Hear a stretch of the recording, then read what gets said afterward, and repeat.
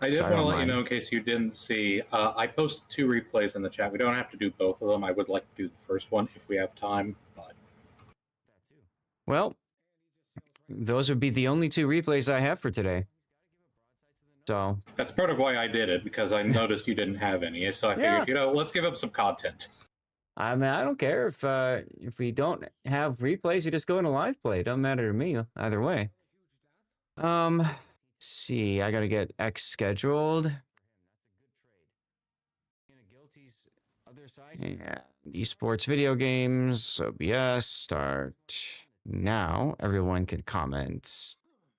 Great broadcast. Stream hype and prizes. Here we go. Yeah. So now he basically presents himself and says, host. And let's put this on a pop out. Right there with the AP. Nicey-nator knows it's all. That's right. I completely forgot. I've got the raid thing going. I was going to take a peek today. Just make sure I didn't forget something for my dailies. I guess I could do that. All right. Rumble's looking good. Check on Kick. Need to get my streaming apps up and running. It's on. Engines are out. Torpedo. With a broken engine, Andy dodges that torpedo. Like a professional. And we haven't talked about the Loria pick yet. Puddin', why Loria? Because you hate your team? Loria is They got reset on D as he popped his smoke. Remember that Loria is a Italian battleship with crazy big guns. Twin turret. What he's like? 480s, 510s? 510, right? Yeah, something like that, but... All right. Let's get Lumia running. They're like, wonky's not even the right way. Ta-da!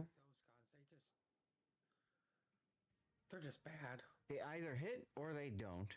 And they will hit when you're facing a Loria, but when you're using a Loria, they will never hit a damn thing. Let's get Rumble going. Sounds like the San Martin is getting his funny button charged up. Look at Andy. Put a message up that we are live on main on the rerun channel. The Kleber. And I think it's time to light the beacons of Gondor. Can he get the torpedo strike off? No. This is really not necessary, but fun to watch. It is totally necessary. Like, there's been nothing dramatic happening. And that forces Tree Krieger actually into torpedoes, other torpedoes, and Andy gets the kill.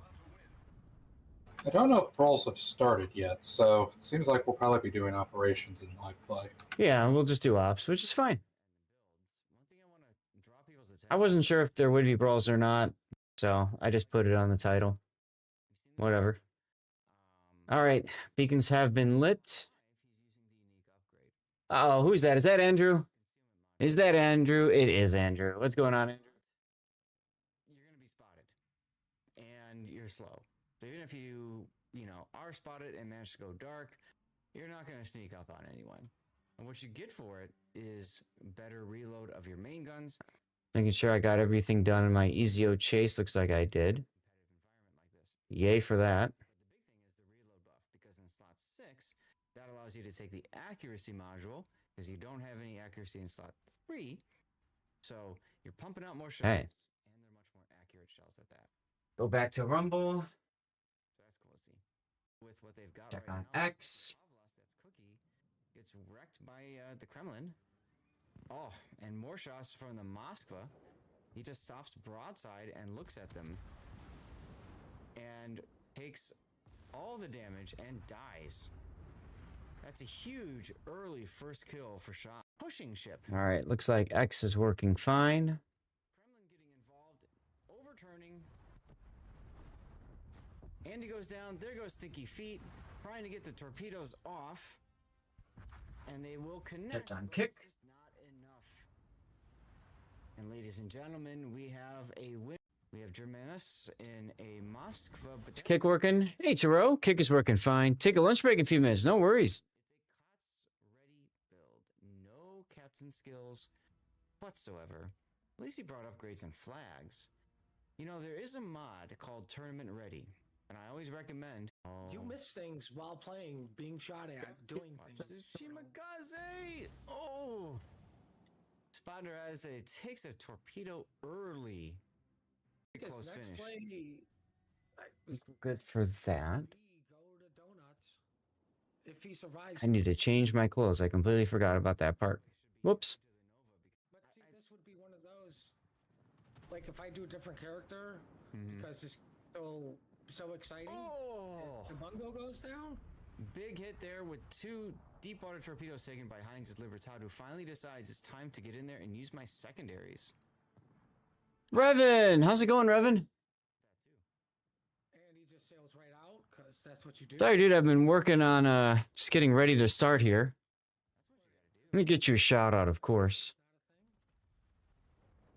As most of you should know Admiral Revan. If not, you're living under a rock. Revan is a Aussie streamer, though we don't hold that against him too much. So he gets to stream from down under. Hey, Canaries. Oh, wait a minute. That was a raid? Why did my thing not fire? I'm sorry, guys. I'm like all over the place now trying to get ready for the stream. All over the place. Hey, Rogue Pope, how's it going? Ted's here. Rogue Pope with a 3-stream streak. Let's go.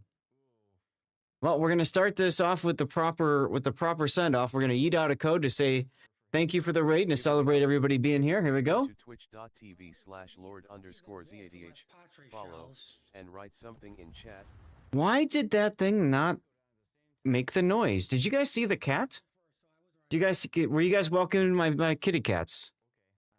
Or do I not have that in here? I might not have that on here. I think that's what it is. Nope, Lumia HUD. Lumia HUD is, yeah, I don't have that on here. That must be why. You saw the cats? Okay. Okay, so maybe maybe our flippers are here. Weird. You saw the cat, but no sound, huh? Okay.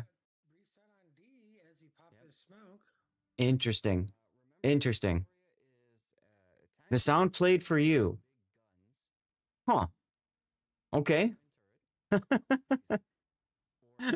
All right. A little different for everybody. That's okay. Does Revan play on C or does he play on NA? That's a question for Revan. I think he's on the Asia server. I think he's on the Asia server.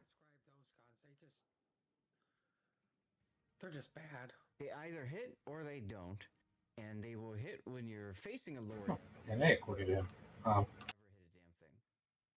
Okay. You're on the NA server. Oh, I didn't know that. Okay. For those of you guys that rated, and we're just doing the startup stuff right now. If you want to help us get started, just help us with the game that's playing right now. Just put some words in, things that you see, that sort of deal. So it's the portion of the stream I call waking up chat. And while you're waking up, I need to change. I'll be right back. What server do you play on, Revan? It is totally necessary. Like there's been nothing dramatic happening. And that forces Tree Krieger actually into torpedoes, other torpedoes, and Andy gets the kill. Very nice play there. Matter of fact, if somebody can take a moment and clip that, I'd appreciate it. And the builds. One thing I want to draw people's attention to is Revenge's Vermont. Okay, so all of them. So in slot 5, he's using the unique upgrade. Because I know that there are several Australian, or rather just C players in general, who prefer to play on NA rather than the Asia server itself. Spotted and managed to go dark. You're not going to sneak up on anyone. And what you get for it is better reload of your main guns. If I remember right, it also buffs anti-air, which doesn't matter in... So he said he does. You're an all-rounder, CC. There you go. Sounds about right. Oh my god, I'm cold. You're pumping out shells at that. Apparently, there's another chill streak that's going to come in, or has come in, perhaps. Oh, it's such a nasty day outside. It's 40 degrees where I'm at, but it's winding. It's windy, like 40-mile-per-hour winds or something. And takes all the damage and dies. So I walked around the house outside just to check on things before the stream. That's part of the reason why I was a little delayed. I wanted to just make sure everything's okay. Nothing's wrong, but boy, is it miserable out. Windy in Chicago? How rare. Yeah, right? Something like that. All right, nicely done winning words, guys. So that means the chat is ready to go. I think I'm just about ready to go. Let me just check on a couple other things. Other tings. Something that tells the weather here. No, I don't. I don't have a weather bot. That's a good idea, Revan. I never thought about that. Yeah, that's why I live in the Windy City, but not for that much longer. Oh my god, so much stuff's been going on around here. Once we fail the level of words, guys, we're going to get started. Don't forget... Yeah, please do, Revan. Don't forget to make sure that you are following the channel and typing something in chat to get in for our CC container. Ted, I see you're hanging out in chat.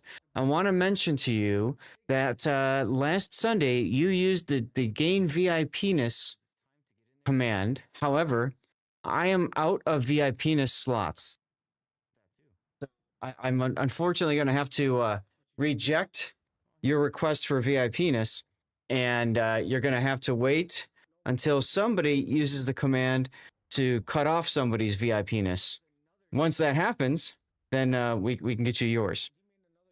So there is a command to remove someone's VIPness, and then you just tell me who, or if you don't care, just tell me the oldest, and I will literally sort it by the oldest VIP. And we'll get rid of the oldest VIP. That's how we roll over here. All right, let me get out of raid. I don't need that anymore. And let's turn off the autopilot. Yeah, guys, we typically, for those of you that are new to the channel, we try to have a bit of a just chill moment getting set up. Revan! Okay, so I see Stevie. You're definitely waking Stevie up, and thank you very much for your tier 3 sub, my guy. But I'm not hearing it here, so I got to double check my settings. Something must have changed with my audio outputs in an OBS. Let me see here. Headphones is correct. Wonder if I change it to default and then change it back to headphones. How can I fix this? How can I fix this? Because you hate your team? Data reports activity feed. Can I replay the activity? Okay. Not hearing it though. That's annoying. OBS likes to, let me get this going. OBS likes to do this sometimes where even though I have it set to monitor and output, you guys hear it, but I don't, because for some odd reason, OBS just doesn't like me hearing what it's supposed to be. So I need to turn that one off, monitor on output, this one off, this one monitor and output.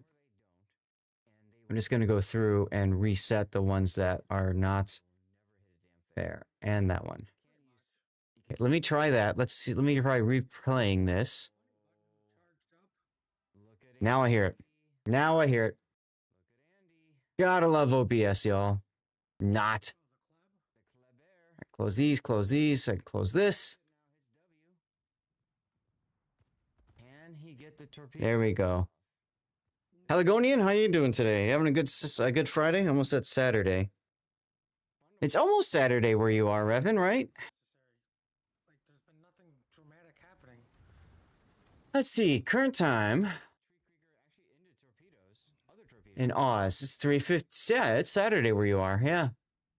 Yeah. Go to bed. And the build. One thing I want to drop here. All right, so the category says World of Warships go, but we're gonna start with this quick sponsored portion of the stream. We're gonna be looking at some Fabletics clothing. This is something that I've been sponsored by for a while. Don't worry, we will be getting into Warships content as well. And while you guys are finishing this up, this gives me the opportunity to download both of M-Notes replays, move them to the appropriate location. And let's see. Oh, and I got to move all the other stuff from last time into the done folder because we're done with those. Good night, Revan. Thank you for the sub. Thank you for the raid, sharing your awesome community with us. And there's the failure. All right, perfect. Well, let's get this party started, huh? Welcome. Hey, is my hat on right? Yeah, it's always, the camera's a little off to the side, so I always try to set it up properly, but hey, it is what it is. Welcome, everybody. I'm Lord Zath. If you don't know who I am, a North American community contributor for World of Warships. Boy, it's been a long week. We've been doing an awful lot of work here. Awful lot of work. For those of you guys new to the channel, you might notice that my wall behind me is a little bare, basic, however you want to call it. I am in the process of prepping for a move. So we've been boxing stuff up like crazy, putting things away. We're actually ahead of schedule, which is awesome, which is so awesome. Like I put down a calendar, like reminder what kinds of things I wanted to get done by certain days, milestones. And we are like a week or two ahead now, which is great. So now we're at the point we're trying to sort out with our realtor, like when are we going to start doing timing for things and all that. And further complicating things, I'm going on vacation next week. Winner announced in So chat. it's just one thing after another, man. But you can see back here, no drawer. I took the drawer off, little things like that. Fun break, hello. So yeah, very, very busy here in Casa de Zath. How have things been where you guys are tuning in? I mean, you guys doing all right? You having fun, living the life, doing the thing? Hog, I'm heading to Phoenix. I am getting out of Chicago, and I'm going to warmer weather. I'm also going to weather near my dad. For those of you guys who don't recall or are new, my dad is he's getting up there. He's like 78 years old, I want to say 77. I have to do the math in my mind, but I think 77. And he's been having some problems. He's better now. But last year I had to fly out to take care of him post-surgery on 3 separate occasions. One of which was literally the next morning. So I was talking to him, I'm like, we kind of want to move out there anyway. Maybe we should just get it done now. So the plan is we're going to head on out that way and we'll stick around with him while we sell the house that we're living in. Once we sell that house, we'll go look for a house that we like and move and all that kind of stuff. So streams are going to be a little sparse for a while. There's going to be a little back and forth. We're not 100% sure how things are going to work. But today and Sunday will be my my only 2 replay analysis streams for this coming patch for 15.2, the current patch. We're going to do Borderlands 4 on Monday night. That will be my last stream before vacation.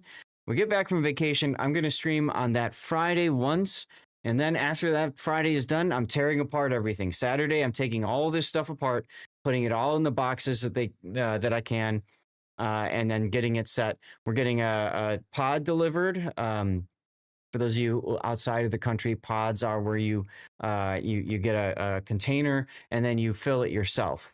And then something comes, picks up the container and off it goes. So that is a hell of a lot cheaper than what a traditional mover would have cost. A traditional mover quoted me $13,000 to move my stuff from Illinois, Chicago area to Phoenix. $13,000. No, thank you. Our stuff isn't worth that much. So we'll pack it ourselves. We'll do that stuff. So I was spending a lot of time this morning trying to sort all that out. Oh, Quest. Oh, perfect. Thank you. I didn't realize that is a bonus code. Let me get that pinned Legend of Sabaton, huh? Okay, nice. Yeah, we're gonna take a look at that content later today. So let me get that done. But yeah, so we're ahead of the game, which feels good. We've gotten to the point where most of our packing is for the most part done. We still have like the stream room, like these things to pack, but you know how it is. Like a lot of the non-essential things at this point have been packed. So I've started moving on to cleaning things, which I didn't think I'd be at right now. I was thinking I'd be doing this after I got back from vacation. So we have like a shampoo vacuum. I've shampooed one of the bedrooms. We completely emptied that, and the closet. We shampooed one of those. Huron Blue, hello. And then I told my wife, I said, we need to shampoo the rugs in the house too, that we're going to take with. She fought me on that one, said no. I said, yes, I won. So I brought the rugs up to the to that room that I shampooed. And I've been going in the process of shampoo vacuuming those rugs. Oh my God. Oh my God. The level of dirt coming out of some of these rugs. I mean, some of the rugs we've had for almost 20 years. And, you know, we've cleaned them here and there, but not anywhere near as much as we probably should have. So, like, geez, there's stuff coming out. I'm so glad that I pushed hard on this one. Luis, what's going on, dude? I'm doing fine, thanks. How are you? How the hell have you been? I haven't seen you in months. You all right? You doing good? So anyway, so that's the plan. Is to just keep doing that stuff, get it stuff figured up, and all that. Oh yeah, ads, of course. Yeah. So that's the plan. I just got Revan. Okay, cool. Let's see. M note: Okinawa or Islands Ice? Which one is the more important one? I would say Okinawa is. Okay.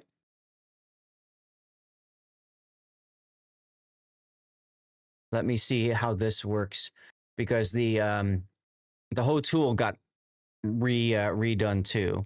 My my replay analysis tool or whatever. Ads for me. Let me know when you're back, Luis. You might not be back yet, and that's fine. That gives me a chance to just get a couple things set up.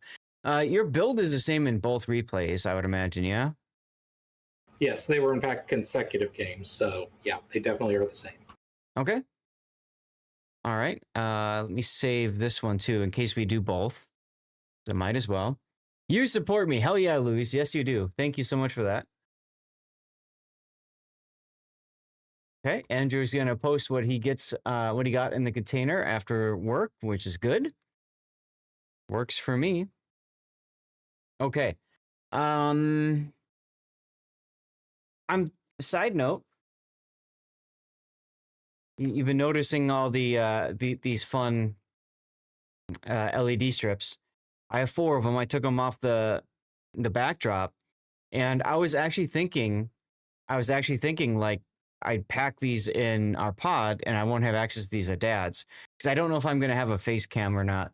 But I might bring these anyways, because it might be fun to add some color to his room. I don't know. We'll see. Are you back, Luis? And the rest of you guys, are you guys done with the commercial break? And thank you for sitting through that, by the way. If you got caught by ads, it does support me. So big thanks for people being willing to sit through all those commercial breaks and stuff. Ads are gone. How the hell are you doing, man? I haven't seen you in a while. What have you been up to? Everything good for you? Hey. This happens to me all the time, Luis. I go on other streamers' pages while they're streaming and I'm working, and I'll type in chat and I'll just say something. I'll say like, hello, I'll do my wave. And then literally right after I do that, the person starts responding to me, and Twitch is like, nope, you're going to get an ad right now, you son of a bitch. And I'm just like, really? I was on one person's chat, and I asked her, I said, how are you liking the game? It's a game I was thinking about playing. And she took a breath and was about to start answering an ads. And I'm like, are you freaking kidding me? Are you freaking kidding me? It's gotten to the point where I've tried to watch, like, if I go on somebody's stream, I literally won't say a thing until I notice that they've gone through a commercial break. Then I'll say something afterwards. But a lot of times you mistime it, you know? Like if you're on a stream, like especially a Warships streamer site, and you go to type something in chat, if you want them to respond to you and you want them to see your post, your best chance of getting them to respond to you is when they're in between battle, right? And you guys know World of Warships random battles can be 20 minutes long. So like, you know, I'll be on like Chaos Machine stream, right? And I want to say something, but I can't because I haven't seen his ad yet. And he's in battle.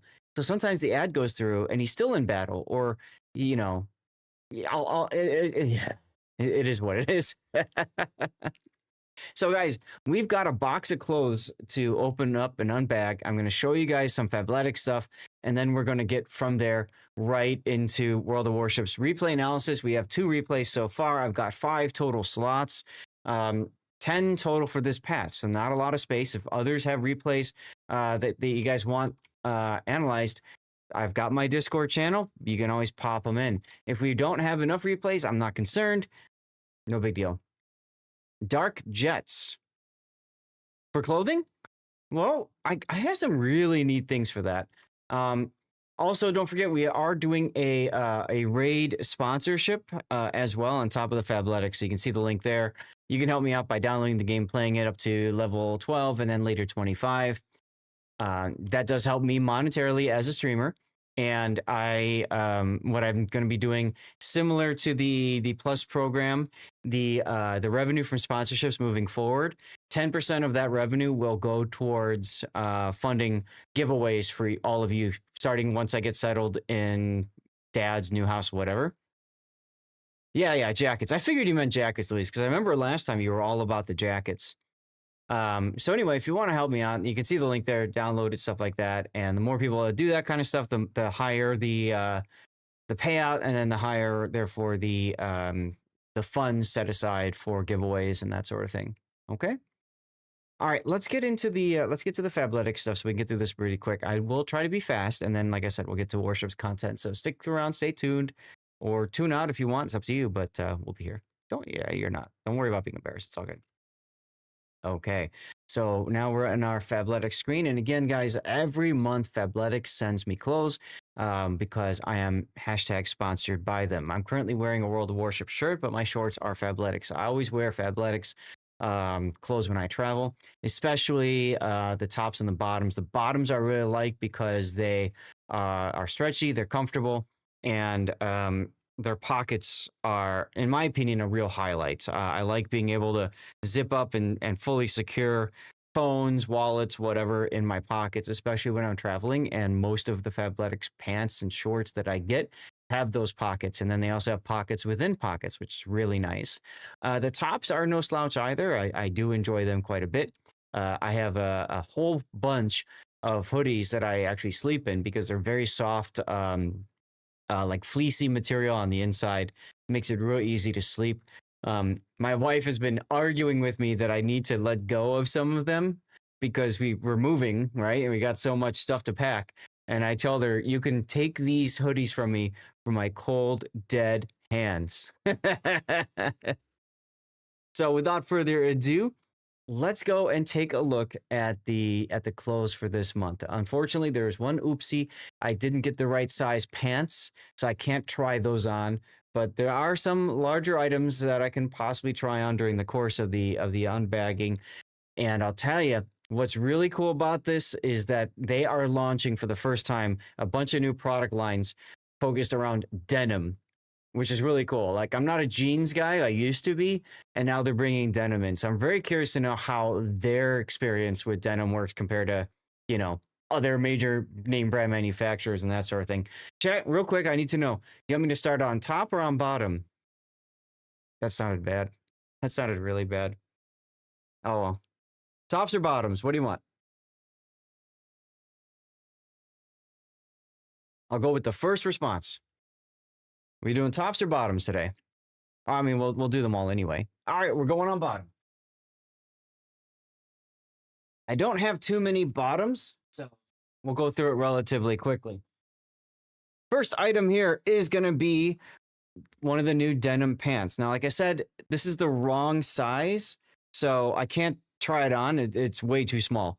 But I can at least talk about the clothing and what's so special about them. So these are denim pants, slim fit jeans in black. Slim fit jeans in black. Yeah, these will definitely not fit me. Let me turn my lights all the way up.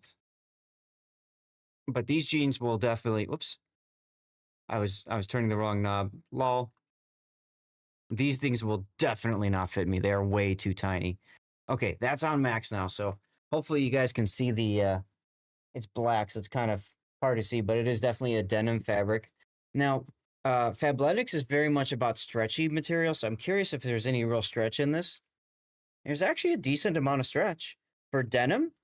That's pretty decent stretch. You got a nice button there. Come on, focus on the button, please. There we go. So that's kind of cool. That's kind of cool. Left pocket is a normal size pocket, nothing too special there. The right side is a pocket, and of course you've got your standard kind of key pocket or whatever that you see with jeans. So that's fine. You got a butt pocket here, another butt pocket here, and very light, you can see the F, the little Fabletics logo there, where the loopholes are for the belt. This is a straight leg, slim fit, all the way down. So there's no flare on the bottom or anything like that. And yeah, if they would fit me, I think they would be pretty comfortable. Yeah, the button does look pretty fancy. Made in Pakistan. You would want that? Yeah. I was talking it over with my wife, like which kind of ones to go for. She usually prefers like she thinks that I look best in like a straight cut or like a loose or relaxed fit. So a classic, if this was the right size, personally, I would want to wear a classic fit. But I think she says she likes how I look better in a straight leg. Personally, I want a little bit of curvature under the butt. So, but you know, it is what it is. No, it's not heavy at all. It's actually quite light. So that's the first article. Not bad, not bad. We got another pair of jeans. Again, too small for me. But this is the baggy jean in Pacifica Light Wash. Pacifica. So this is kind of more of a traditional color jeans, right? It's more of a traditional color to it. Same kind of a... Yeah, not as much of a stretch, it feels like, compared to the black. Same pockets. And you can see the difference here on the back side. Right? Because these aren't the classic fit. This is, which one is this one? This is the baggy. Yeah, these are the baggy jeans. And then in the back, it's a little bit easier to see the Fabletics branding. I don't know about this. This feels a little odd that they would put the little patch on. I mean, it's literally actually, look at this. It's actually sewn. You've got sewing lines here around it. And on the inside, you can see the sewing lines too.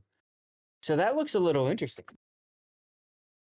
Your sister would like that? She liked these kinds of jeans? I thought they looked nice. I thought the color was cool. I'm not a huge fan of like the whitewashed clothes and stuff like that, you know. I grew up in the 80s, guys. I grew up at a time where you went and you bought jeans and they were one color, right? The dark blue. And if you wanted them like this, you had to work for it, right? You had to wear them out. You had to wear out the holes in the knees and all that kind of stuff. And then in the 90s, they started whitewashing and purposely stretching them and making them look like they're all worn and stuff like that. You know what I mean? So I'm old-fashioned with this. This is something that I would love to have after I've worn it for 5 years. You know what I'm saying? Very light though. This is still light, just like the other ones. So that's cool. All right, next up is something I actually can wear. And this is the jogger, a Dawn jogger in black. And this is considered a short. So because it's a short, yeah, that's actually pretty good for me. So I wear I'm a 30 length. No, these are pants. I'm a 30 length. So short gets it so that the very bottom of the pant here, the cuff, is basically around my ankle. And that's nice. This is elastic here on the cuff. So the idea is it doesn't like, you know, fall down to the point where I'm stepping on it or something like that. So they're not shorts, but it's a shorter pant. Okay. So like I said, this is the Dawn jogger. they have a pocket on the right. Now there's a big pocket. I don't see a cell phone pocket inside, which is a little bit of a. Oh, okay. I'm sorry. I had it reversed. I was looking at the butt. This is the left pocket. And then we've got a drawstring on the inside. This is an elastic band. We've got a drawstring inside. And then on the right side, we've got our full pocket. And then there it is right there. What I was talking to you guys about. There's the zipper right there. So it opens up at some point. Come on. The zipper, sometimes at the very beginning, it takes a bit of work to just open it nicely. There we go. And we got a nice size pocket in here. This is a Galaxy S21, Samsung Galaxy S21 Ultra. Can that fit in the pocket? Yes, it can fit in the pocket. So that's great. That's what I'm talking about. I want stuff where I can secure my belongings. The butt pocket is also a zipper. What about the other cheek? No.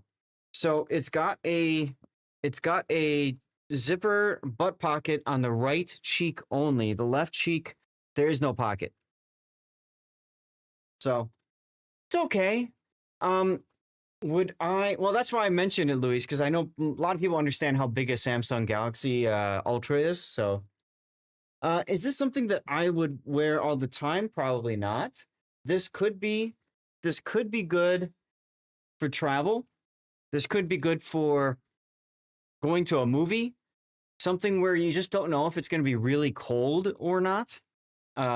This would definitely work well for me for that.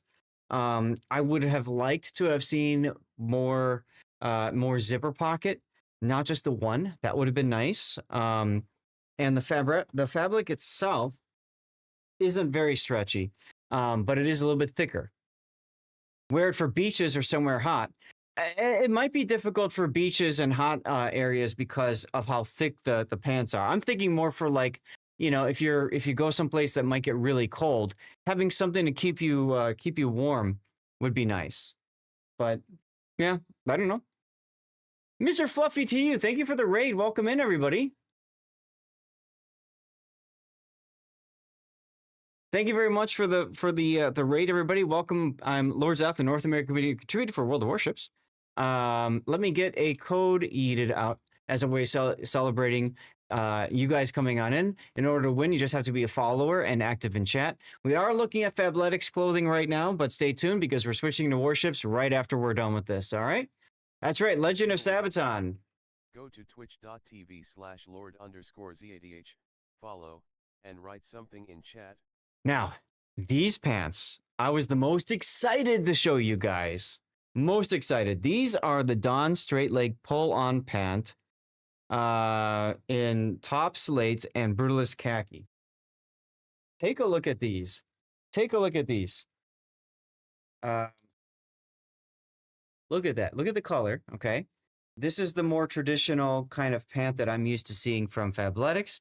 But then look at the side. It's got this fun little khaki stripe piping going down the side. Is that sharp or what? That looks fun. That looks really fun.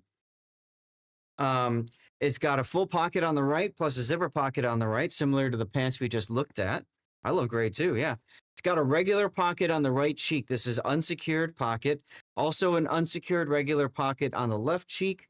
And then inside, oh, I feel it. Inside the left pocket, the front left pocket, there's a pocket and then there's a cell phone pocket inside. This is great, actually, because now you have something that you can secure like a cell phone or a wallet in on one side, and then you can secure something on the other side as well. So this is my Galaxy S21 Ultra, and it just kind of sticks above the pocket. Oh my God, all the dust in this house. Crazy. So anyways, and then you've got on the bottom here, it's just straight. So there's no elastic or anything on the bottom. It is somewhat stretchy. So that's not too bad. Yeah, hidden, exactly. So this might be a fun travel pant. Because I could put like a wallet in like the zipper pocket and my cell phone in the cell phone pocket or vice versa. And I know that my stuff is secure, which to me is really important. Like the other pant, it's got the It's got the strings, the elastic strings on the inside, so that you have a clean look and you don't see any strings on the outside. So some people might like that, some might not. I don't know. Now that does it for the bottoms. It's time to go to the tops. To the top, everyone. And we're going to start with one of the denim pieces that I'm very excited about. And this one can fit me. And I'll probably try wearing it. And Luis, this is a jacket. These are denim jackets. The trucker jacket in washed black. The trucker jacket in washed black. Take a look at this. I love the collar. I love the color. It looks really sharp. It looks really sharp, you know? Decent weight to it for a jacket. And it's got, you know, jean style buttons throughout. Yuans, yes, I know. When I saw this, I told my wife, I said, we're going to have to bring this with us. She's like, no, we're not. I said, yes, it is, because it's going to look awesome. All right, so I got that open. Oh, look at this. Look at this.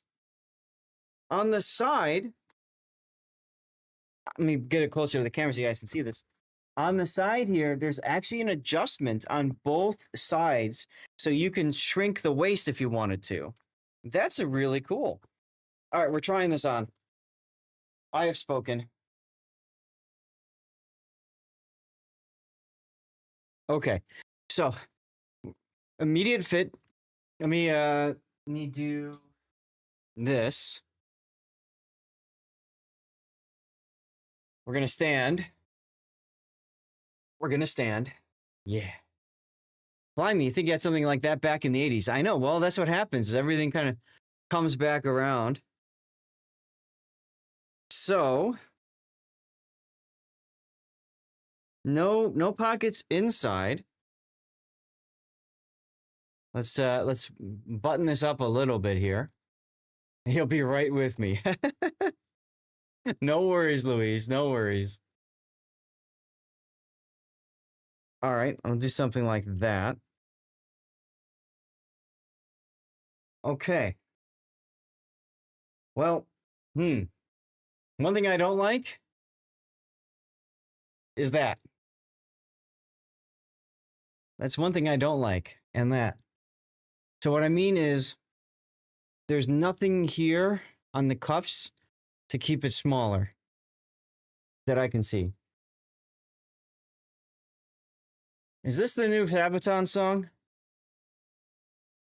Yes, it is. I've never even heard it yet. I knew it was coming at some point.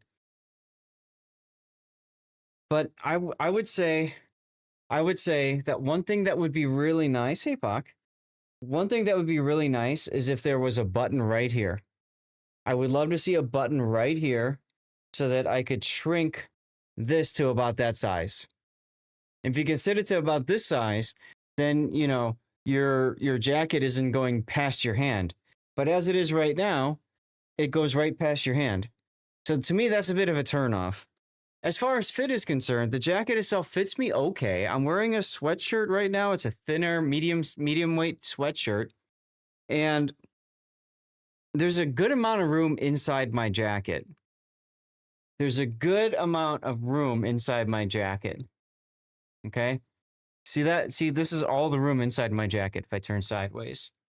So it's nice, but I wish that this was a little smaller. Now, this is denim. So this would be something that maybe I would ask my wife to try to shrink in the wash, right? And maybe we can shrink it, and then it would fit me better. And a jacket like this, you probably want to be looser anyways. But it fits me decently well.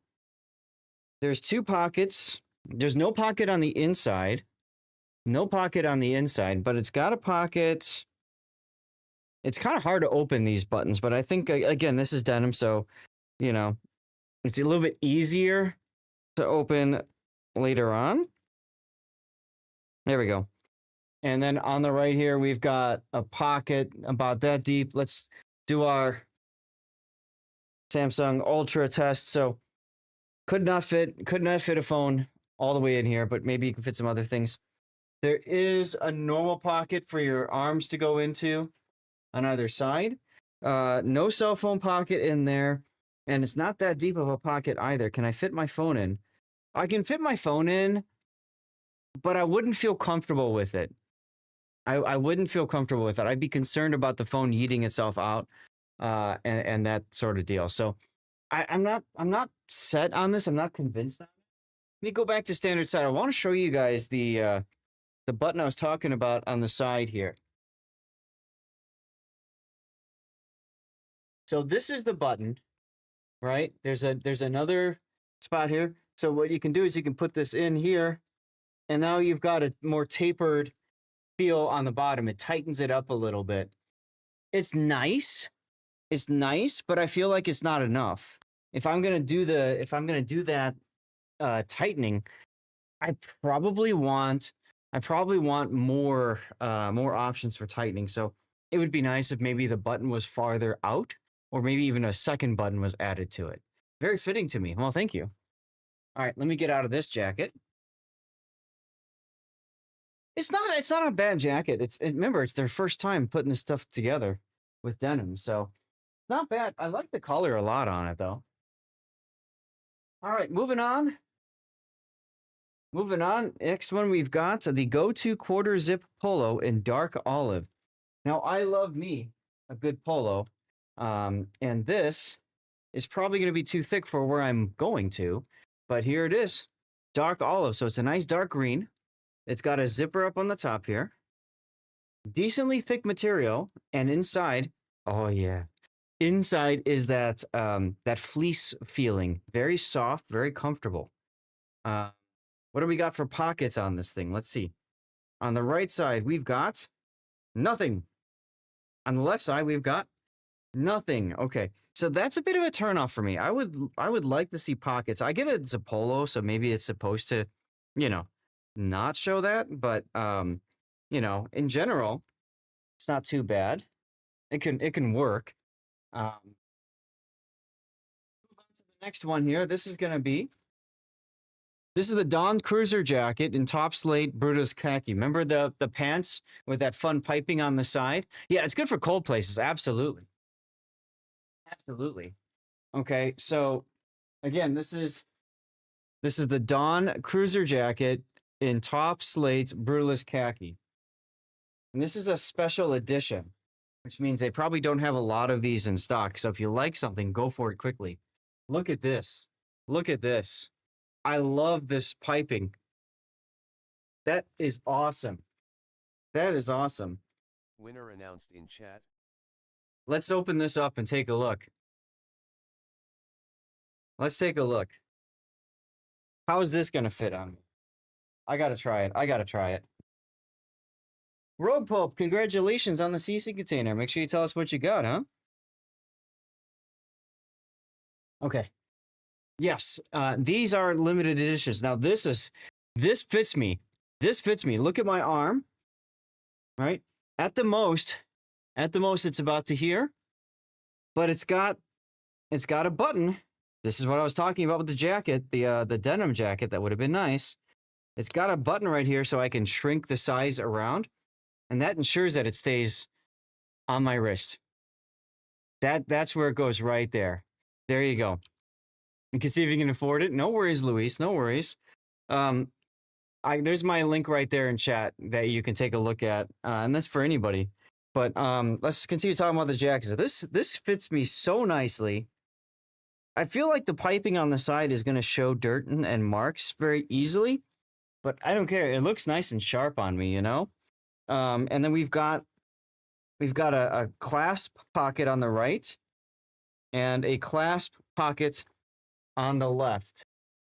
Okay, just a clasp, not a zipper, just a clasp. That's okay. No other storage that I can see.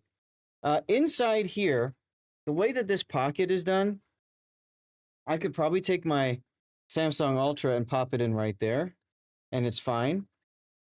And I could do the same thing on the right side. So I kind of have like, they're kind of like, hidden pockets, if you will. So that's kind of neat. But yeah, this is good. I like this jacket. The zipper is really nice quality too. It's got the Fabletics logo and metal on there. So that's kind of cool. Large pockets are always nice, yeah. I would say it's probably not an intentional pocket because it's done based off of the sewing of the real pockets. So I wouldn't put anything in there that's extremely heavy. But if there's something that I don't want somebody like a pickpocket to have access to, putting it inside of there might be a great place to do it. Any back pockets? No. For a jacket, they usually don't do back pockets. Yeah, I don't see any in the back here. But this is good stuff. This is good. I like this a lot. And it goes with the pants, of course. So that's cool. I'm a big fan of this. I got one more pile after this. This is going to be the 24/7 tee in classic gray heather. It's just a t-shirt, chat. Nothing too special about these. But I will say, I love these t-shirts. I didn't think I would care about t-shirts that much. When I first started doing this, being sponsored by Fabletics 3 years ago and opening up their clothing, I used to tell people, forget about the t-shirts. Who cares? There's better things you can buy. But as I've continued to use their clothes on a daily basis, these are fantastic for sleeping in because look at how much they stretch. They are so comfortable when you sleep. And they also look nice enough. Let me get the pattern up here. They look nice enough for just wearing around the house, doing stuff, fixing things. You can even go out in this, if you're I've done that where I've taken these t-shirts out to dinner with my dad and stuff. Obviously nothing formal, but you get the idea. It's pretty nice. It's pretty nice. So I do like their t-shirts. This is again, they have different lines. So this is the 24/7 tee.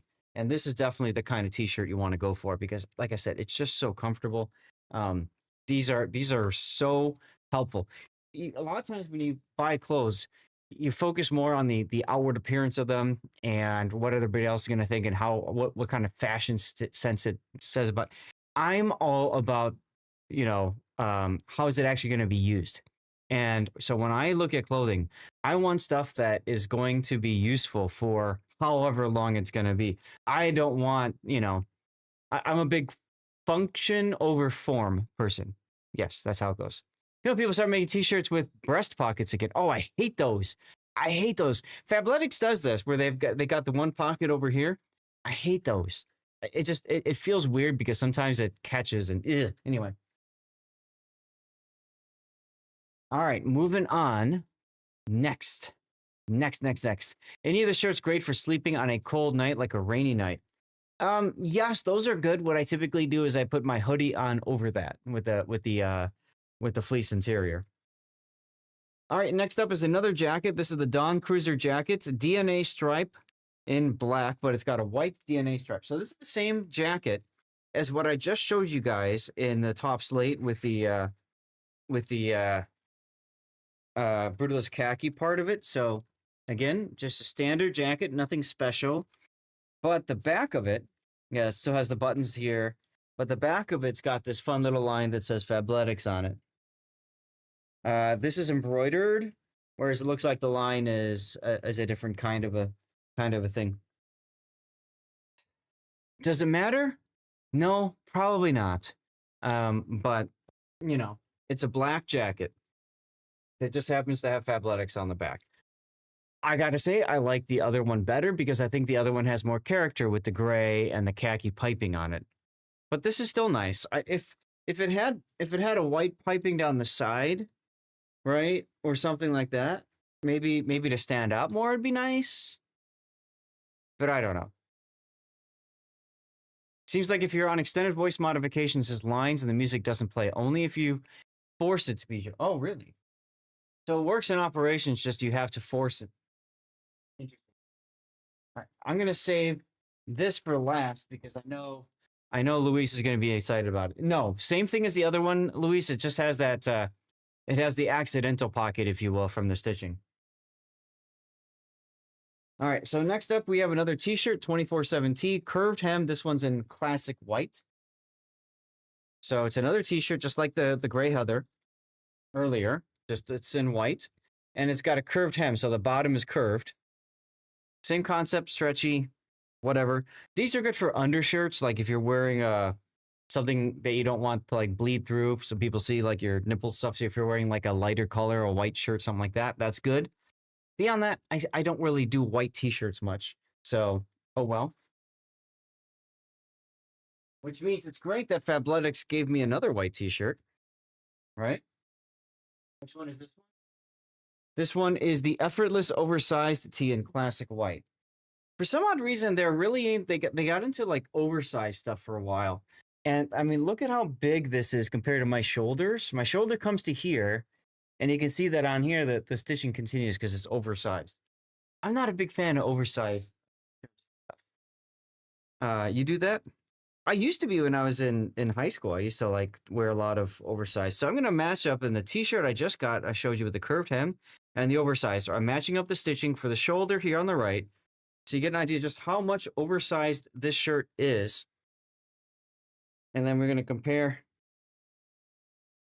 right there from my finger to the palm of my hand. That's how far it is. That's how much of a difference it is. 15,000 cold. There you go, Rogue. So I'm not a fan of the oversized stuff. But you know, for some people, maybe that's interesting to them and that's what they're all about, and more power to them. Speaking of oversized, the next item, second to last, is the go-to oversized hoodie in classic gray heather. So it's a hoodie and it's massive. Again, shoulder.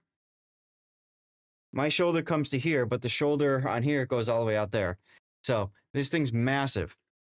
It's got decent inside feel to it.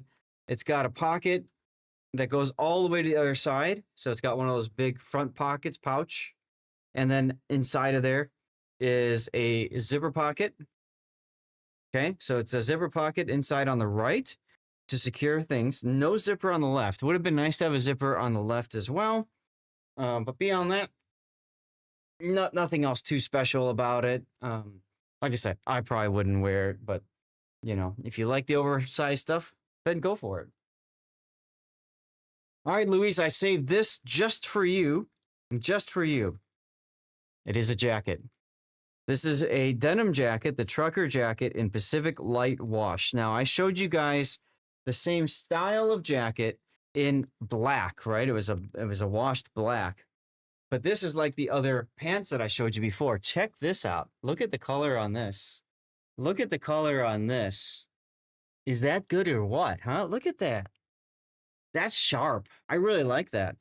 So I have to try it on. I have to put this one on. And the buttons are coming off easier. That's exciting. This is definitely something my wife would be upset about because one, it looks so damn awesome, and two, we got to pack it and bring it. But I'm willing to make the sacrifice. Here you can see the shorts that I've been wearing. Let's go.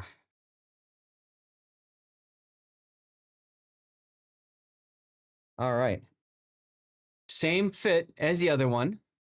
Your sister would also like that variety, right? So just like the black jacket, there's a lot of space here.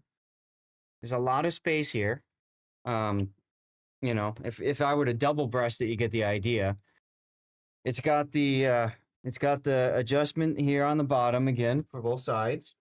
It's got the pockets inside on the right and left side. It's not the deepest of pockets, okay? And then you've also got the pockets here up on the top that you can store something into if you want. Got to get this open. There we go. So you got a pocket in here. Again, Galaxy S21 Ultra test. You get the idea. It's too big for the pocket. Okay. So you'd have to have a phone that goes to about there to fit in the pocket. Besides that, like I was talking about with arms before, you can see how much longer the arm stretches unless I pull this tight.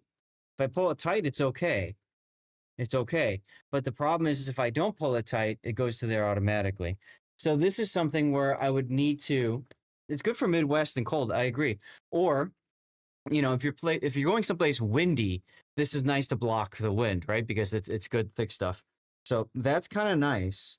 But just like the black jacket, I would probably want to put this in the wash and try to shrink it. If I can shrink it a little bit all around, I think it'll fit me perfectly. So I might try that, and you guys can ask me down the road when you see me again. Hey, did the shrinking work? I'm gonna put this on YouTube. YouTube, ask. Don't just hold me accountable, and we'll see what happened. But I am. This is a win in my opinion. This is a win in appearance. In fit, it's not as good, but it's awesome. I'm okay with it. The other big win being this jacket, in my opinion. I think this is another great win. Unfortunately, the pants didn't fit. That's okay. It's a bummer, but it is what it is. They're just too small. But I don't really wear denim anyway anymore, so it's probably okay. But yeah, big thanks to Fabletics for sponsoring me and sending me some awesome clothes. Hey, Duckman. Remember, you can check it out by clicking that link right there. Fabletics wants you to buy their stuff. Of course, that's why they're sponsoring me, and that's why I'm showcasing stuff to you, and I've got that special link. If you want to help me make sure Fabletics knows that I'm doing the good thing, just click on the link and let them know that you're taking a look at stuff, and I'm encouraging you guys to do that. It does help tremendously. And I will say, after being sponsored with them for 3 years, I can understand why their clothes are, so good. They're pricey, but they're good quality clothes. I've got clothes from my first sponsorship month with them that I'm still wearing to bed or whatever. So it's good stuff. It's good stuff. YouTube, let me know what you think. If there were any outfits that you're excited about or anything like that, let me know. If there's a type of clothing, a style of clothing you want to see in the future, let me know that too, okay? All right. And that does it. That does it for our Fabletics stuff, huh? Let's see. What's the date today? The 13th. This is the 13th. So March 13th. Okay. 313. This is my replay folder, isn't it? Yes. 313. Fabletics. There is a gap from the raid. From I'm Mr. Fluffy to you. So I need to make sure I mark that so when I put this out to YouTube, I chop that raid portion out of there. And that's fine.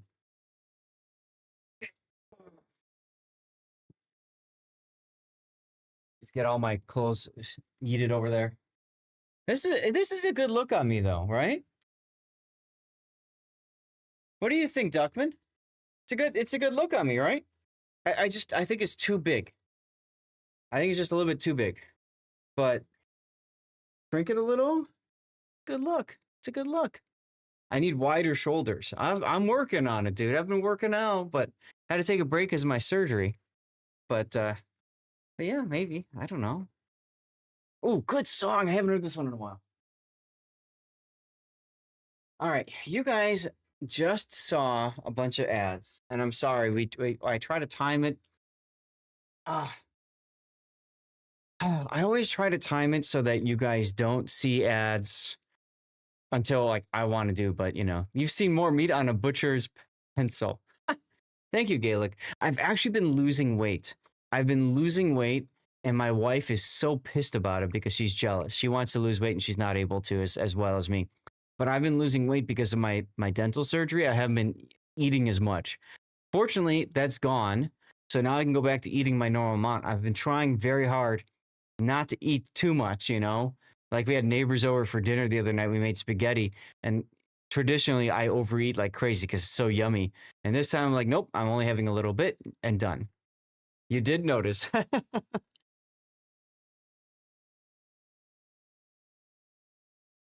Oh no. She doesn't care about the cuddly part, Gaelic. She cares about the appearance part.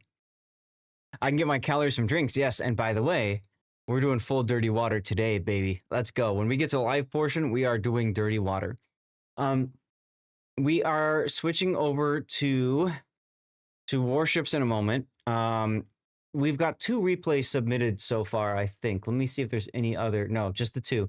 So we'll probably just do M Notes 2 replays, and then we'll go to live play unless there's anybody else that has one that they want covered. Okay. We just had the ad break, so let's just jump right in. M Note, you said the Okinawa one was the better one for you, right? The one that is more worth talking about, yes. Okay, so let's start with that one, and then if you want us to do the next one, fine. If you feel like we did enough with yours, then that's fine too. You know what I'm saying? Like, I think they're both good replays to talk about for different reasons. Okay. Let's see. Build viewer vertical. Okay, and it's like Pak is going to upload a Yamato replay. Okay. Okinawa is the one we're doing. All right. Don't kick me, Duckman. I know what you've been playing the past 2 hours, which reminds me, I'm gonna have to. Oh, you know what? Crap! I completely forgot. I need to exit the game. Yeah, I need to exit the game. I need to install my Aslane's mods. I usually like to wait when there's a patch because a lot of times some of the mods break and then I need to re-download that. So I'll tell you what, chat, I'm going to do that. I know that you guys just saw commercial break. Luis, I know you suffered through that. Are you okay if I run one right now so that when we get to live play, you don't really see the commercials much? Is that okay with you guys? In the meantime, checking all my mods to make sure that they're checked properly. I think we're good. You need to restart your PC after sending that message because it crashed when you opened your Discord? Okay. All right, run it now? Sure. I'll run it now. I'll be back in just a moment, guys. You're not going to miss out on anything, I promise. I'll hold things for you, okay? Thank you, Luis. Thank you, Von Broik. One thing that I was going to suggest, that this is just an idea. You're the YouTuber, you're the CC, you make the decision. But Sure. Since this is on Okinawa, I was wondering maybe if you wanted, like, to before the replay to like take a look at the new map with people who might not have seen the changes that they've seen. I don't know if you've seen the changes that have I haven't. Hey, they're back. I haven't looked at them at all. Well, as it so happens, you can take a look at them in this replay. So. They do not affect the actual game itself, so there is that. Got it. Okay. There's a shout out for their back. You're not. That's probably because you just sat through a bunch of them. So Twitch is probably like, nope, you don't have to see them. I wouldn't be surprised if a lot of people are like that now, and that's great. Yeah, it's not a big deal. Twitch is a little bit weird when it does ads and stuff like that. So, all right, I think so what I'm doing is I'm going through the list of mods to make sure there's nothing major that I'm missing, and I think I have them all. Yeah, how did things go? Or is it coming up? When is your surgery there, Beck? Well, if he's in the ICU, I would assume it's either happened or he's about to go in. Yeah, so the big thing is there's a mod so that when the game is tabbed out, you can still hear. But you can also do that by editing a file. So like that's the big one for me because otherwise it's very jarring. You hear sound and you don't. You hear sound and you don't. Sometimes you get ads that run their ads manually as soon as you join a stream. Yeah, I hate when that happens. And you had it yesterday, they're back. Okay, well, I'm glad. That means that you're hopefully getting through things and all that stuff, right? All right, so Castilla.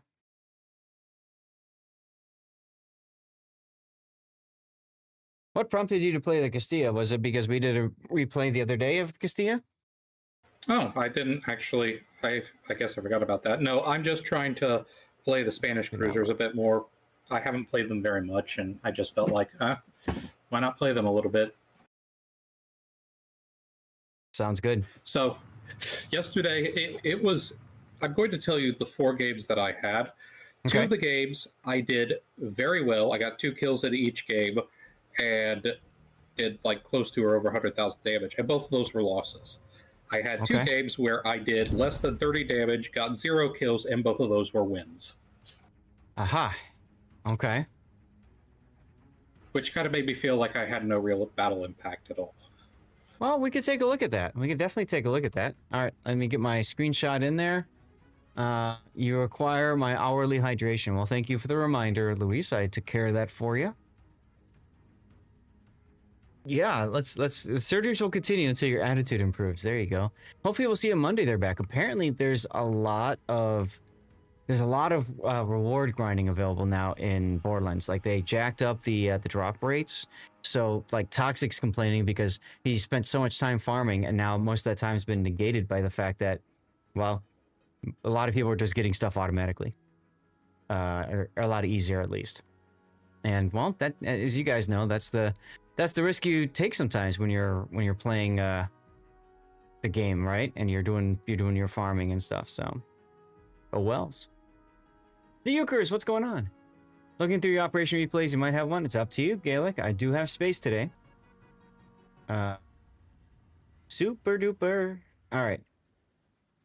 So let's take a look at our next replay, our first replay of patch 15.2. This is the Castilla from M-Note, and he's playing it on the new Okinawa map. So I think we'll do kind of a twofer as we're playing, as we're watching the game unfold. We'll comment a little bit about the map characteristics and stuff, because Okinawa was changed for this patch.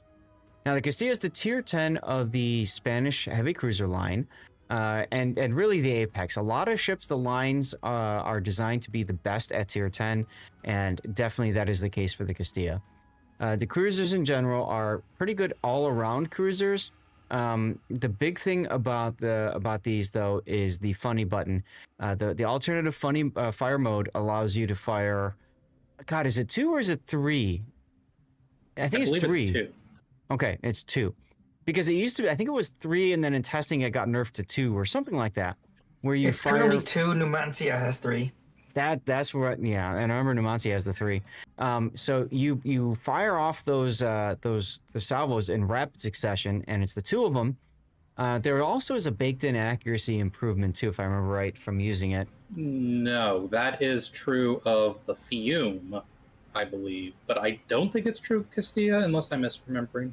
Castilla does not have it. No, it's just the 2-round burst.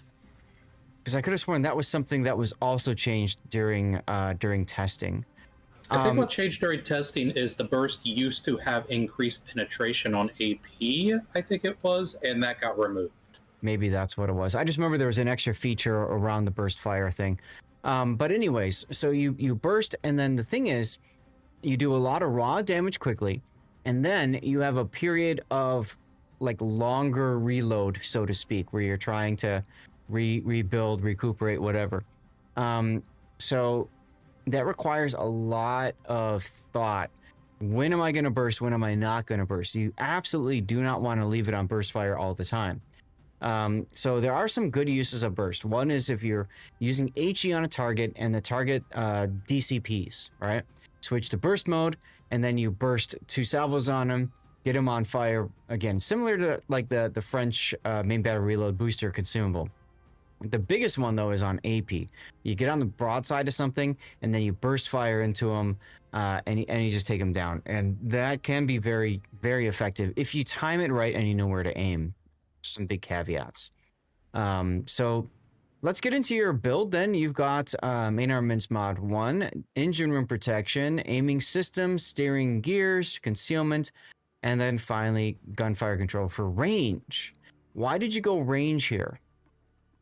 Castilla does not have very good range. It's based on an Italian ship, and Italian ships, of course, are notoriously poor at range. And given the shell's very good ballistics, it can use the extra range. Okay. So this takes you out to just under 20 kilometer with the range. If you go for the reload, you're at 17. Yeah, it's a little rougher. I would say maybe consider trying with the shorter range and the reload. When you start feeling more comfortable with the ship, because when you feel more comfortable with the ship, you'll do one of 2 things. You'll play more aggressively, typically, and or you'll play closer to engagements. So you might find that later the range isn't as important anymore and the reload matters more to you. But for now, yeah, that's fine.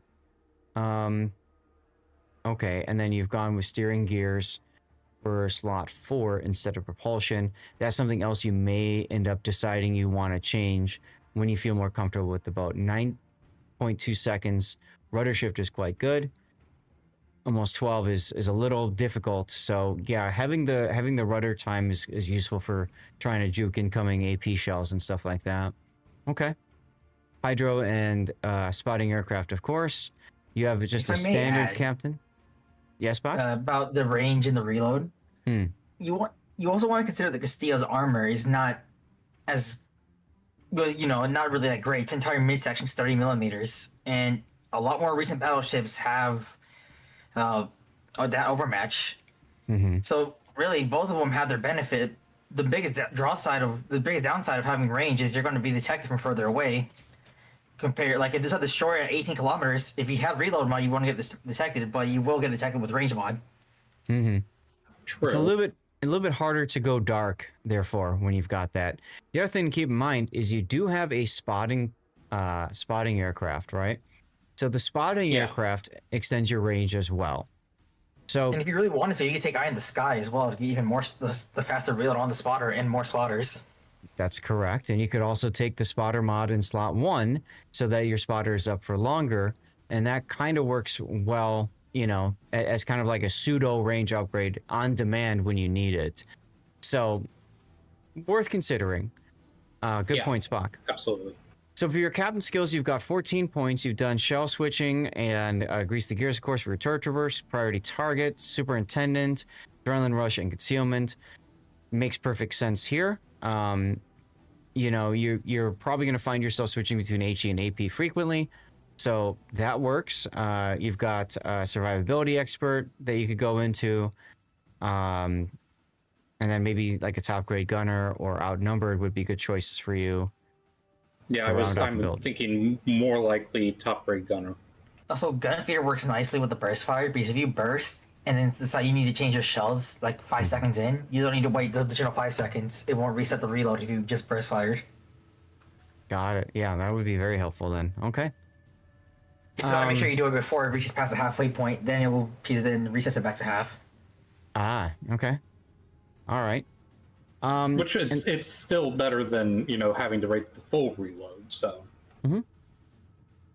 So for signal flags, you got ship HP, fire flood, chance fire reduction, hydro boosting, heal boosting, speed, and then consumables. All right. Nothing wrong there with the build with the flags. So let's get to the game, shall we? One thing that I will say is that you mentioned earlier you don't want to use the F key all the time. I think that I don't necessarily use it enough. So if you ever see an opportunity in which I should be using the burst fire and I don't, please call it out because I need to kind of learn to get a feel for when those opportunities arise. Yeah, sure. Not knowing what to do is better than having it on at all times, honestly, because you're just hampering your DPM if you have it on at all times. Now, one of the other benefits to using the burst fire I did not mention is that kicks your reload over 20 seconds, which means that your gun bloom will decrease before your next shot. It can be helpful for situations where you intend to go dark and not shoot for a while. You burst, get a little bit extra damage in, and then you just sail away. So there is some handiness there. Looking at lineup, tier 10s, all across the board, 2 subs, no carriers. Let's see, the mod's working good. I like how the new map looks. Yeah, so I want to hit the M. I can't hit the M key, so I can make this bigger. Yeah, make this bigger for now.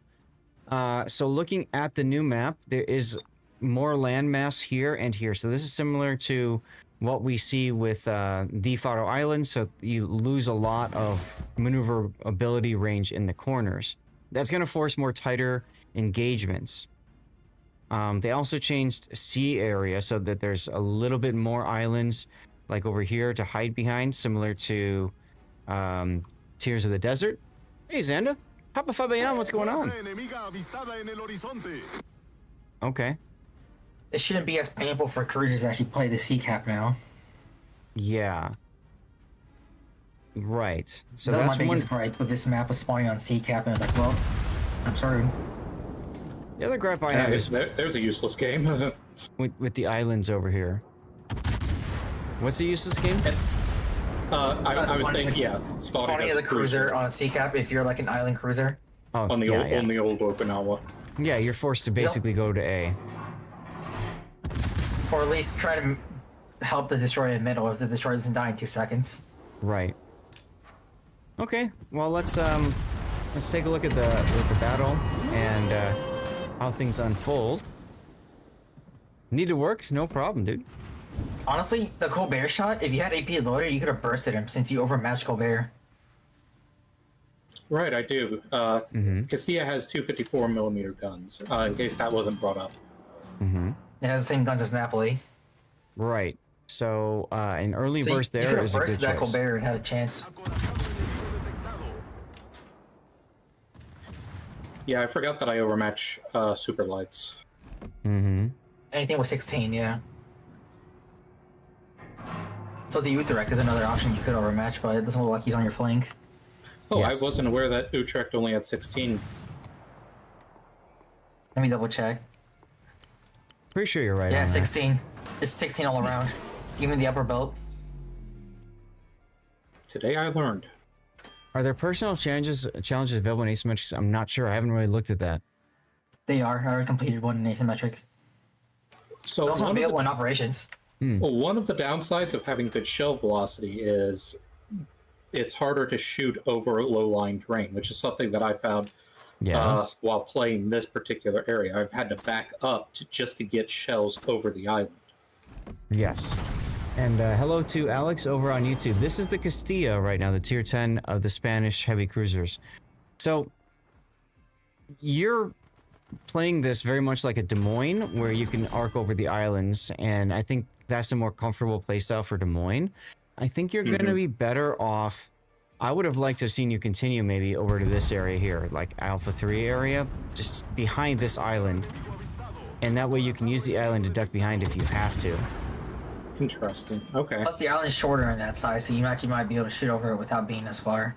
You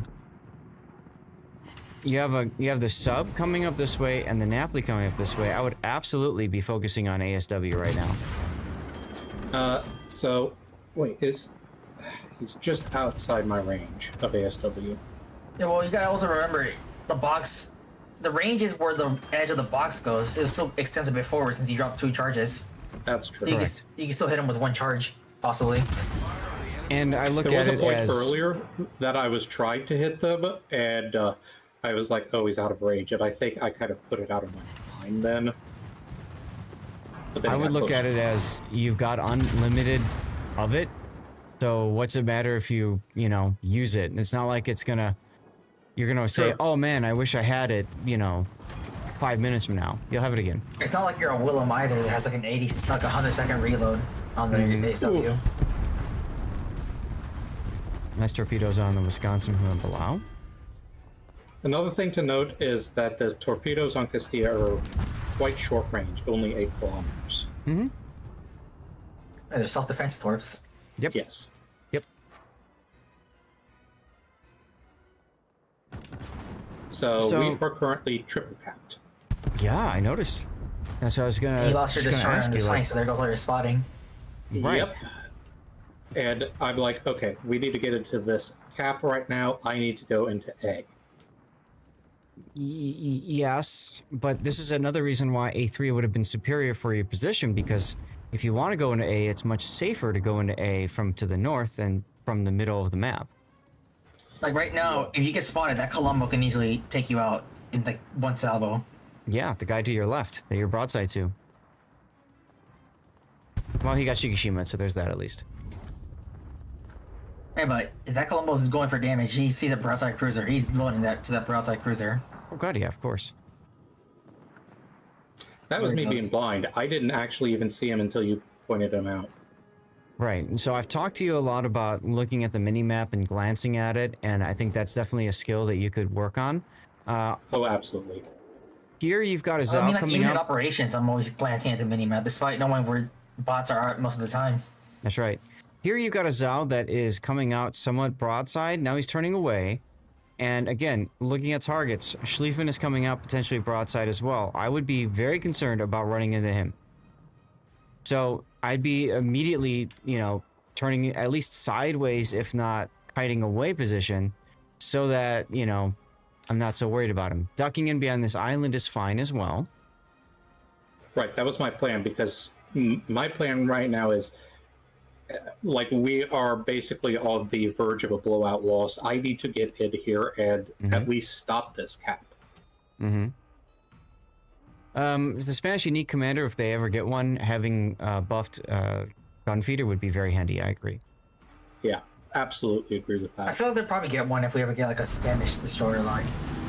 Now, the issue about you going into A is you got spotted doing it. So the Schlieffen knows you're there, the Slava knows you're there, and you might be in a really awkward situation where now that you've started capping with only 20 seconds to go, you are basically encouraged to sit here and take all the incoming hit and be reset. Now, I was going to mention this, and you kind of see it here. Burst fire now. Okay, you did. When you saw the Schlieffen and the Zhao, they were also good opportunities for you to switch to AP. Maybe you get a lucky hit on the Zhao, or the Schlieffen comes out broadside. Both are really good opportunities for your AP. You didn't, you had HE in the barrels, and then the Zhao came out broadside. Would have been a really good opportunity for you to whack him. The other thing I would have done when you went up to this island is I would have put the spotting aircraft up. Because the spotting aircraft we'll see on the other side of the island, and you'll know who is about to screw you over. And you can see there's 3 people over here now. Yep.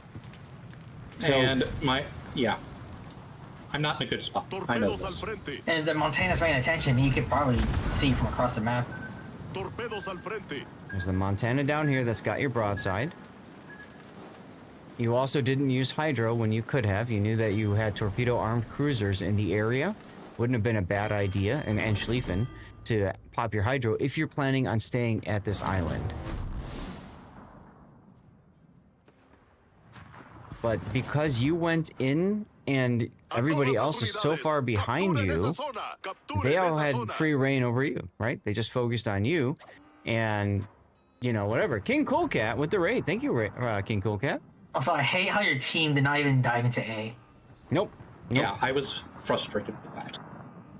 There are a couple of other positions. Yeah, there are a couple of other channels that somebody could turn into. But the problem is they're not going to want to do that with so many ships to stay bow onto. Now you're just barely outside the cap. Yep. Welcome in, everybody. I'm Lord Zeth, the North American community contributor for World of Warships, and thank you very much for choosing to raid on over here, King Coolcat. We're gonna celebrate that raid with a giveaway. So, all you have to do for that is make sure you're following the channel, active in chat, and it's a CC container that we are going to yeet out. You got 10 minutes to enter. I would have shot AP at that Napoli just because his upper belt shatters your HE.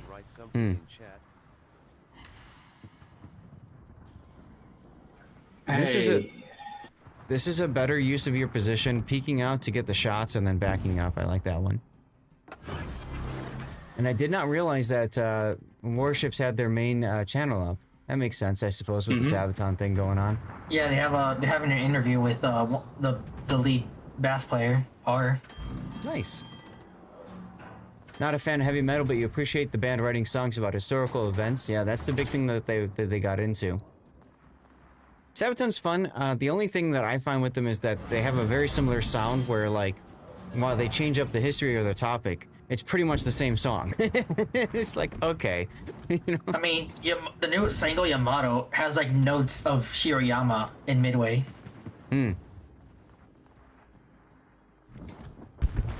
Aw, thank you, Louise.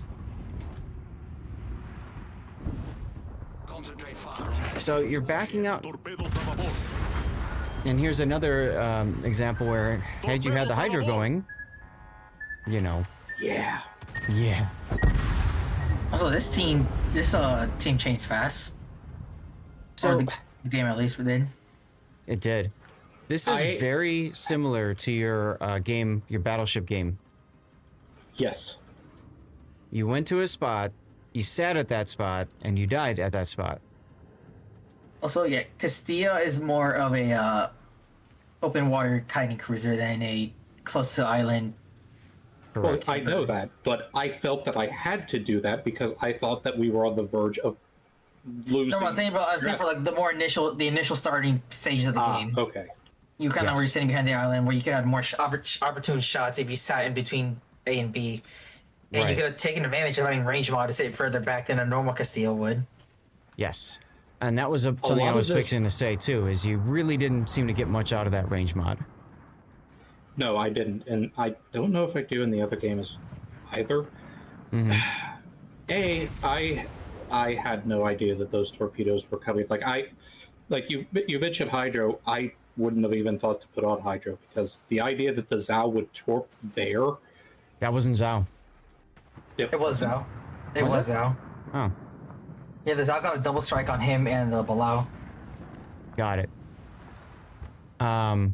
So what I would have done is, again, if you're sitting still, if you're sitting at this island, everybody knows you're there. So they're going to go and do whatever they can to, you know, luck chuck torpedoes. There's a higher chance of hitting you than a bunch of bow-in things that are pushing them, right? So they're just going to keep luck chucking torps.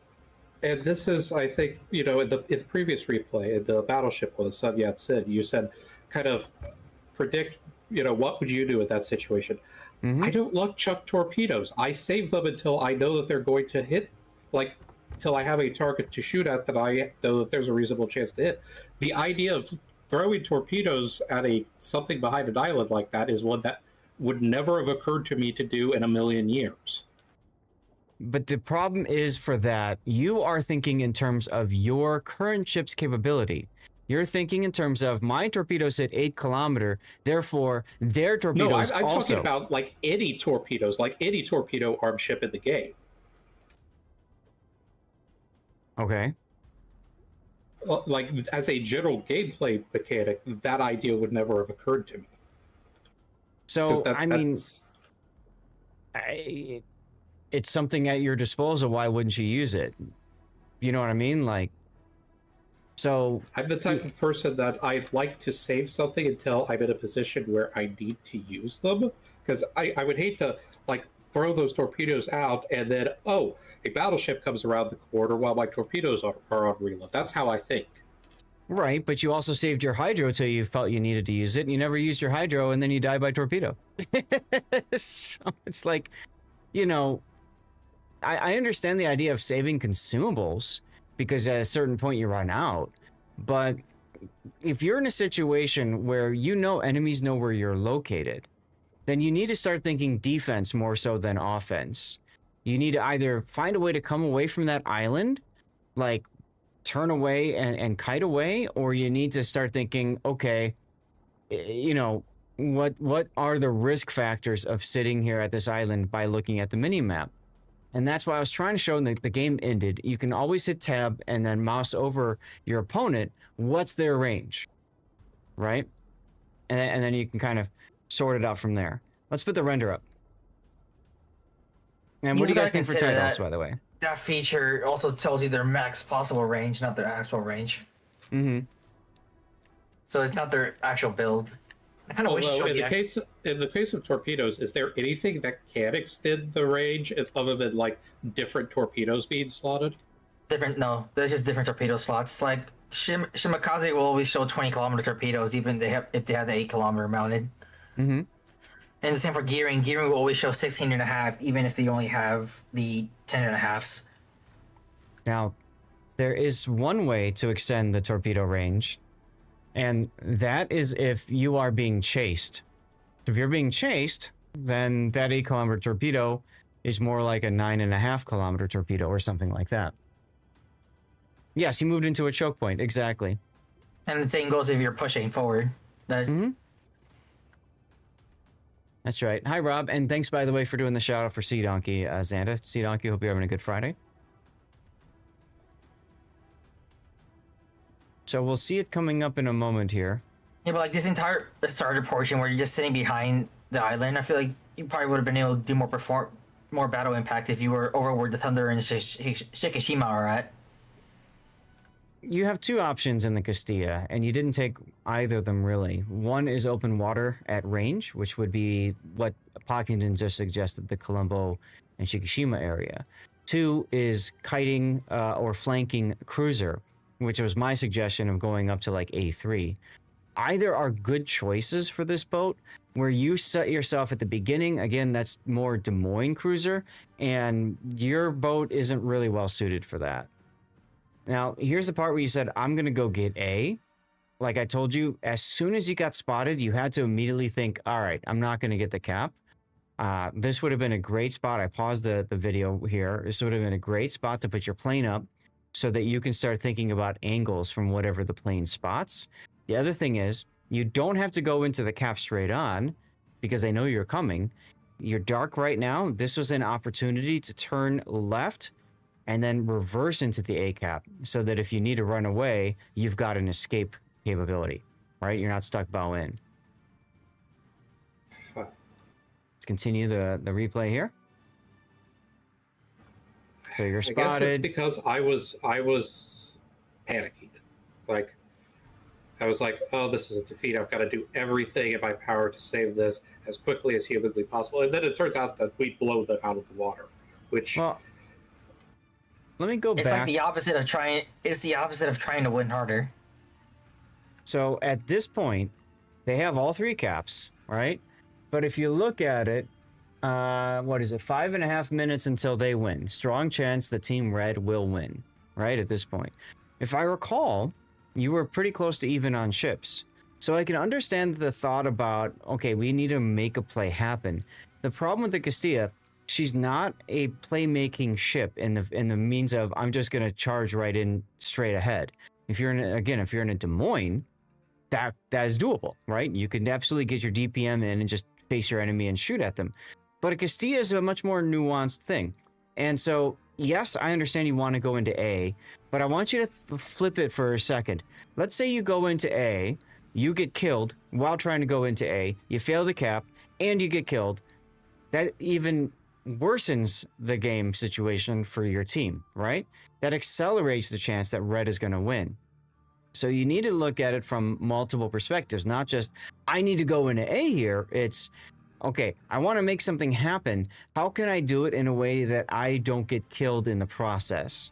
And for Castilla, that is looking for opportunities to punish broadsides with AP using the funny button.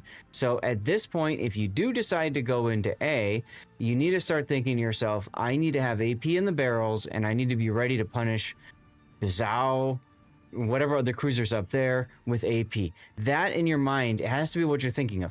I'm not farming anybody down with HE anymore. At this point in the game, that's going to take too long, right? I need to make this kill quick.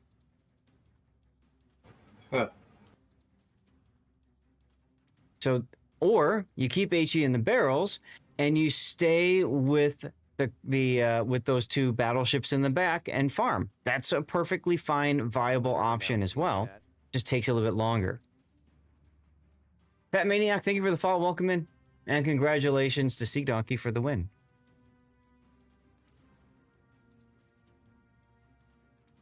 The game was up as soon as you got spotted going to A. If you weren't spotted going to A, then this is fine.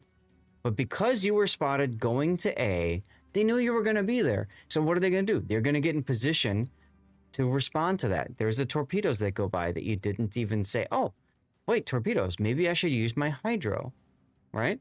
You invested into the hydro duration flag. If you think about it, that's a waste because you never used your hydro. More torpedoes going by.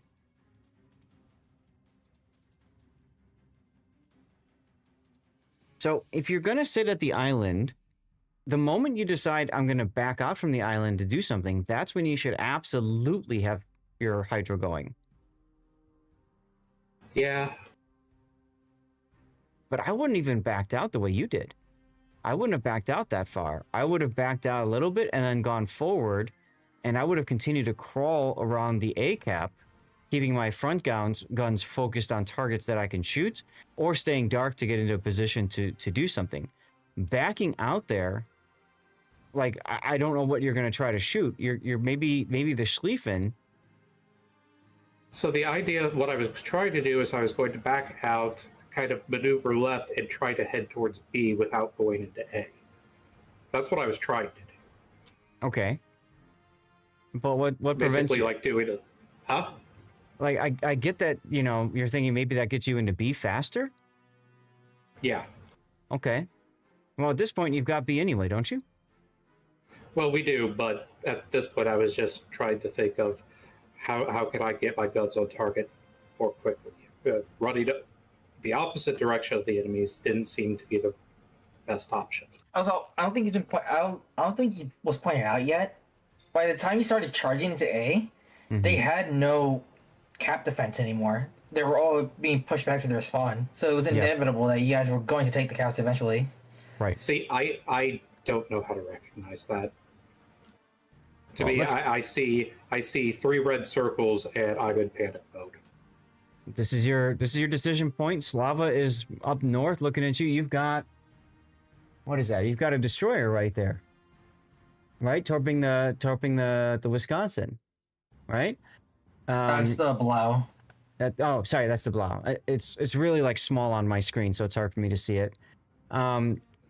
Right? So then they there had no goes one the in C other than a destroyer. They had the Colombo and a submarine in B, and the Napoli was running away from A. The Gato was basically dead. Right. The difficult thing is you can't see any of these other ships right now, so you don't necessarily know what they're doing. So I can understand the thought that something is still staying around the A cap, and it's not until minutes later when you realize that everything is starting to run away down the 2 line from A. So I can understand maybe you didn't realize that the cap situation, but again, if I'm spotted going into this position right now, you've got more information. There you go. You've got the Zao turning away. You've got the other cruiser up there making Inky heading south. So that's 2 of their forces up there running away. Okay, you've got the Schlieffen coming, but he's going in the same direction as those other people are converging. So you can continue using the island against them. But when I'm spotted, if my plan is to go someplace and I'm spotted, the jig is up. Like they know what I'm doing, so I can't do it anymore. So my initial response, my initial thought from that would be, I need to get into a kite away position. I need to be ready to run. Not, I need to sit bow in. Hey, Cremoa, 69 months. That is the perfect number. Thank you for the Twitch Prime sub.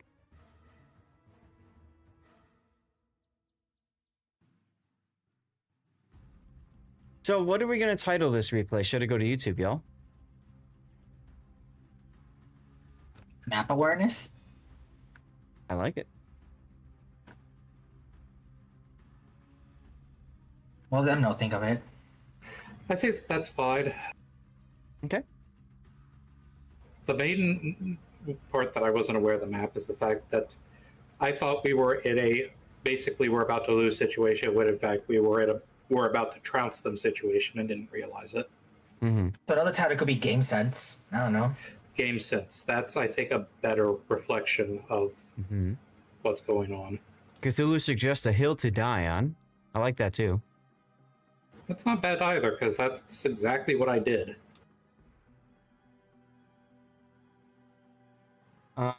Game Sense is okay.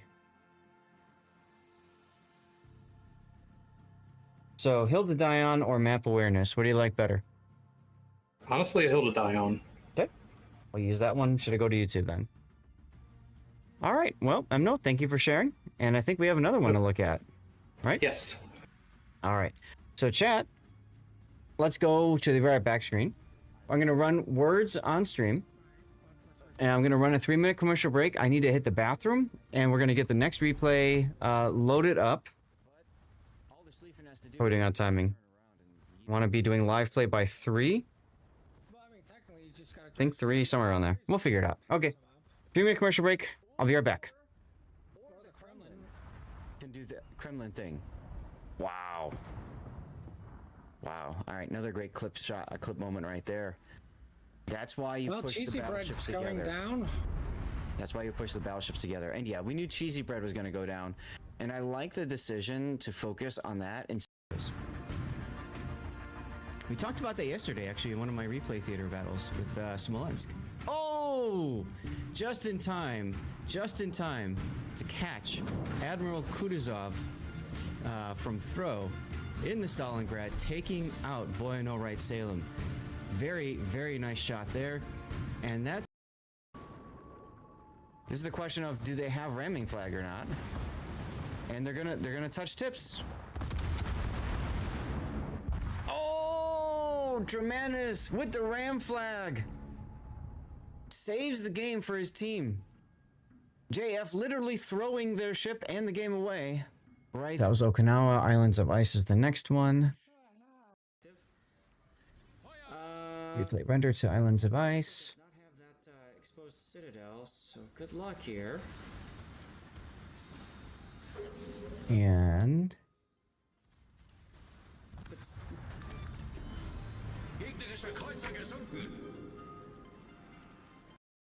not a Wargaming official blow up because Brody did die. We've got a Thor game and 2 Yamato games. Once again, okay. Thor we'll do next. Let's see. Where is it? Here we go. Hey, Wolfie, how you doing? Nicely done on that. Let's do another one. And here we go. Trying to find my replay file thingy bobber. Too small. There we go. All right, so Gaelix, build in browser, and then render.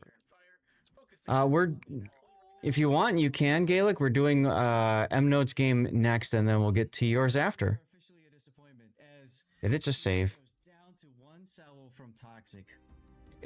Nope. Okay, I gotta redo that. Render, and save. There. Look at all these torpedoes coming in. Did work. Weird. Ooh, that's a brown alert. And once that's done, then I can open up the next one. That happened. Yep. Replay data mapping file version does not match game version. Post-battle results may not be accurate. Gaelic, was your Thor game on the last patch? Oh! Somebody clip that moment. This is Rob's. And Chromo, thank you again for the Twitch Prime sub. Check.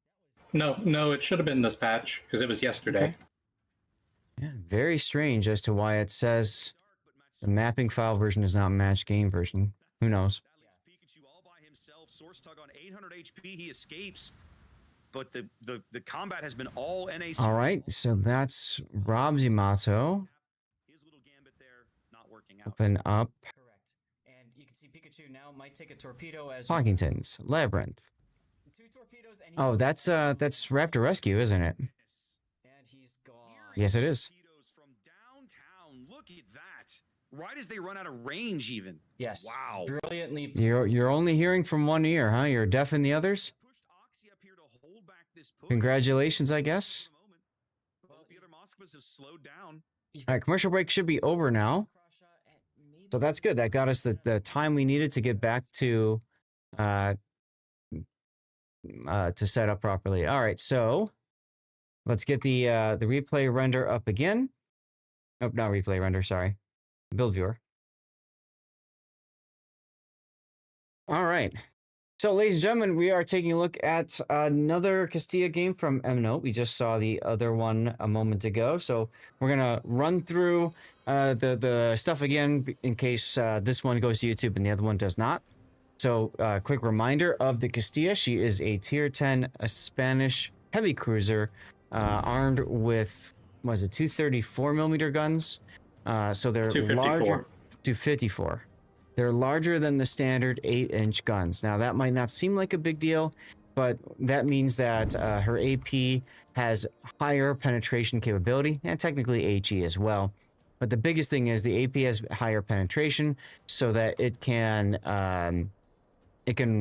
be more useful taking down like cruisers and punishing broadsides and stuff like that. On top of that, she also has the alternate fire mode button, which basically sends out 2 salvos in quick succession, which you can absolutely use to punish broadside cruisers. There's a penalty for that for your reload, so you want to be judicious about when you use it.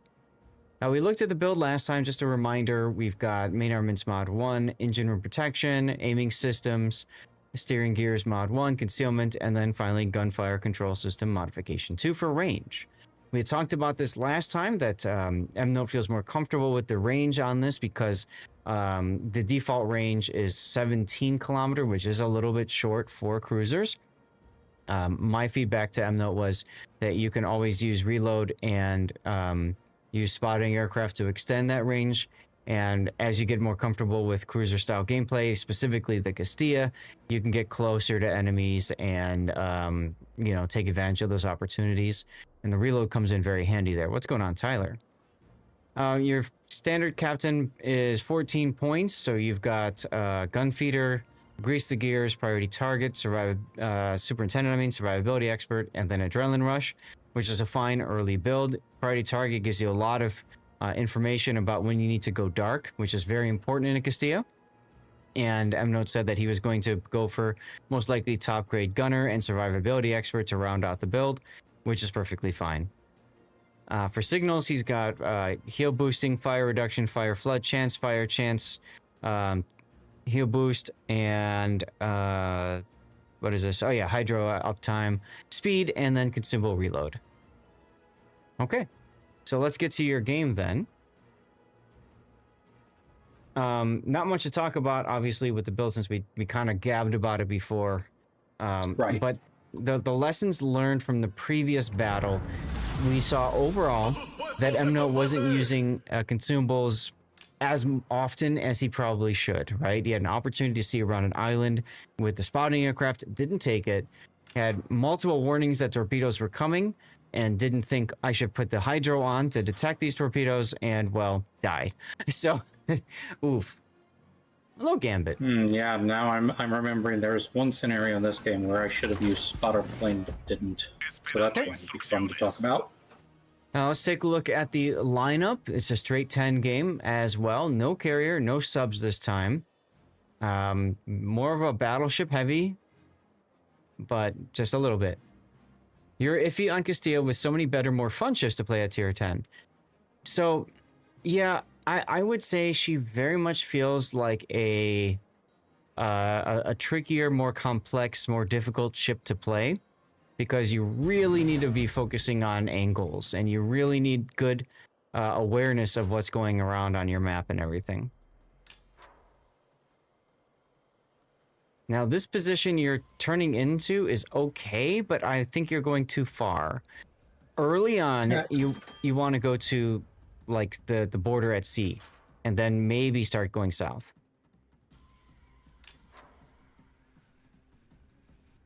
And I am kind of noticing that I'm pushing a bit too aggressively, and so I'm slowing and turning in to try and get away. If I'm thinking I'm pushing in too aggressively, I'm slowing and turning out, not in. I was worried about the map border. Okay, well, you're currently broadside to the Montana, and you're about to, you now see the Des Moines. I don't know if you'll be broadside to him or not, but the thing is, as you continue to turn out, you're also broadside to whatever other ships are in the middle of the map that could be looking to shoot you. Whereas if you turn to the map border and you start sliding north about the border, you're only broadside maybe to the Montana, and these guys here are shooting your stern. Much safer turnout. It's kind of one of those ethics thing. I just kind of refuse to use the map border as a tool kind of on principle, even though sometimes I know that I should. So you're the guy from Indiana Jones that was with the whip and got shot by Indy with the pistol, and we're upset because he brought a gun to a whip fight. Well, that's pretty much my life in a nutshell. Okay. I mean, if you want to live that way, it's your choice. the way I see it, I made a mistake getting into this position. I should reap the consequences. That's right. It was a sword, not a whip. Thank you for the correction, Gambit. All right, so you are now sitting still. You've got an Aki with a decent shot of you. And wait, does he? Can you cover that island? The shot from the Aki right now, you are looking at the mini map. Okay, hold on a second. No, not that one. It's a fun little replay thing. There we go. Okay, let's get the markers on. Okay, this shot right here, you're looking at it saying the Aki can't hit you. Yes? Yeah. I don't know. Are you saying that he can? Yeah. I don't know off the top of my head about his range. What is his range? Oh, he has 30. The range. I'm more worried about the island. The island will absolutely not block your shells from this range. Oh. Because you're not close enough to it. Now, if you were here, I would say you're probably safer. But you have to mentally draw in your mind. I'm trying to back off to get you and the Aki here in the frame. Might take a sec. You're there. Okay. You draw. It's going to be very rudimentary and crude, but hopefully you'll get the idea out of it. I'm going to drop the HUD. I'm just going to pause the game. We're going to get down to the water level. Right there. Okay. Aki is here. Oh, because I dropped. Okay. I can't drop the HUD because then I lose the ability to draw. That's kind of annoying, but we can still make it work. All right. Aki is over here. You are over here. When the Aki fires, he's going to shoot at something like that. That's your assumption of what his shells are going to be like, right? The reality is, at range, your shell trajectories are not so much of a nice smooth. They're more of an upward and then a dip. Okay? And more of that, sorry, I'm hitting the edge of the frame, so it's kind of messing with me here. But it's going to be more where the curve starts towards the end and dips in. All right? So I would look at this and say, this island probably doesn't protect you from the Aki. If you're closer to the island, the higher probability of those shells are going to hit the island, or they're going to go past, right? One of those two. So it really depends. See, like if I were to draw that similar kind of a sloped, you see how like when you're close to the island, see how it's really close. So maybe it'll go past or maybe it won't. But at your range, there's a higher chance that those shells are going to plunge on in. Does that make sense? Yeah, it does. And okay, now another thing to keep in mind is it's actually the island in the center of the screen that I'm behind, not the one up to the right of that. So it's actually even worse. Yeah. I think that was some sort of perception issue where I thought I was much closer to the island than I was. Oh, you're right. You're right. I just noticed that. I didn't even tilt up to catch that. Good catch. And yes, exactly right. Exactly right. So, and yes, air resistance will slow the shell down too. Very good point, Duncan. That I also know that. See, I'm a physicist, like that's what my degrees are in, and I'm so used in physics problems to neglecting error resistance that I just assume everything's like a perfect parabola, when in this game it clearly isn't. Right. And with you being stopped, and let's take a look at your Aki's, you can absolutely, if he's paying attention, whack you in the Citadel. You are starting to move now, so, you know, it's not as much of a threat, but this is one of the reasons why I like Priority Target. It does give you that extra awareness of what's going on. Get this off. Now, had you gone up the border and sacrificed your principles to go up the border, you would not be anywhere near as damaged as you are right now. Correct. One thing to also I'd like to. Epoxy is considered a pretty good clan, right? Yeah. Okay, yeah, because the Des Moines player there is in Epoxy, so. Yep, I was gonna comment on that. Also, If you are in a situation where you are taking a lot of damage, your DCP is available, but you just used your heal, you're still quite low, and you are currently jackknifed into the side of a Columbo, the last thing you want to do is keep firing your gun so you're detected. Just keep dark. Yeah.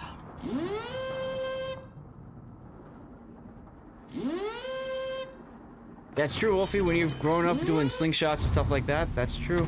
Also, DCP, at that point, you waited so long, just let the fire burn out. Forget it. Panic mode. Absolute 100%. When I'm on fire, the first thing that I do if I get set on fire is I will look at my consumable situation. If my heal is available and my DCP are available, I'm more willing to use DCP early because I can heal through sticky fires. If my heal is down and my DCP is available, again, I might use my DCP because that puts more time before I might need to use my next heal. If they're both down, well, I'm kind of screwed. Yeah. In this situation, what it was is I was fairly certain I didn't even realize I was on fire because I was frustrated with the Columbo. Yes, you're upset that a big, slow object just happened to be right in front of you.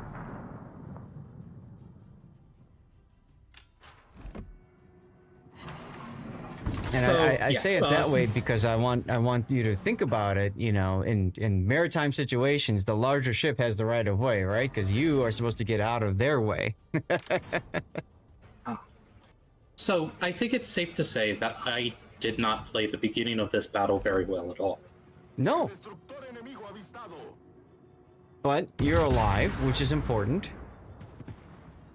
You're firing over this island, which is, I mean, free shots is free shots. Okay, so you got to fire on the Schleifen. He did. I was gonna say you can watch to see if he DCPs. If he DCPs, burst him so you can increase your chances of a sticky fire. All right, you're detected. Somebody's aiming at you, and you're broadside to an Aki way to the south. Like, feels bad.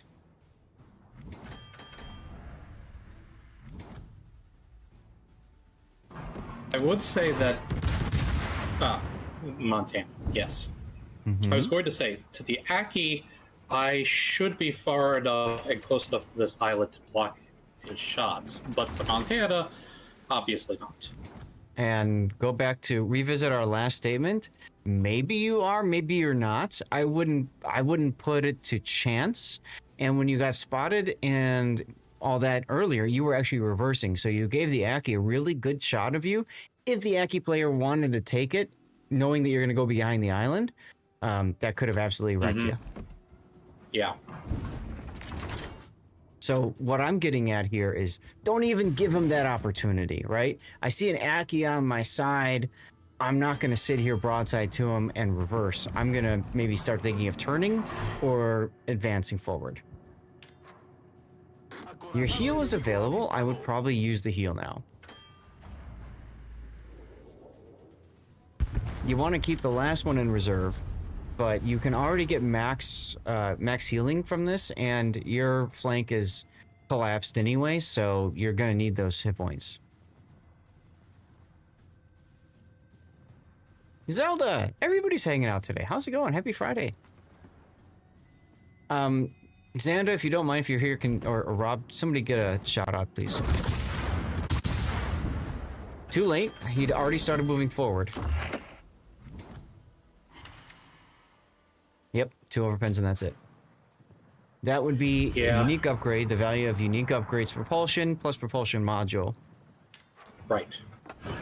And it's also what's called baiting. He baited you into shooting him there. Wait, that's a thing? Hmm?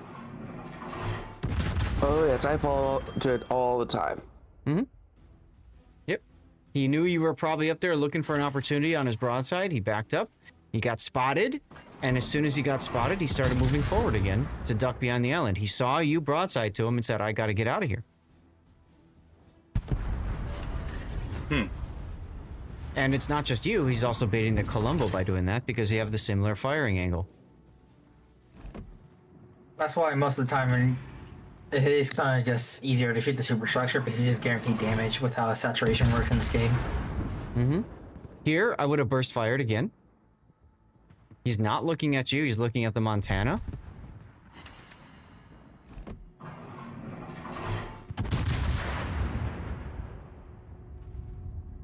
and now he's angled, so... Right, now he's in Kaido and farm mode. And he just farmed the Montana out, so guess what? You're next. Either you, the Irresistible, or Columbo are next. How you doing, Zelda? Look how immediately people start aiming at you. Mm-hmm. But what's the play here? Go dark and run. Yeah, all you can do here is reposition. You can continue to farm, heading this direction, which is what you're doing. You can go dark, and you can try to circle behind him. Those are really your two options right now.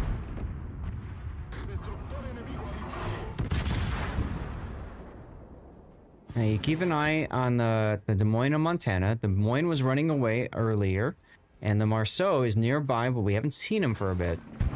So you do have an opportunity to come back to A. And if you're the kiting cruiser on the flank, that's what you need to be thinking about. I know you said you don't look at the minimap much. I'm trying to verbalize this for you. Oh, no.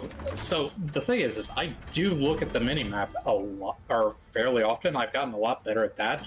However, getting the information from it, analyzing it, and kind of like reading it, those are skills where I'm still having difficulty. Also here, I would pop Hydro because you're spotted, the Columbo spotted, the Marceau is probably sneaking around there, and you gotta remember, you can easily duck behind the island, launch torps, and you go dark. It's like you were prescient. Mm-hmm. Yep, because you started it. I just think I agree. You probably would have been better off starting a little bit earlier, especially when you were reversing.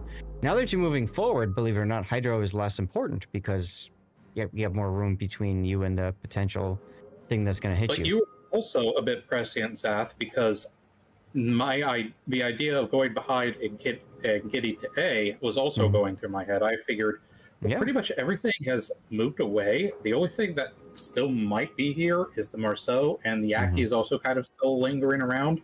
And as soon as you went dark, as soon as you went dark, that is your situation. That's your opportunity to change it up.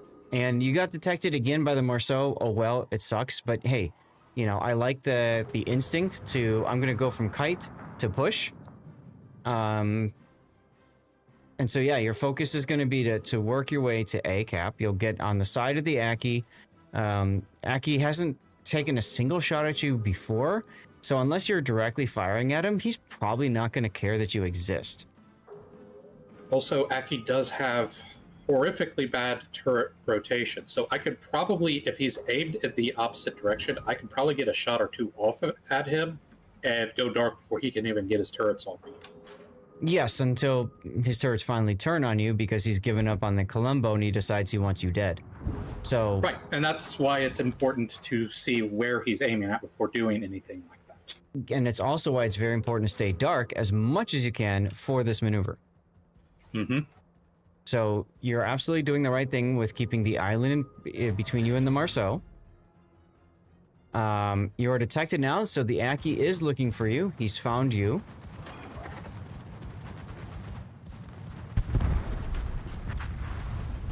But here's the thing, and correct me if I'm wrong, perhaps it's because I don't play hybrids enough. He doesn't have control over his ship while he's flying his planes, correct? Correct. All you can do is autopilot. Yes. So he can hit the M key and change his autopilot location. And also, so right there, that was me looking at him to see which direction his turrets were pointed. Well, that's great, but it was also you taking a lot of damage because you didn't really turn much. Earlier, you looked at the Montana, said, oh crap, I don't have the range. Dude, you've got spotting aircraft. You have magic range increase. Pop it. Take the shot. Look where the Marceau effed off. He's long gone now. Yeah. He just got spotted. And now the Aki knows where you are. The key thing is he DCP'd. Bunny button, shoot HE right now. Get him on fire again. Well, here's the thing. I had zoomed in, I think, a few seconds ago, and his guns were like pointed straight at him. But this is where you do the bait, you got baited into doing it earlier. You shoot and immediately turn in to bait him to shoot your upper belt and get a lot of bounce angles. That's right. And since you have the distance, you can slow down, turn in, do that, wait for him to go away, and then turn out and go back to the cap. Yep. You also have the island here to run away to if things get real dicey. Hey, Beast of Blood. What's going on with you, man? We're just hanging out doing some your replay team's not analysis. looking too hot right now. No, it isn't. But hey, at least A cap's free. And I know that there I did use the burst fire because I was about to go behind the island. Yeah. I would have aimed for somewhere other than center mass since you already had a fire there. Correct. See, that was me aiming. I was trying to aim for the bow. Was that not... Like, was my aim not going to be hitting the bow? Because that's what I was trying to do. You basically hit the center. That was more towards center mass, yeah. Yep. Well, that was me just not knowing how. Also, at that angle, you might have been better off trying to hit the stern. Ah. Because his bow was already turning away. So you Stern probably is a lot easier to hit. Plus the stern is flat and easier to pen since it's just 50 millimeters, if I'm not mistaken. Bigger. I don't know if you ever keep pens at. I wouldn't even worry about AP at this kind of angle. I would just keep HE on and focus on getting fires. But no, your HE doesn't even pen. It's 42, but you still have the fire chance. Yeah, exactly. So, go for the It's fires. a bigger flat area for the shells to impact.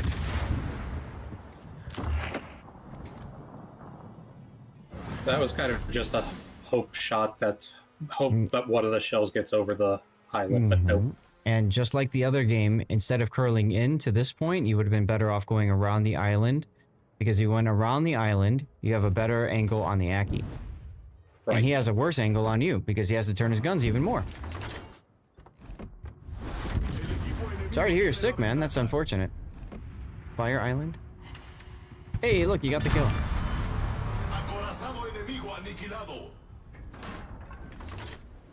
You could have.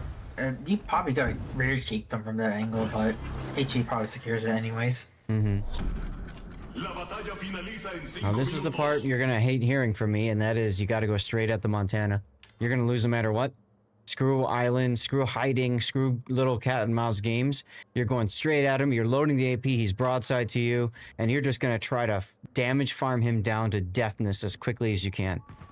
At this point, like, your best course of action will straight up just be charging him and try to bait him to shooting your upper belt. Yep. Interesting. Getting a torpedo range, that's the only thing you can do. He does not overmatch your belt or your deck. So you can actually angle against him easier than you can, let's say, an Aki. Whereas you going right here behind the island, you are giving them the game.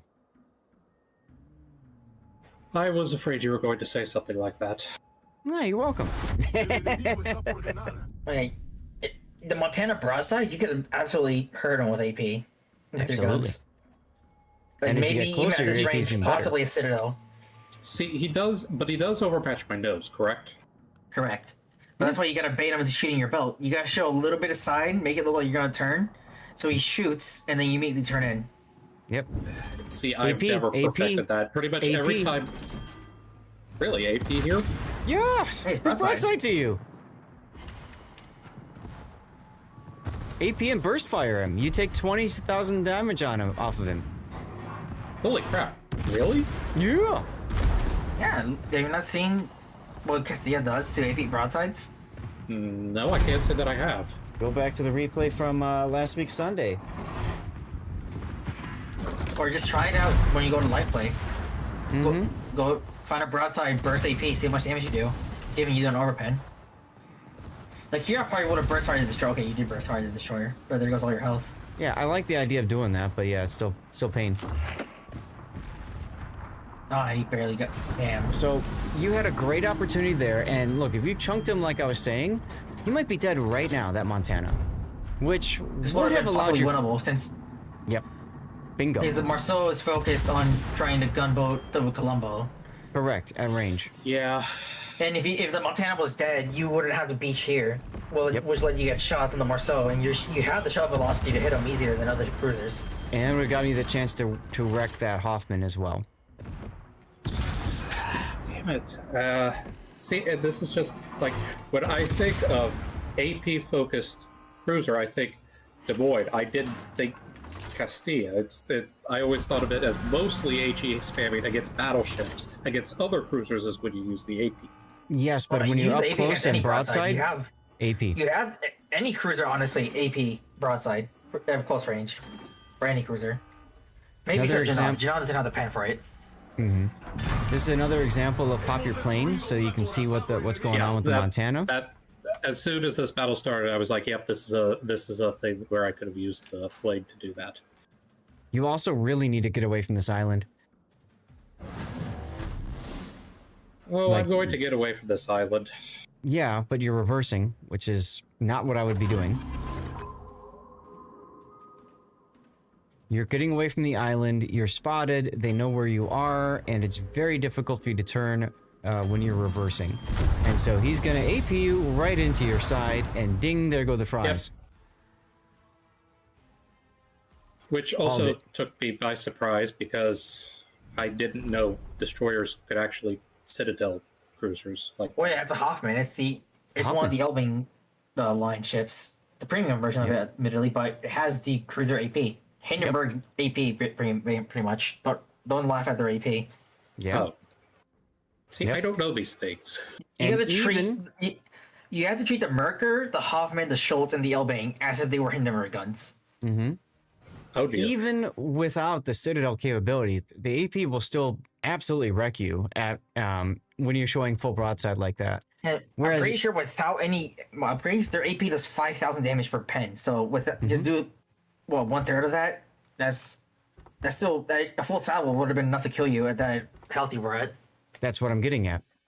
So, like, you backing away from the island gives them the ability to position to deal with you as opposed to the opposite, okay? So you're reacting to them. You want them reacting to you. So what you need to do is you need to come out straight at them from the front because now you've got full maneuverability, right? You can turn and dodge a lot easier than reversing. So if you find him broadside, you can actually start turning in and start dodging those shells, or at least trying to bounce the AP and stuff. I don't even know why I was reversing. I think that game's better to go to YouTube for more learning in it than the other one. I think this one has more learning opportunities. I agree. I was kind of torn between. I knew both of them had abilities for it, again for very different reasons. Mm-hmm. In one, I do kind of really poorly and don't get rewarded. In this one, I do good things, but it's just execution and my general lack of knowledge of the different playstyles of different cruisers. Mm-hmm. Just one reason why I always recommend that when people are learning the game, especially when they're grinding up a tech tree line, try to stay with that line. And this is where ranked comes in very handy. You go play ranked and you play the same ship. Pick a ship, doesn't matter what the ship is. You just play the hell out of that ship and you really learn that ship in the course of ranked. I will say though, he definitely did play this game better than the previous one. Like he did more open water instead of behind island. This one was better than the other one. There were still a lot of mistakes. Like he kept shooting his guns when he should have just stayed dark. He turned in instead of out at the beginning, which enabled a lot of damage that he took. Now think about it for a sec. Note if you had 25% more HP, you might have had enough hit points to go after the destroyers and swing the game. Yeah. At the end. The other big thing is part of what enabled you to get this win is that the enemy didn't keep chasing you, right? When you've won a flank, you typically don't want to keep chasing. You're better off repositioning. And that's what the Epoxy Des Moines did, and that's what the Montana did as well. And the Marceau as well. And the Marceau, exactly.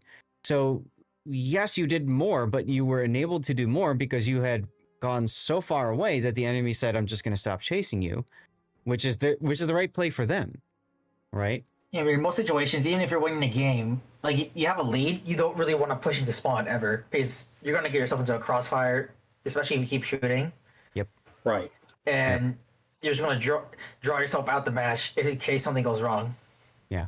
This game, if this was a Goliath, would have been a fine game. This was not a Goliath, though. Oh, you're a Goliath. You would have made you chewed up the Aki, just because you pan them everywhere, basically, if you're a Goliath. And he'd have the super heal and all that, and he'd only be shooting HE predominantly, and that's okay in a Goliath. And you would have absolutely murdered the Hoffman probably would have died in one salvo, just the HE alpha. Mm-hmm. It just would have been harder to deal with the Marceau at the end because Goliath shells are not that fast. Oh god, yeah, absolutely. And You'd have that's to hope one he'd of the be dumb reasons enough to why chase I you. prefer ships like Castilla's because I'm not very good at aiming, and so ships that have good shell velocity, I find easier to play than ships with poor shell velocity. Well, they're very good to learn the higher ship velocities are very good to learn the lower ship velocities. Like once you get used to how the aiming system works, you could easily start learning how to do the slower ships like the Montana line.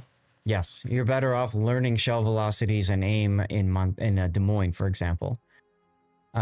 Because then once you got that dialed in, you can hit anything at any velocity, and it makes it easier then.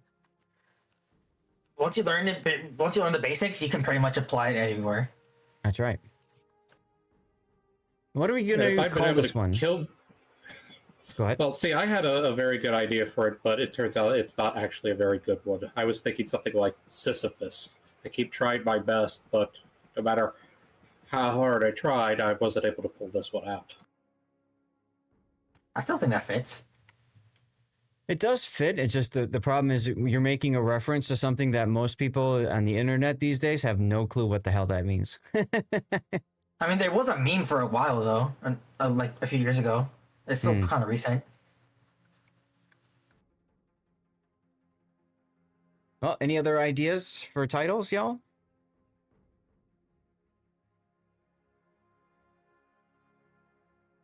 I'm thinking missed opportunities because of how many opportunities you missed in this one. I feel like I've had at least like 2 other replays that have the same title. I'm sensing a theme. You know it because you study philosophy. There you go, Luis.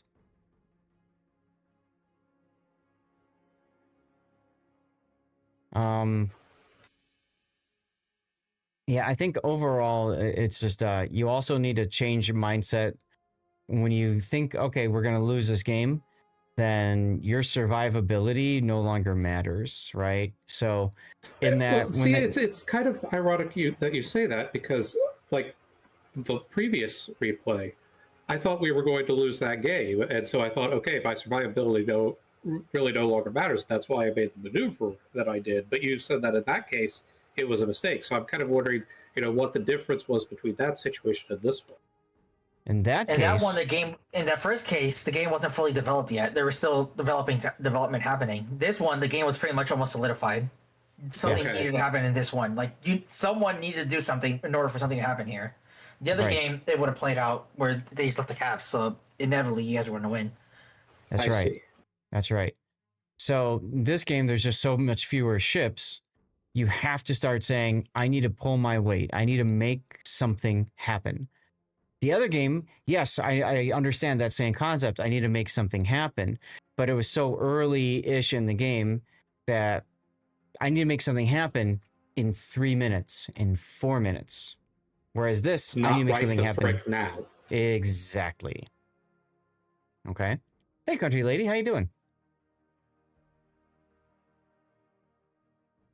No, I fully understand your struggles because I did not know as much as the game as I do now when I first started playing randoms again back in like 2020. And it took me, it's been 6 years to pretty much accumulate all the knowledge I know now. So it's not an easy task. No. Yeah, it's just I've been playing, like, I'm not a new player. I've been playing since late 2018. Not that many years less than Zath has been playing, but I feel like I know so less than people who've been playing even a shorter amount of time than I have. Well, I mean, it also indicates how much of the game you're willing to learn as well. Like, if you remember it in the core moments you need it, which even then I still don't remember some of the core information at the moment I needed. Yeah, that's the hard part. Yep. So much information, and the more information I try to get, the more at risk I am of getting information overload and having too much information. It's a very delicate balance. That's why sub mods I feel like are essential and should be part of the base game. Like mods that actually tell you more detailed information about ships. I know that's now more of a default feature with the holding tab, but that should have been a thing in the game years ago. And now the score timer is a feature in the game as of this very patch. Correct. Yeah, it lets you actually decide, okay, I need to make a play. It lets you know when you need to make a play and how fast you need to do it, instead of having to rely on the in-game timer. Wolfie's got a question. How much of this game turned on decisions involving thinking ahead versus reacting after the fact by various players? How much of this game turned, this particular battle, on thinking ahead? From the enemy team, quite a bit. In this game, I think if Emino thought ahead a little bit more, there could have been some impact as well, especially at the very end there. I want to also... Oh, go ahead. Yeah. I also want to mention that I think you need to think about dropping tier a little bit. Focus more on tier 8s, 7s, maybe even 6s. There's so much going on. I do want to say as well, there is some cases where you could try to think ahead of the enemy, but they don't do what you think you're going to do, and then you just end up not accomplishing everything. It doesn't work in every scenario. Absolutely. Absolutely. I think one thing to note is there are some lines that I can play at tier 10. Put me in a Venezia, and I'm actually a very good player. But what I need to realize is that that's not true for every line. I don't know this line well enough, I think, to play it effectively at tier 10. So going back to the lower tiers, I think that might be a good idea. Yeah, or just play it more in PvE at its current state. Get more for a handle of how the ship operates, what you're capable of doing with your AP and stuff. And then when you feel comfortable, Cthulhu does this a lot. He does a lot of co-op back when there was only co-op, really. And once he feels comfortable, then he goes and takes it for spin and randoms. And at that point, you know, things switch. The other thing, like I mentioned, was play it in ranked. And who cares if you win or lose? Play it in ranked until you feel like you really understand the boat. Plus, you get more rewards out of ranked anyways if you're willing to pull up with it. Yeah. Right now, ranked is it 6 and 7 for bronze? I think so. Looking at it right now. Yep. So that would be the Asturias and the Baleares. Yeah, I could try that. All right. Well, thanks for sending the replay in. Of course, thanks for covering them, but I think it's time for us to move on to other ones. It very much is, yes. So let's do this then. I'm going to exit out of the game. And we're going to go to the Be Right Back screen. We're going to load up the next replay, which will be, let's see, that's going to be Gaelic, who used to cover my replay. So we'll load up on Gaelic's replay next, on the Thor. And then I see that Rob used to cover my replay on his Yamato game, so that Pockington has to wait even longer. I don't care. 2:30. I know. We get a commercial break going while we get this set up, y'all. I want to say my cover my replay for something more, like, something I feel like I need more help on. Yamato is so generic that I feel like I could probably learn a thing or two off of Rob's. Even though completely different game mode. Happy Friday 13th to you, by the way, Axum. I saw your message and I didn't get a chance to say anything. I go to work in about an hour, but... Yeah, I saw you right there.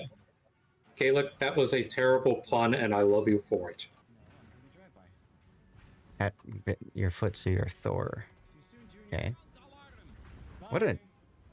that's an ugly camo, but okay. Anyway, now I have to scroll. Let's see, what did Axum say? What do you think the percentage of players who play the game for the historic ships versus ship-to-ship combat? They played for the history versus the combat itself. Axum, I would say, I think players came for the historic ships and then they get hooked on the combat.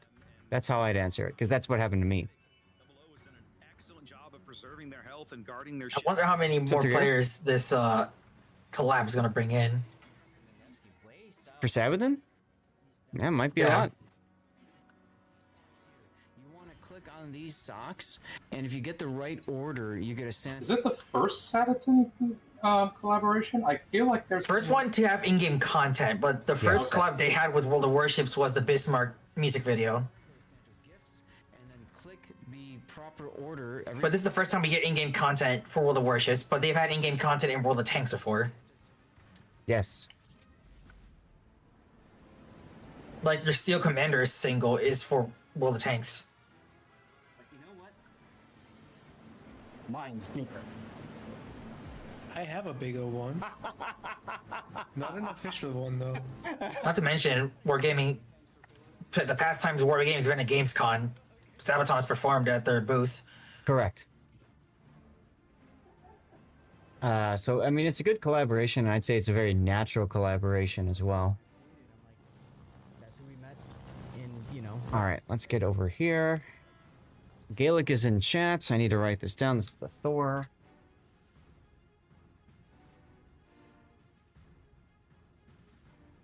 I'm enjoying this collaboration too much though compared to other collaborations. I love the music that gets to play in game now. You were really getting into it. I was watching all your posts. I'm like, oh damn, they got Puck. They got me real good. They got him. You Like think as soon that's a as I heard about the collaboration, I was like ready to open my wallet. Yeah, I don't know, Wolfie. I think this is a pretty ugly camo in my opinion. I just don't. I don't know. It's not Easter eggs to the band though. I like it. Or I was talking about the camo that Thor that Gaelic has. Yeah. Still need to use. Yes, you do, Xanda. Yes, you do. Whoops. All right, let's get the build viewer up here. So this is going to be the Thor, which is the tier 10 of the new hotness, the new tech tree line in the game, which is your which is the pan-European battleships. Few factors about them: they have pretty good AP characteristics. They've got a engine boost that they can turn on and off at will. But once it's gone, it's gone. And this is an emergency engine power at that. So it's not just a regular, but it's emergency engine power. So you get like a real big burst of speed.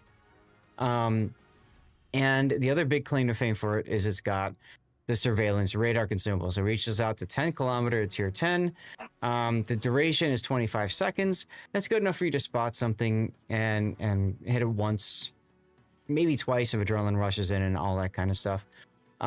She also has pan-European style torpedoes, which reach quite far and they go quite fast. So 15 kilometer at 70 knots, 70. So a lot of players in randoms will completely forget about the torpedoes, and oftentimes those will surprise them. That makes Thor a really good ship for kiting away. You could also go for a secondary build if you want to, although I wouldn't say she's best considered at a secondary setup here. This is 9.2 kilometer without slot through. So yeah, I mean, it's okay, but it's not. No improve that here, see either. All you have Correct. is just rate of fire. Correct, and you can't even pen 32. So I mean, there's a lot of things that work against you going secondary build.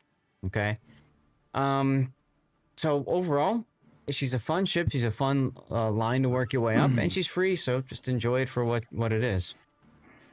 Kind of weird looking line. Yes. It's kind of like putting a tank turret on a destroyer. Mm-hmm. The turrets look way too big for the ships. They did definitely kind of bash it together with a bunch of different other ships to try to make a progression for it. So it is what it is. Now this is an asymmetric. Yeah. No, this is an operation. This is operation. Operations. Okay. Is this build for operations, Gaelic, or is this for randoms? Just a random build. Okay. All right. So let's take a look at it. You got main armaments mod 1, damage control, main battery reaction. Okay, fine. Rudder shift, concealment, and then finally range. Okay, couple of things. Number one, this ship, because it's got radar, absolutely screams radar module. If you play it a decent amount, you go from 25 seconds of uptime, right, to 30 seconds of uptime. That's an extra 5 seconds. Now, that might not seem like much, but that extra 5 seconds could be the difference of getting your turrets on target and getting a second shot versus they go dark right before you go to shoot. So if you like the ship, if you play it a lot, I would consider investing the coal mod there. In slot 3, you've gone with turret traverse. Why do you have turret traverse? Because the turrets turn so slow for me. Let's see. Okay. So the turn time with both this and I see you also have grease the gears, 29 seconds. That is a bit painful. I can see that. And it's 33.3 seconds if you do aiming systems. So the good and the bad. I had diamond systems on first, but I put it to turret. Yeah. The only nice thing about the aiming systems is you really do want your shells to hit more on target because the AP has the really good characteristics. and especially I'm seeing that you've also spec'd in a super heavy. So for me, I would value more aiming systems. If you're playing in asymmetric or operations, you're doing a lot more turning with your guns and your ship. So in that situation, I could see main battery traverse. I think it's one of those situations where you just kind of have to get more comfortable over time and then decide which you care about. You know what I mean? I had it on disperse in the first game and I went, oh, this is slow for... I'm spending more time turning the ship to get my guns around, so I went, oh, change it. You have to decide what bothers you more, right? Shooting at things, being able to shoot at things with main battery mod 2, and then your shells going all over the place and missing, or taking a longer time to set up your shot, but then the shells actually hit when you shoot. I can't answer that for you. That's a over time kind of a thing. In slot 4, I would recommend propulsion modification. Normally, I would say you're turning, it's fine, especially if you're trying to turn your ship more frequently to get guns on target. What's your rating? Right, and the torps too. You're doing a lot of switching back and forth. The reason why propulsion can come in handy is because it synergizes well with the emergency engine power. So this helps you go faster, and this helps you go really faster. In a random battle or a ranked battle, these two in combination really throw off people's aim, throw off people's torpedoes, and they throw off their overall assumption of I'm safe, right? I did this in Brawls in Thor a few weeks ago where I had both this going and the emergency engine boost, and I got in someone's face and they were absolutely not ready for it. I died in the process, but damn was it fun. So I just want to mention that. Death shot? I'm sorry, what? Oh, yes. Did you take a death pick? I think I did, actually. So I just want to mention this for your consideration, okay? As you get more comfortable with the ship, especially if you're playing it in ranked or randoms, consider propulsion instead, okay? But in operations, PvE content, steering gears is fine. It makes sense. And then you go for range here. I know you want to go for main battery, but damn, that's going to hurt your turn time, right? So now you're back up to 33.3. And if you go for accuracy on top of that, now you're at 38 seconds. That hurts so much. So you went for range. I would actually recommend torpedoes here, because your torpedoes can be luck chucked more frequently. They've got good range, and so you can reload them faster, and you're not paying the punishment of main battery turret traverse. I just don't see you're getting anything out of this extra range. Your stock range, 21. So going up to 25, I don't see you're going to get much out of that. You know what I'm saying, Gaelic? I thought that the tubes loaded quick enough. I mean, they loaded at the time I needed them all the time. Well, sure. But this loads them even faster, so you can luck chuck them like crazy. This is I good was getting into positions where I didn't need them faster, is what I'm saying. Mm-hmm. Where this comes in really helpful is if you're playing a random battle, your side is collapsed and the enemy is charging you. Because then you can kite away and you can just keep turning, throwing torpedoes, turning, reload and keep going. So that's where I think the torpedo one comes in handy. I just don't think you're getting anything out of your gun range at all. So, I mean, you could also go for auxiliary armaments but yeah, I'd say torpedoes. Personal opinion there. For captain, you go with standard. That's fair. And that's one of the new captains that I took up. Right, but he doesn't have any buffed skills or talents, so that's why here it shows a standard. So you've got preventative maintenance, grease the gears, adrenaline rush, secondary range, super heavy AP, close quarters combat, concealment, and that's it. Okay, so I want to mention I like your trickery here. You've done a couple of things that are fun, right? One is you've gone for super heavy AP shells so that when you do land your hits with the 406s, they do more damage. That's nice. You've also done long range and close quarters combat. So when you're your secondaries can shoot something. Your main battery loads faster. I like this. I would say you should pick one of these two tricks and not both. Do you know what I mean by that?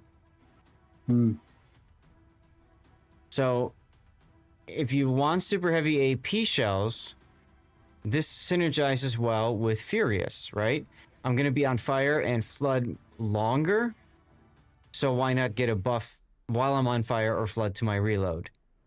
So, that frees you up, right, to do that. And that frees you up to take, say, fire prevention, so you don't burn too much, right? Add a little survivability to the mix. Likewise, if you've done these two and you haven't picked up, you drop super heavy AP, you can also go fire prevention and add a little bit of extra, you know, survivability out of the deal. That make sense? Yeah. Yeah, I would do one of those two. I wouldn't go for both. Unless this is a pure PvE build, like, and then you're going like hard damage, like you want all the damage. Okay, fair.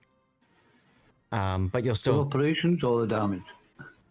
For doing damage, but you still run the risk of dying early because you don't have the fire prevention. So if you find yourself being burned down a lot, then I would absolutely, and right now it's free commander respec. Dude, I would absolutely just respec it and do something like this or heavy AP and Furious, one of the two.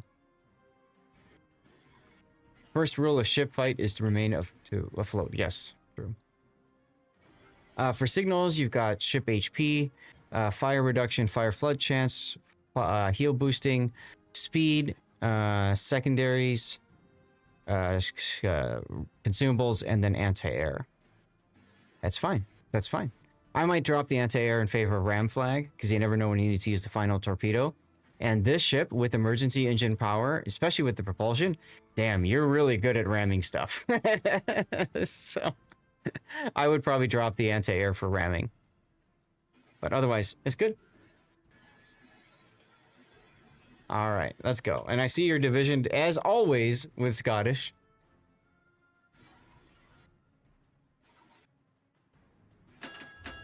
Yeah, so this is the Arctic Convoy mission. Okay. Cool. He kept telling me he was losing sticky notes. Yeah, he's got the sticky note camo on. That's right. Oof. I am really getting cold. Give me a sec. I'm going to step away, shut the door just to warm up the room a little.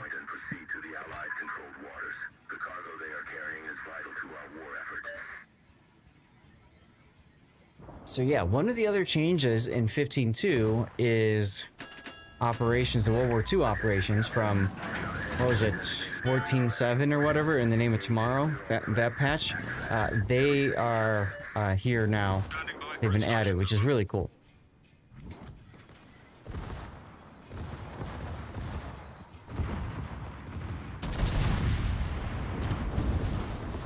Now, a fun trick that you can use, nice hit. See, there's your heavy AP, just slapping.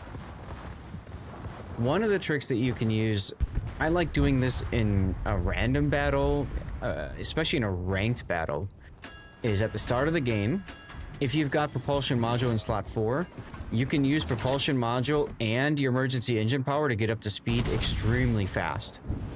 And then once you're up to speed, you can just turn this off. Or keep it going for longer.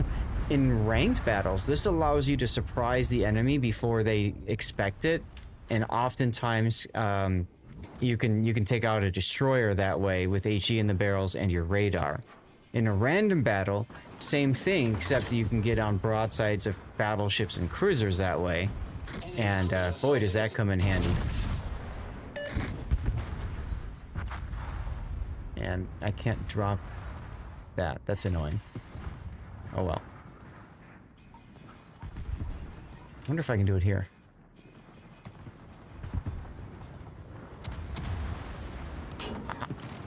Oops. 0.8. There. Now we can see the team.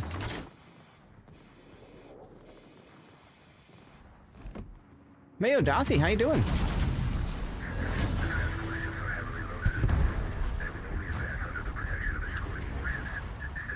Decent hit there.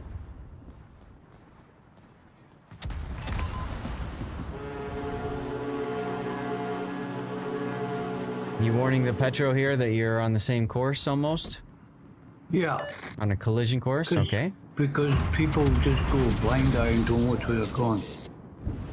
Yep. I like it. That's a good catch. Nice kill. Enemy battleship sunk. Plus, I'm finding operations kind of dumb because we've got objectives to do and nobody's following them. They're more interested in just getting kills, which is kind of annoying. Well, and that's one of the difficulties now that Wargaming has adjusted their operations and they've tried to add that variety to them. Now it forces people who maybe are very casual players just have to start really thinking through, right? And that causes some challenges for people like you who are objective oriented. Yeah, I mean, the worst one is Defense of Newport. It's called Defense for a reason, and yet you see so many ships racing out there towards them, and it's kind of crazy. Oh, absolutely, yes. Not much You'll for you, hate to man. see how I play Defense of Newport. I love that. I love that mode. I was like, you would hate to see how I play it. Oh, I love it. I think it's great. No, but Pockington is saying he's one of those people that rushes out and but he's consistent enough where he's not going to get himself killed. It's just, you know. I make it work. Like the other day I posted a 765 sleeping game by doing that.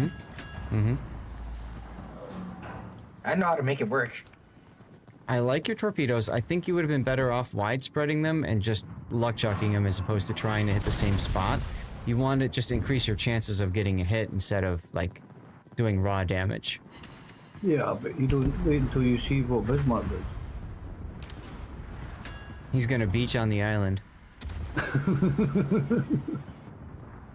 Yeah, see, this is a case where, you know, the streamer says something and the game's like, oh hell no, you're not doing that. Like when we would cast King of the Sea and stuff, and yeah.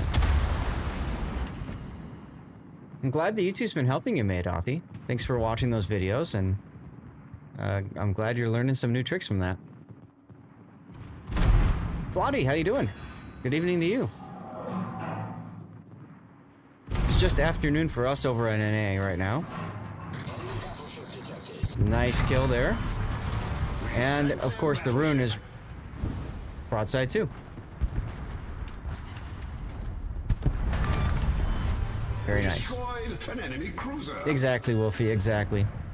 Now, if you've played this operation enough to know that that's what's going to happen with the battleship, hey, what you did there, perfect. And I had both of them. Correct. Now, I want to highlight right about now, your torpedoes would probably have been reloaded if you had torpedo mod in slot 6, which would allow you to chuck the torpedoes more frequently. Just pointing it out. Because in this particular operation... like I said, the torpedoes were ready when I needed them. Yeah. But what I'm saying is, if they were ready a little bit earlier, that still helps you. Like, you know, that can come in handy. Versus right now, in this particular operation, you've got 25.2 kilometers of range, and you're shooting at stuff that's at 12 or 15. You know what I'm saying? I know. Wahoo! How you doing? You can throw torps out there, it makes the ship turn to avoid them, and then if I don't get a good shot at it, someone else might get a good shot at it. That's right, and you only care about you. No, I know I'm messing with you. I'm a team player. I know you are. I'm just joking. How many more replays you got? We got slots for up to 2 more. Up to 2 more, but we'll see. We'll keep an eye on timing. We might only do 4 today because it's already 3 o'clock. Yeah, we'll probably do. We'll see. Depends how long this one goes till. Bloody, no. I'm done with teaching. Nice kill. We sank an enemy cruiser. I think I stole that one. Yeah. The sooner things die in operations, the better. Correct. Pow pow, sunk like a chicken into a wok. There you go.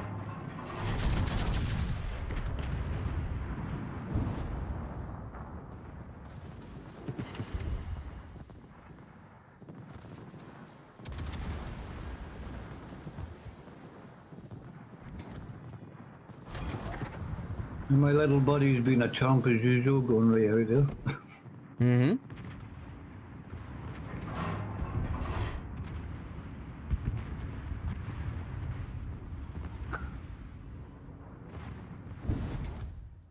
I think you got a little confused there. It looked like you might have been checking something or typing something, and then you weren't ready for your guns to be reloaded. No. So, one other thing that you could be doing here is turning your ship to the left a little bit and firing off your torpedoes on the right at the, whatever that is, Wiesbaden looks like, and Friedrich de Grosse. Just a good opportunity for, you know, some more damage. At the moment, I've got enough damage. You can never have enough damage. No, I'm not finished yet. I know you're not finished yet.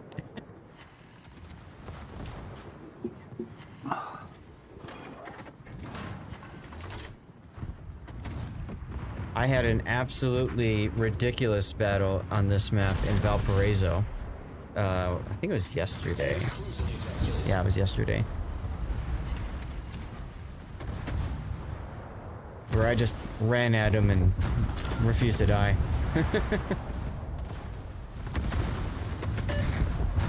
Torpedoes direct front. Torpedoes astern.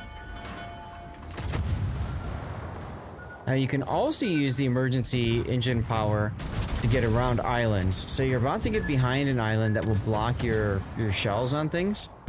You could use it there just to get around there faster, so you get your guns back into place sooner.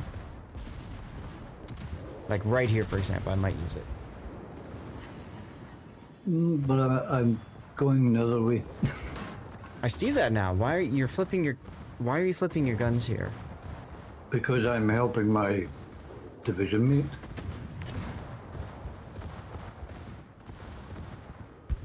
I'm trying to assist my division mate. Yeah, I see that. Scott is just trying to get away. Okay. Just joined. What nice view of Thor. Also, advice will make you play better on other ships, so cheers. Hell yeah, brother. Oh, don't watch me playing it. Now, one thing I want to highlight, you didn't do it here, but this can help you negate your turret reverse issues you were talking about earlier. If you know you're going to flip sides again, like you are right now, and you want to keep your target that way, while your guns are reloading, let me demonstrate by just taking your view off for a second. You were looking at a target like this, and then you kept on turning, right?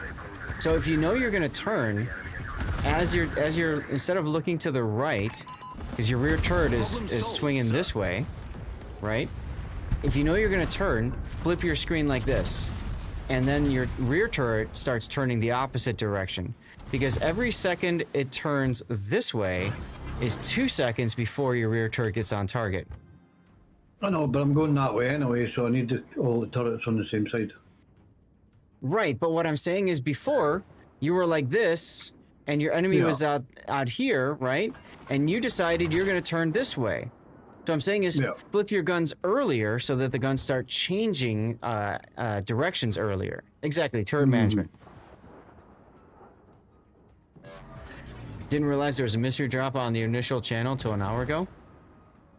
I think it was the same mystery drop that dropped on Wednesday, right? Or maybe there wasn't. I don't know. I didn't pay attention to any of that kind of stuff.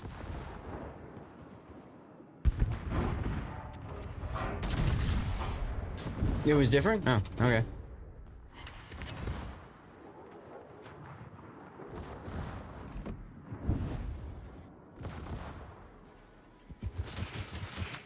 Yeah, it'd be nice if there was a little bit more communication on that, because we're all used to there's just the one on patch day.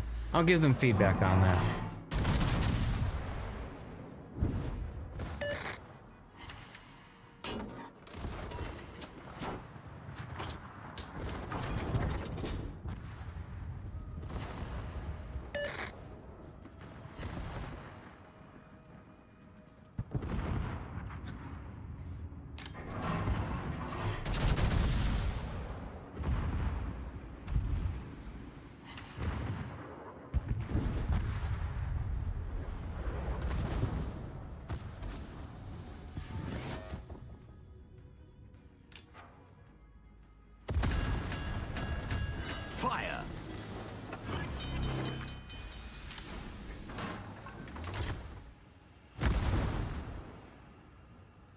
Engine boost activated.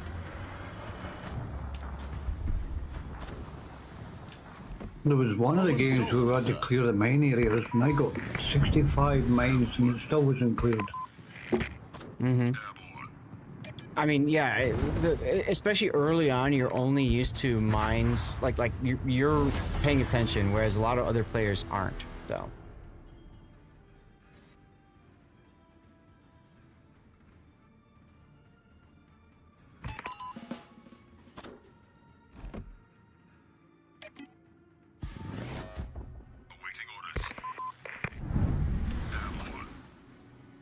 Wonder if Oz will raid here with the bazillion viewers? I don't know. Are they still going? I haven't even been paying attention.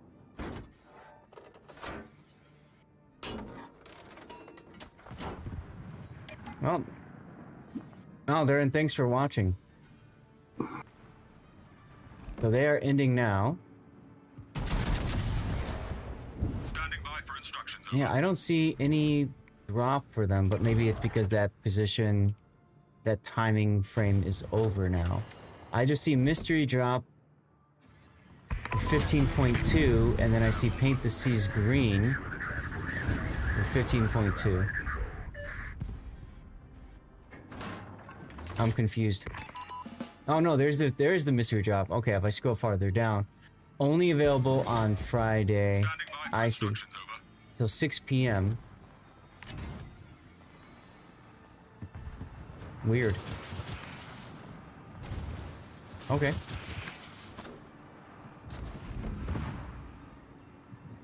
You're 96% on your second drop?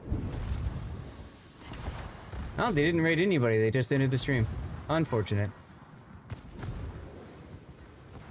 Alright, let me get back to my stuff then, because I'm not going to be farming a drop. Luis, take care. Thanks for hanging out. Engine boost deactivated. Fire. They have done it before, sure.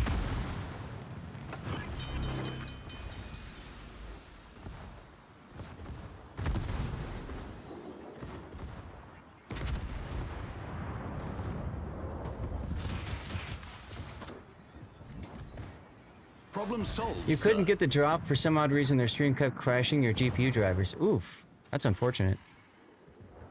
Iron Meals, the raid sponsorship goes, it's 2 weeks. The last week was week 1, this is week 2, right? Yeah. I'm not exactly sure the end date because there's some confusion about that. I think it's 18 days or something like that. But thanks for asking. Okay, so, been kind of distracted, sorry about that, Gaelic, but you're now at just about 300,000. It was just a casual sale for me in this game. Casual sale for you, huh? Yeah. You think I missed this? Oh, okay. So they rated stats. Good. I'm just glad they rated somebody. They should. Oh, somebody dropped out. Must have been bored with my replay. You wargaming? No, on your Discord sounds things. I'm confused. What do you mean? No, I had somebody drop out. Oh, okay. The voice channel. Gotcha. Nice kill.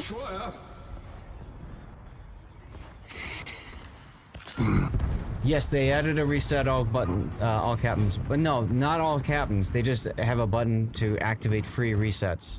Then you have to go through and reset them yourself. Oh, died just before you got your shells off. Yeah. Oh, welcome back.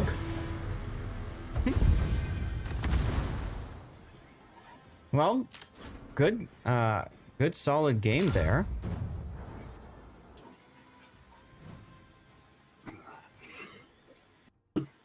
Just under 350,000. That was my second game with the ship. Well, yeah, it's a fine game. It's a fine build. I think with how frequently you're turning your turrets, it makes sense to have the setup that you've got right now. I'd still think slot 6, maybe just experiment with the torpedoes and see if you like that better, because it's only credits, so it's not that big of a deal. And then, because of how slow the turret traverse is, maybe try to get some more practice with, pre-turning your turrets, or just, if I know I'm going to be shooting left next, then I should be looking left so that I keep my turrets, getting in a position earlier, that sort of a deal. Thor gets the red team hammered. That's a good title. Or just hammered. Just do hammered. Let's get the render up. Big red shiny button. That's right.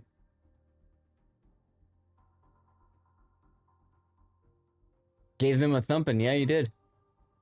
They should have just made so it's free reset for any captain without needing to hit a button. And I think the concern, House Caretaker, was that a lot of people would be upset because they'd have reset captains go into a battle with a reset captain and not be willing to take the time to spec them all up.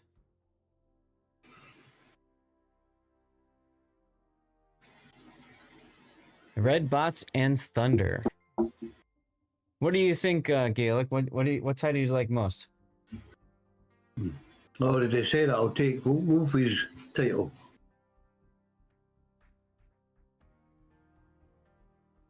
Okay, so you like the red bots and thunder one? Yeah. Okay. Yeah, Wolfie has good titles. Yeah, yeah. You like the hammered one? The hammered one is fun too.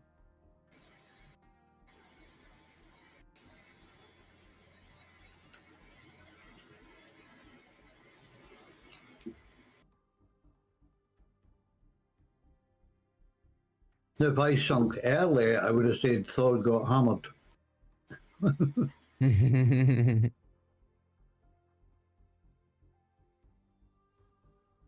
Thank you for playing my replay. Oh yeah, no worries. Or should I say another one? Yeah. Thank you for subbing and everything, especially when we were doing the that plus points push, man. That was really nice. Just trying to help you out. Just trying to help it. Yeah, it meant a lot. It really did. Hey, Panoramics. Xanda or Robbie, if you wouldn't mind, do the thing for Pan. How's your Friday going?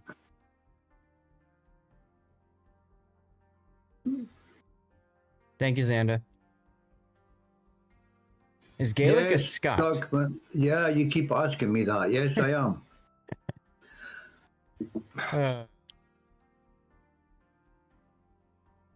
It's been a good Friday. Awesome. It's been a pretty good Friday here too. Pretty chill. We did Friday for me too. I don't work Friday the 13th. Oh. Superstition? Yeah. Yes. Gotcha. Everything except the black cards. Well, you did get 2 Fridays off because of that this year. Correct.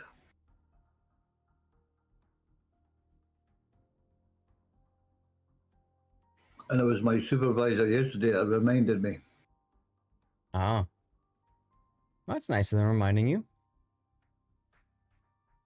Yeah, I've got 2 good military bosses. Awesome. You resolved not to leave the house today? Same here, Document. It is so cold and windy out. It's just miserable. And it's going to get worse this weekend, from what I read. Cool. Very solid game, though, by the way. You did a nice job of staying with the group, looking for opportunities to get your kills in, your damage, and stuff. And you didn't die. My division mate. Yeah. Yeah, good stuff. Thank you. Yeah. Is that your first Thor replay? I'm sorry? Is that your first Thor replay? Yes. First Thor replay that we've covered, I think, yeah. I'm first. All right, ladies and gentlemen. First of all, again, thank you very much, Gaelic. I will leave chat and give you peace now. Okay. Fair enough.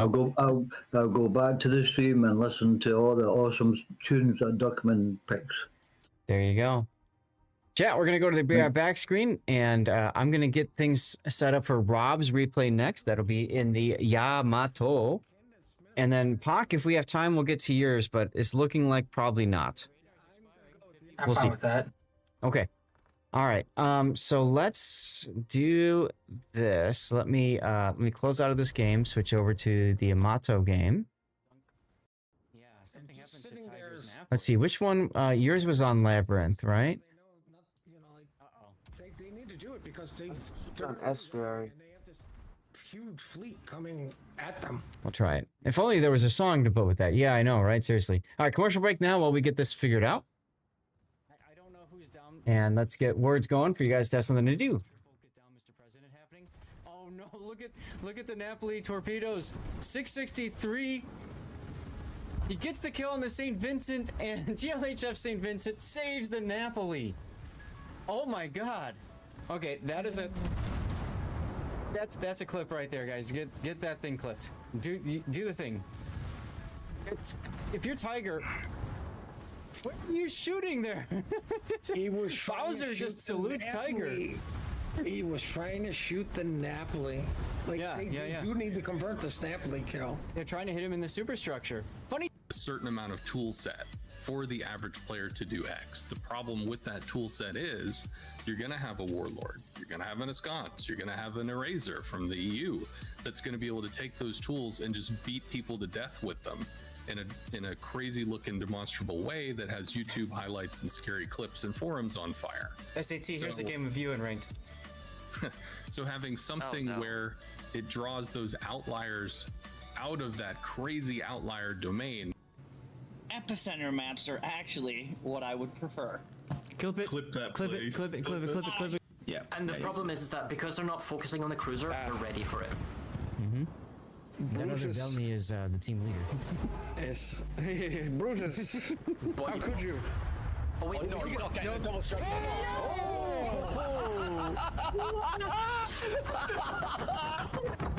Bakery has the opportunity to YOLO charge Daster. You were just talking about that. But it looks like he doesn't. Damn, you guys are kicking butt. Look at that. It looks like he doesn't want to take that. And this is a really bad decision. Really bad decision. Why do you do that? You're coming out of your smoke. You know that Dastard is looking at you. And then you let him one-shot you. You got ramming flag on? No. Oh. If you had a ramming flag, you'd probably kill him. I think I'm too low for his guns. This sounded fate. There's the fire. He turns back. Is he reversing? No. All right, here we go. Here we go. Oh. And kill the Des Moines. Like you can't afford to ram. Nope. And I love how Graf is using AP now. Oh, execution by D Squarius, who bumps him on the rear as a way of saying nah. And hi, Meals. How many did you get? I know I don't see it on there. Well, once again, thank you to the Petro for not. All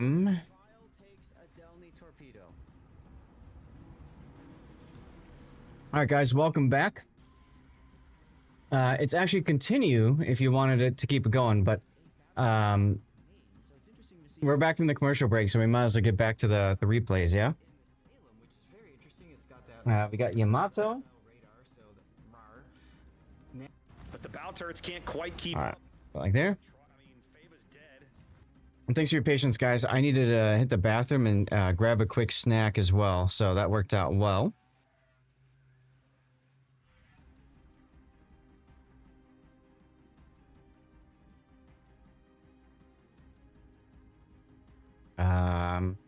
Need to text the wife as well. Get some water. Wherever she is here.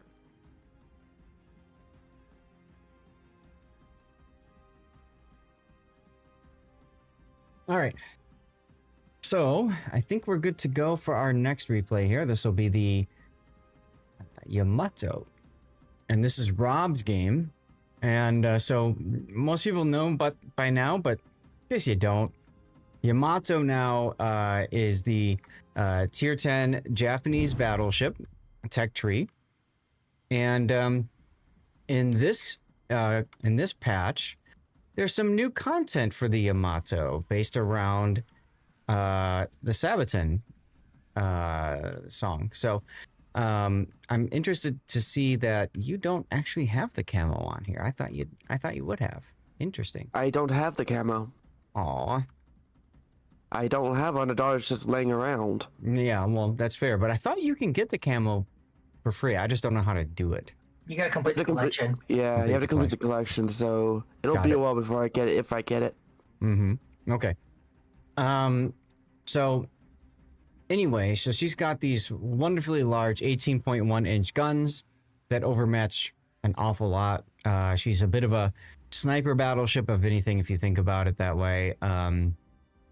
So great gun performance characteristics. Some weaknesses to the boat. She's a little sluggish. She's a little large.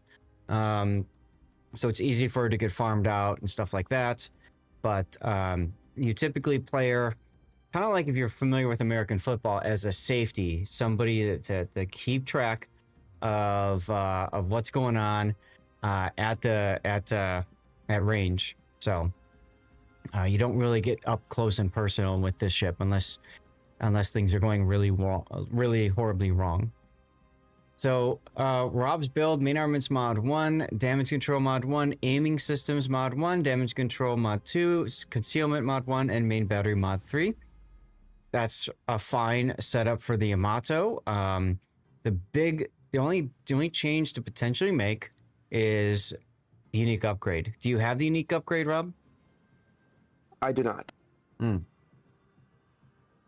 Okay. So the unique upgrade is one of the ones that's considered really good for the ship because it helps with dispersion. And as you can see, it comes at a little bit of a cost of your main battery turret traverse, but it tightens up your dispersion. So if you can aim really well, it's very, very handy.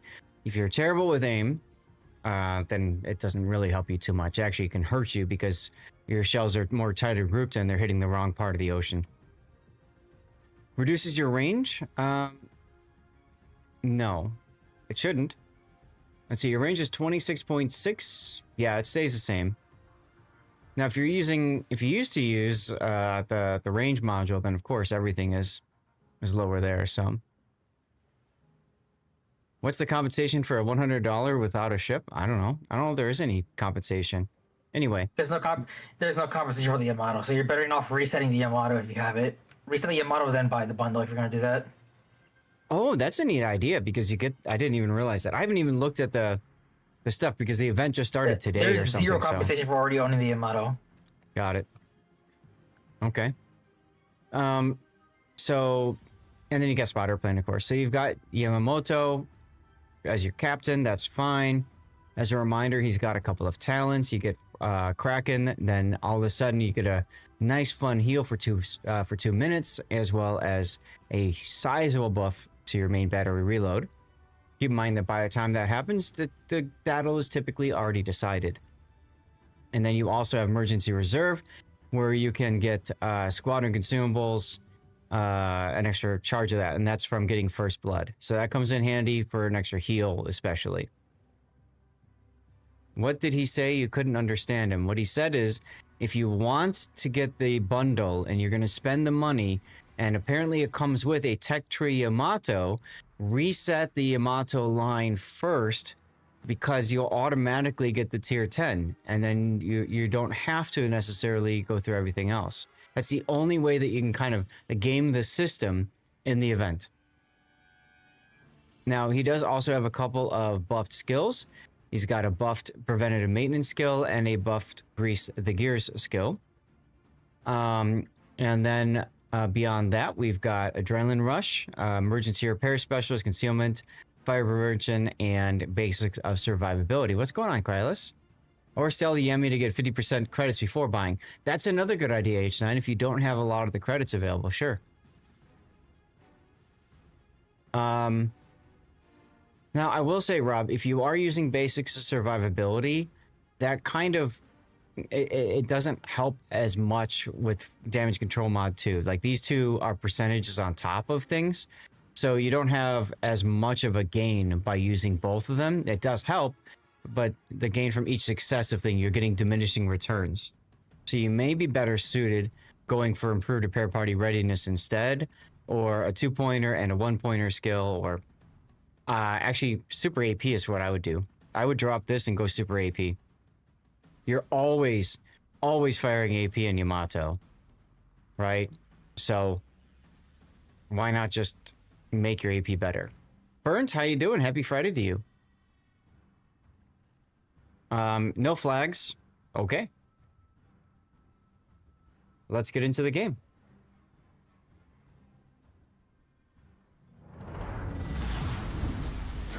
And you're on estuary, okay.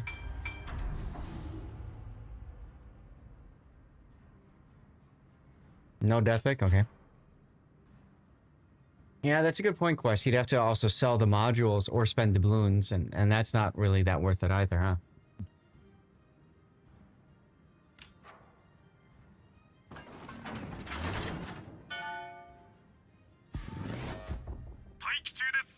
Good luck, everyone. All right, let's look at your build, your battle here. Straight 10s. You guys are always finding straight 10s. This is crazy today. No carriers. One annoying sub. Okay. Overall, pretty decent matchmaking for you. The Hawaiis are going to be a pain in the butt if you get too close to them. Even at range, I guess, is a pain in the butt. Mospa, if you can get on the side, good stuff happens. And the same thing with these battleships.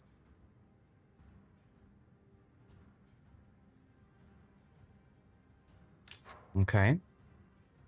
Interesting early position. Especially that Libertad on the enemy team, I could most certainly overmatch, because if they are kicking overmatch, the Yamato can overmatch it.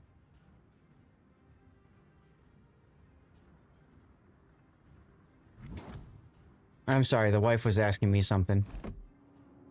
What were you saying, Rob?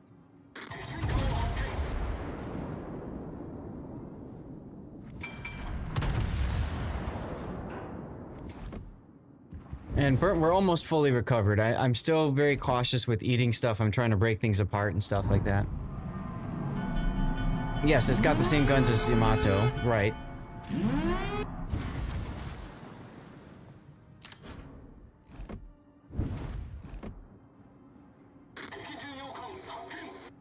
If you do decide to reset, remember rank Research Bureau bonus is back in 30 days, so hold off on the second reset. True.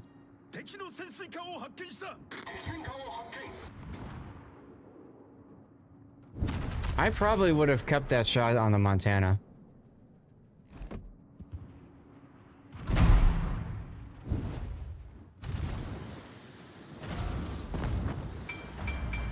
Oh, there's a sub. ASW, ASW, ASW. Concentrate fire on the target. There you go, nice. Well then, glad you're on the path. Yeah, thank you, Bird. I am too. Most definitely.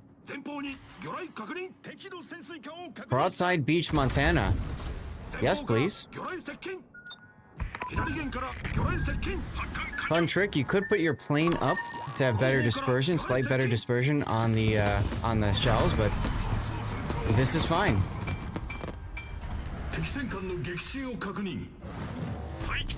Now you got an extra charge of your heal, so you have 6 heals.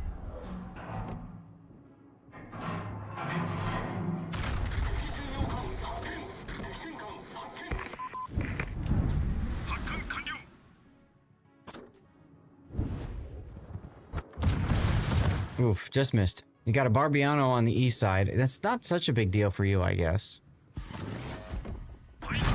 Nice kill. Are you gonna get a Kraken?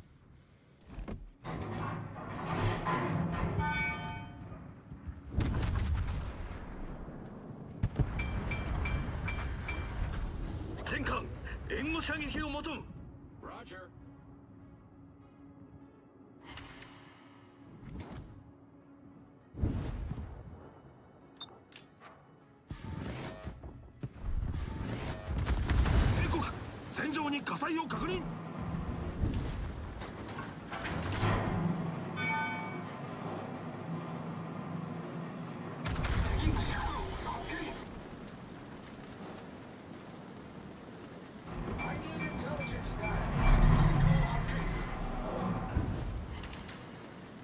Ouch, only 2 overpens on the Thunder, huh? I'm looking at the minimap. You've got a Laffy coming around that could be problematic. Their Hawaii's running away.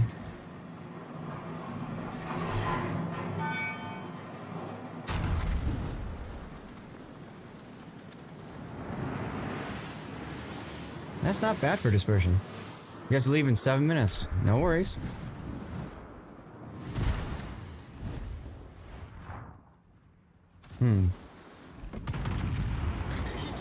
Just bring your bands. What's up, Chaos? How you doing, Kinky Man? Xana, do me a favor and do the thing for Chaos. Yes, a lot of people that aren't paying attention and they're showing a lot of side, aren't they? Thank you, Rob. Everybody knows Chaos Machine by now. Chaos, I sent you a message. You're in a game, don't worry. No, it's fine. I need a Zath needs a Chaos mug. What are you looking for now? Shoot the Montana or Yamato.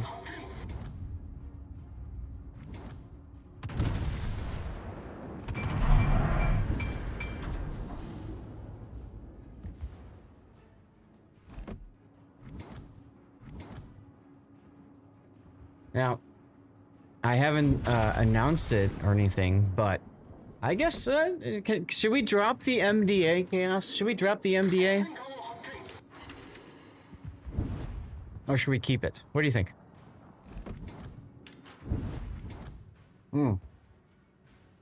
Alright. I haven't told you anything, and I will continue to not tell you anything. And you will like it.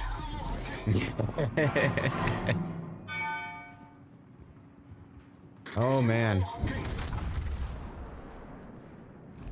I'm excited, man. I'm excited. Go for the surprise, baby. I like it. I like it.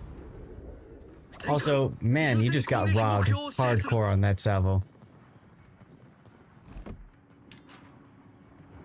Don't get myself in trouble. That's, might be too late.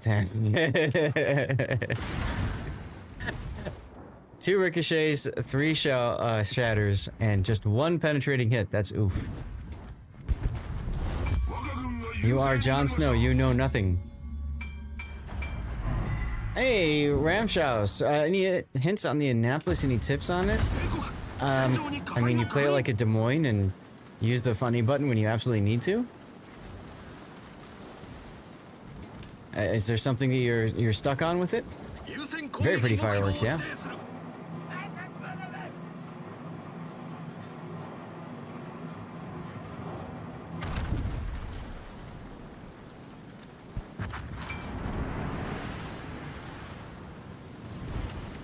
Your shells are consistently aiming or hitting a little bit low, so I think you need to aim a little bit higher in general, Rob. I think you're trying too hard for citadels.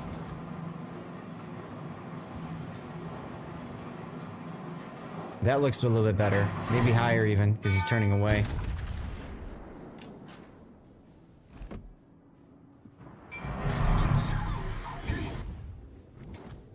Yep.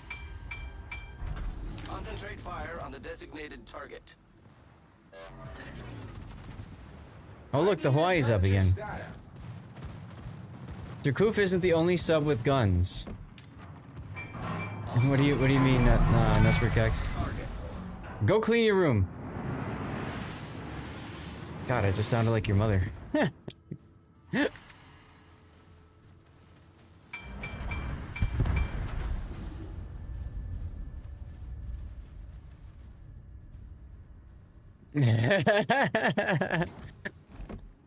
Well, in that case, tell her I said Kalispera. Realm says, I don't want to clean my room. You're watching from the TV. Oh, nice. Does she know? You're not my dad. You can't make me. She's laughing. There you go. There you go. Hetero Mika, new sub and testing with smokescreen reload booster. Okay. Fair enough. And Xander or Rob, get a shout out for a realm if you guys don't mind. Well, I thought you had a really good chance of getting a crack in here, but nah, it's not. It's kind of starting to slip away from your fingers there. Thank you, Rob.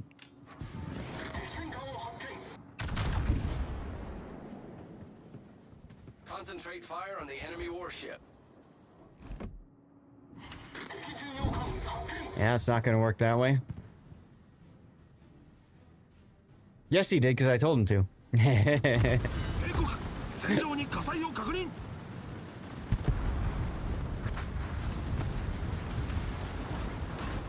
Ah, there you go, Wolfie. Oh, you might get the kill on the Montana here.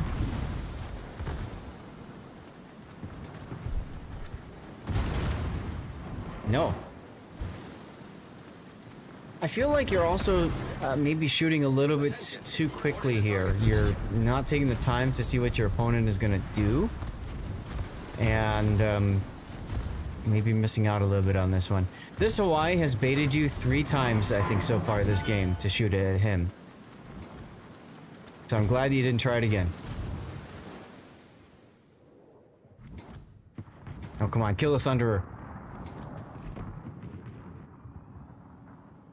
Aw.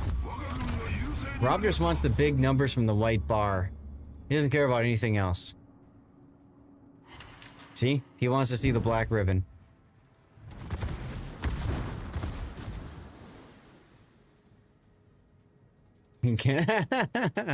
Oh my god, Sea Donkey, that's hilarious.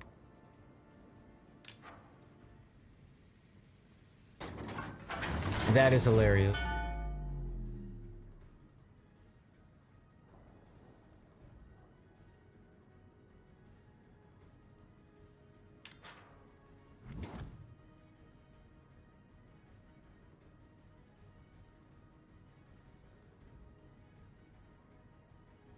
Wait, 26 years, last 10. Ah, damn. You're 39? I had no idea.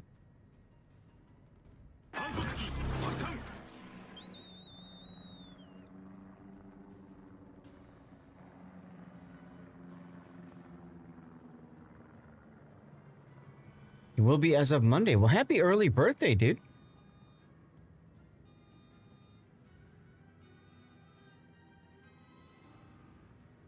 What the heck is this?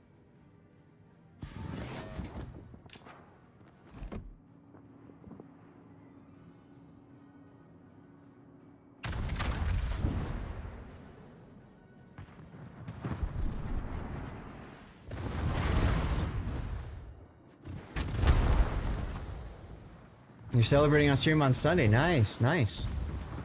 We'll be doing a celebration on Sunday as well. It'll be for us getting the Plus program. We'll be giving away a whole bunch of video game keys. So that'll be nice.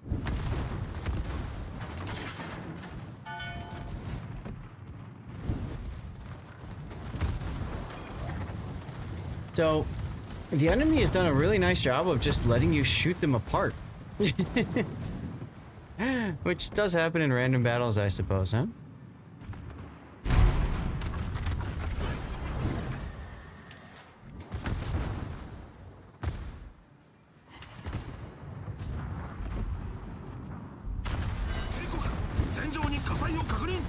I don't know. How many do we want to do, Xander? I wasn't sure if you were gonna help out or not and all that. So I haven't really thought about timing yet. We could do one every hour, we could do one every half an hour. I've got enough keys.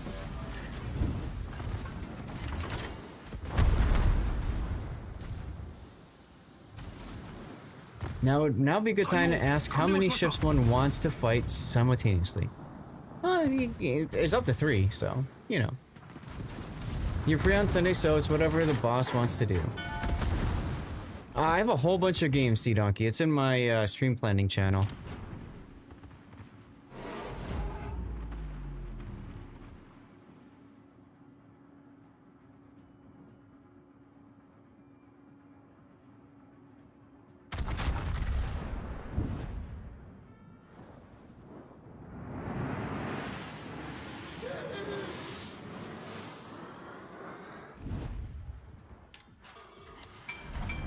Nice hit.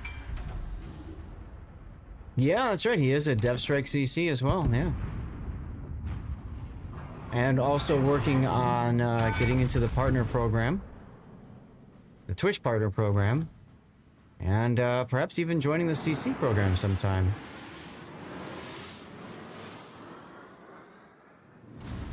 That one was pure greed, but I can understand the reasoning for it, because you might get lucky.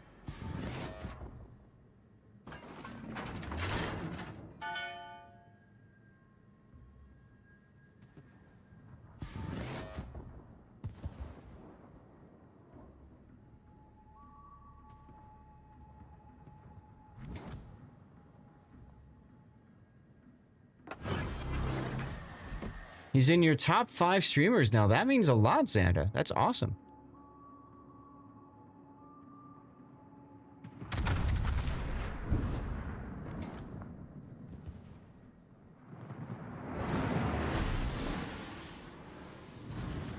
Yep, too low again. You are aiming too low. Partner is coming along decent. 4 of the 12 streams need it in the bag. Maybe Sunday board game will get stuff together and actually review applications again. I mean, they've got a lot of new community managers, so you'd hope that they would, yeah.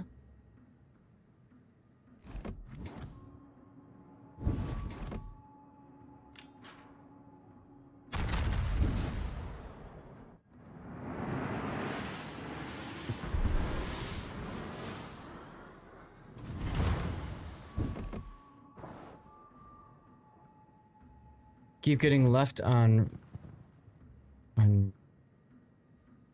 read. I don't know what that means.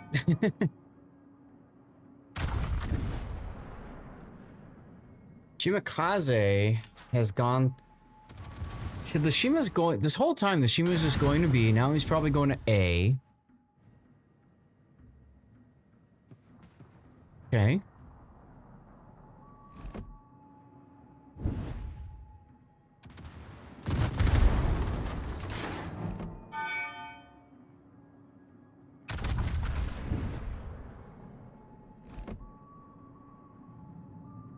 Two minutes and 48 seconds left in the game.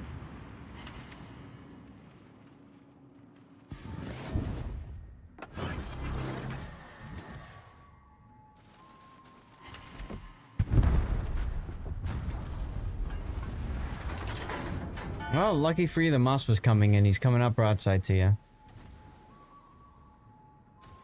Yeah, I just don't know what you mean by that, Sea Donkey. Like, if you mean, like, people keep leaving when you submit your application or something. But you put your plane up, by the way, Rob. If you put your plane up here, you'll see what the Moss was doing, perhaps. And you might even catch the Shimakaze.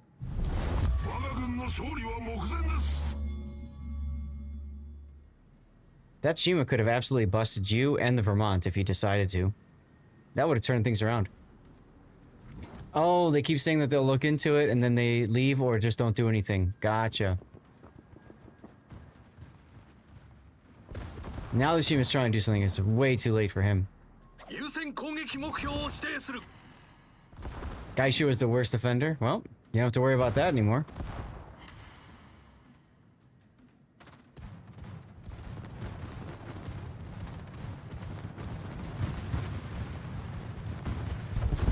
And the seal seals the deal.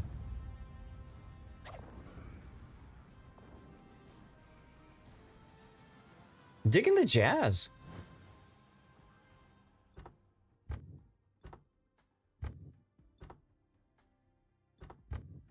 Someone on your team got 7. Very good. Very good. So, Rob, I feel like you're aiming too low. You missed a lot of your shells as a result. A lot of them. He also quite a few bounces too. So you might have been trying a little bit too hard to make those shells connect. I don't know. But let's put the replay render tool up. And what do you guys think we should title this if it makes its way to YouTube? Yeah, he did okay. It's a fine game. I like that he didn't over push, you know, he was in a good position and ready to go.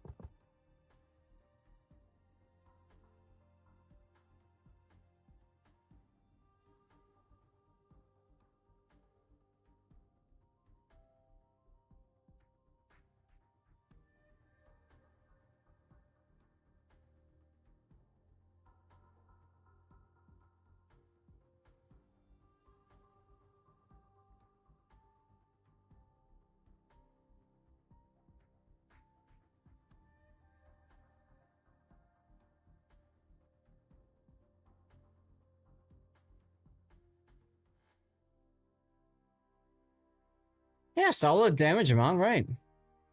Rob the Jammy Yammy. Jammy Yammy. Jammy Yammy. Okay. Could work. That could work. Any other ideas?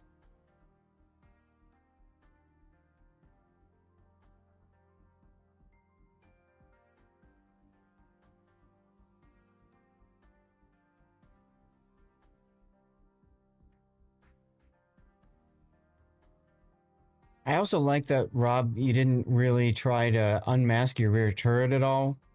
I think there was like maybe once or twice you fired it, but that was more of an opportunity shot versus turning your whole ship to make the shot. So I think that was a good idea.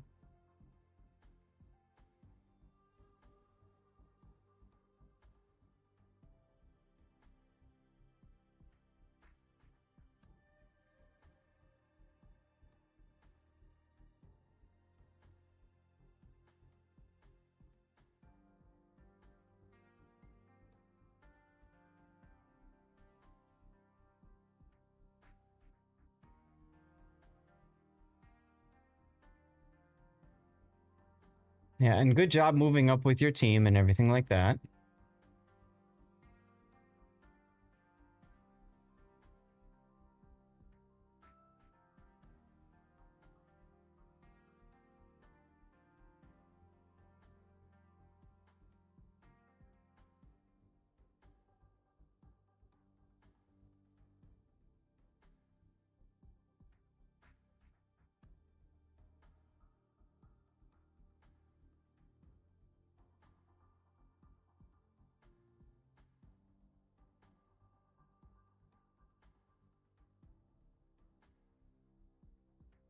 And oh, there. Okay, so there's torpedoes there from the Shima. I didn't see that before.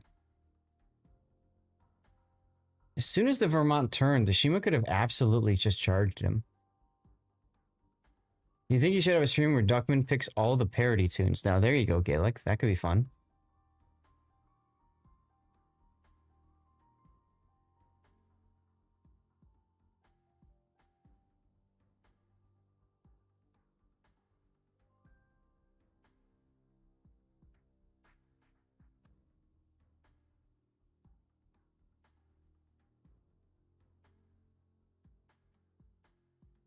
Awesome. All right, well, Rob, thank you for the replay. And let's take a look at our timing, shall we?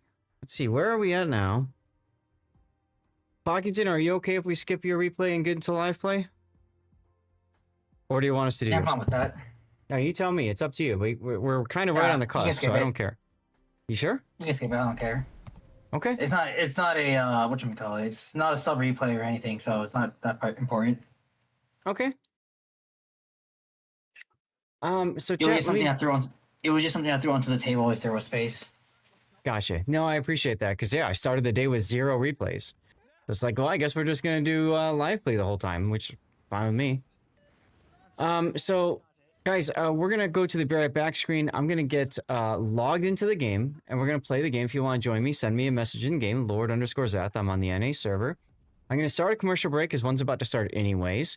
We'll get words on stream continued for you guys, and I'm going to put together a poll for you to vote for which replay should make it to YouTube. Okay? See you in a minute. And then there's the clip of you bullying me in the Kava. Oh, on the screen? Yeah. There was you pushing me into the damn bot when I was in the Kava. That was fun. How did he survive this? Like, seriously. How is he surviving this? Where is my team? He missed that salvo completely. Wow. Walrus is gonna get him. He can't. He's just his turrets simply don't turn fast enough. Oh, he didn't get him. He didn't get him. He blew the second. The guns take care of it. He blew the second torp salvo, but the guns do take care of it. Okay, there we go. There's our poll. He's a long way from the shells coming in here. He's gonna take some more damage, but I don't think he's gonna die. Let's get logged in. You're gonna try to snipe this. Oh, there's your Nottingham. Now look at. Oh, I had AP in the barrels. Look at how he's sitting already. He's just backing up. If there was a battleship behind me, He's backing up. Question: do you get the collapse skins for the ships? I do.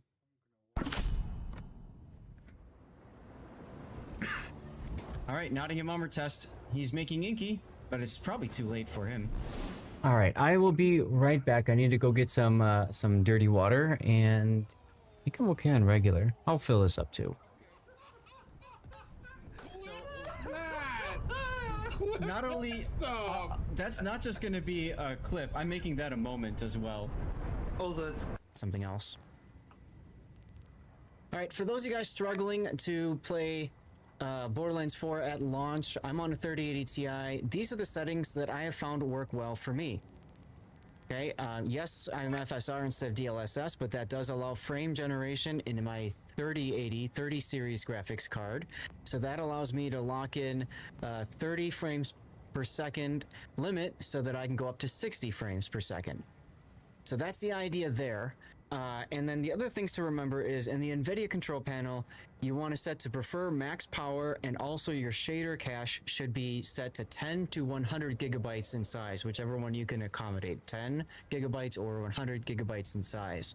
Those are the big things you want to make sure you do. In Windows 11 settings, also for graphics, you want to make sure hardware accelerated, something scheduling, GPU scheduling is enabled, HAGs. There you go.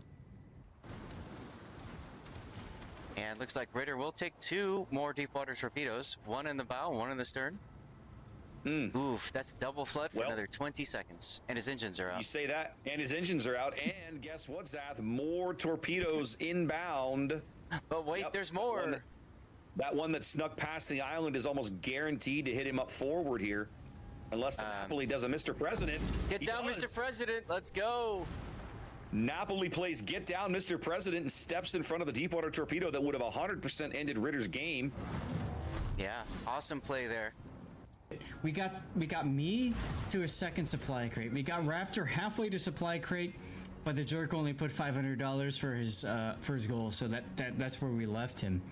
Papa Fodder, we got to supply crate. Rita Gamer, we got to a supply crate. Chief Engineman, we got to a supply crate.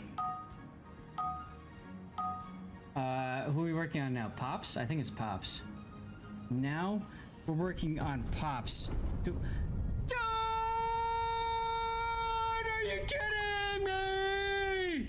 What the fuck is this? Alright, okay, I can say what the fuck. Let's go! Let's go! Let's go! Let's fucking go!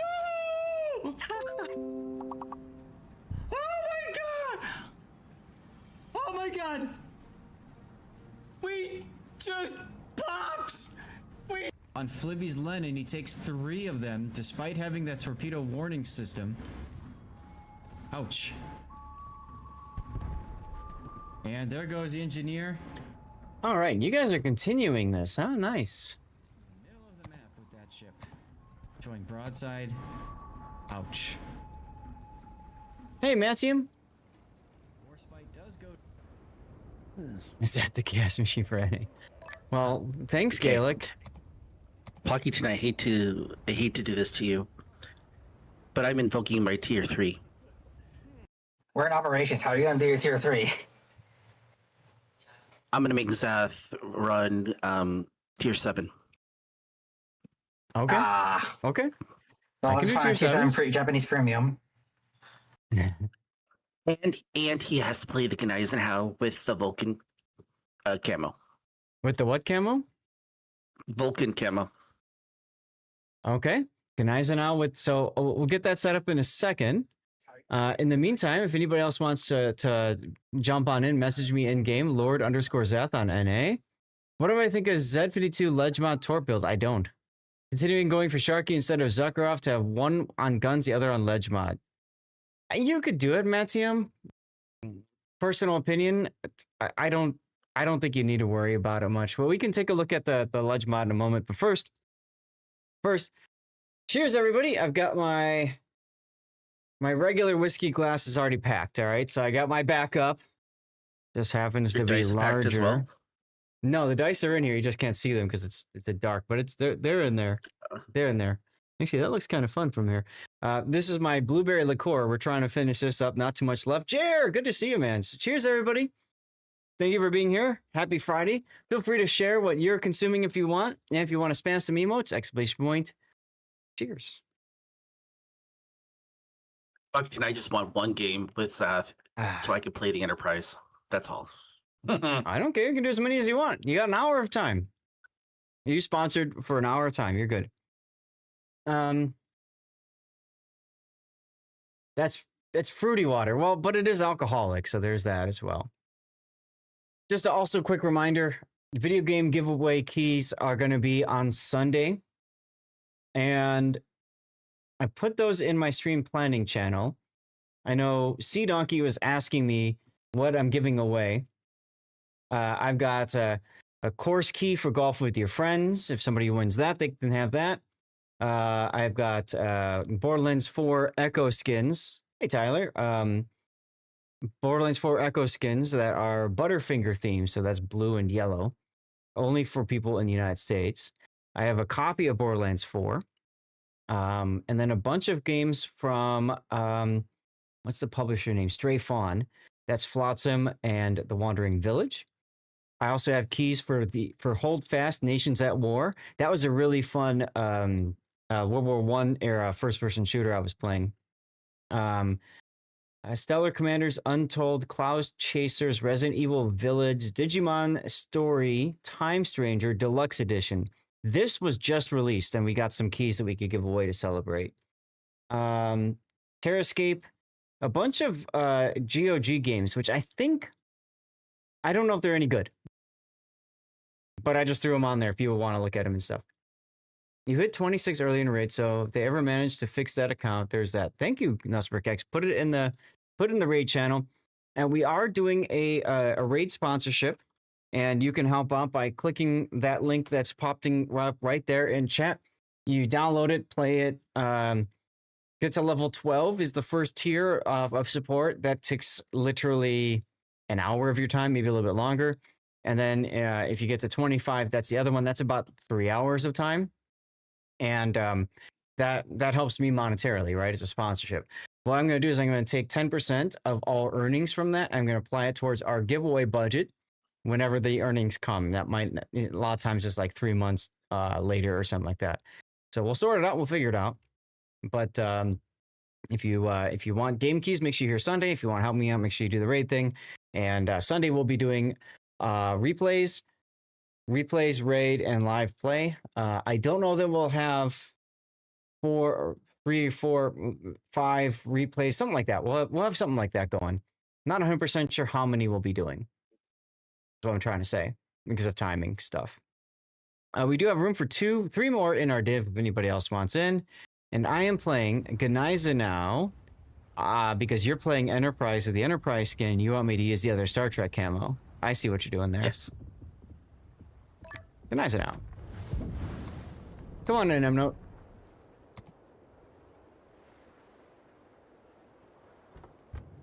All right.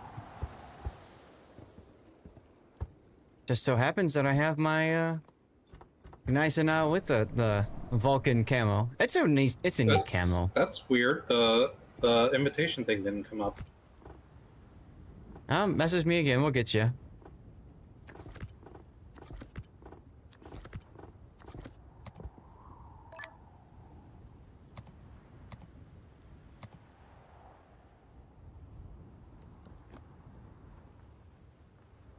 Commander's undistributed skill points. Oh yeah, I'm holding those for...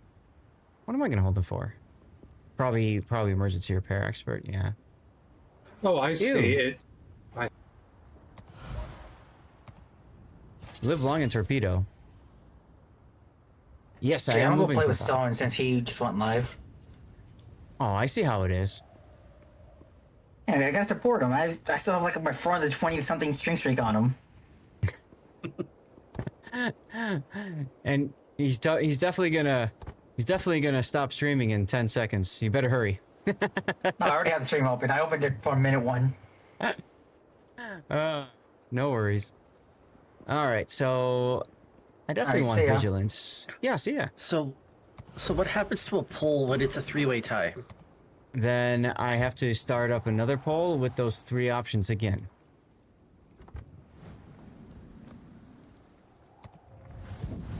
All right, here we go.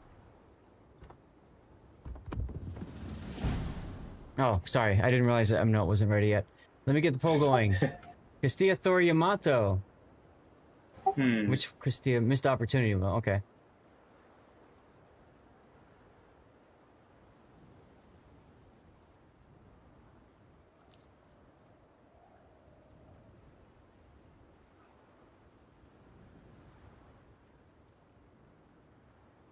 All right, Thor and Yamato. All right, you got 10 minutes to vote again. Which of those go to YouTube? All right. And Ron, you want me to hydrate, huh? I'm assuming you want me to hydrate with the regular water, but not the dirty water.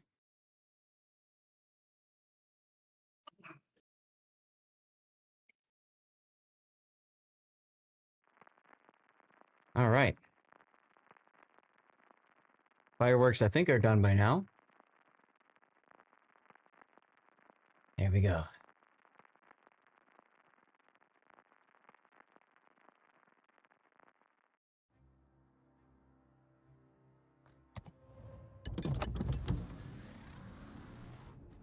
Oh, Zath, by the way, you don't have the 9 key anymore for this one.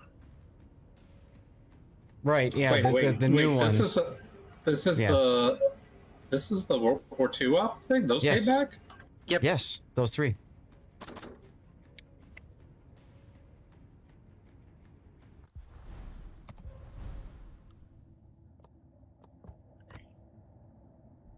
There was someplace... Third-party licensed music. Okay, I have that off. There we go. Captains, proceed to the designated area and liberate the island from enemy control. Neutralize the enemy battery.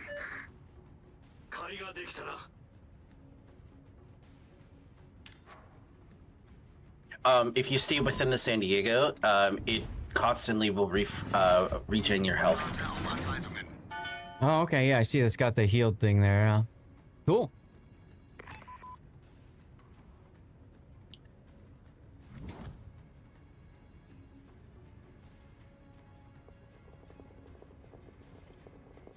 Gegnerische Streitkräfte entdeckt.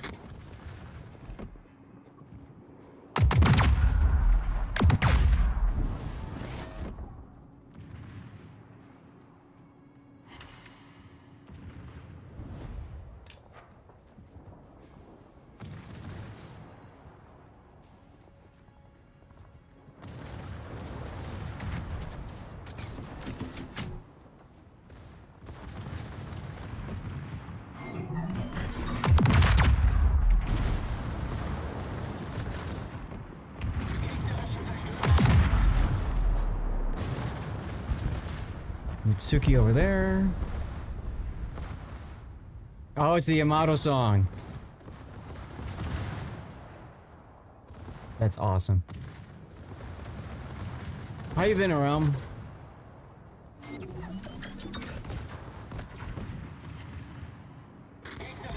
I haven't seen her on as much lately. I don't know if it's just been me or not catching her streams or what. I don't know.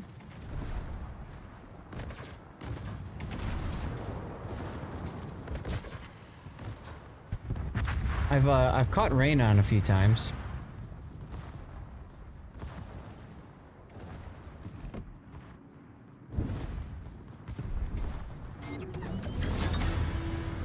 Man, I remember really having fun with Michelangelo in this thing.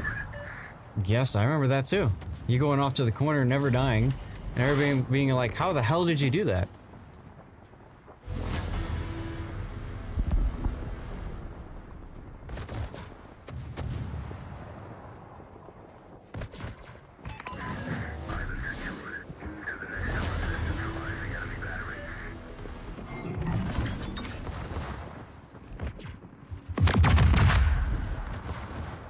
I've got news for you, Congo. I overmatch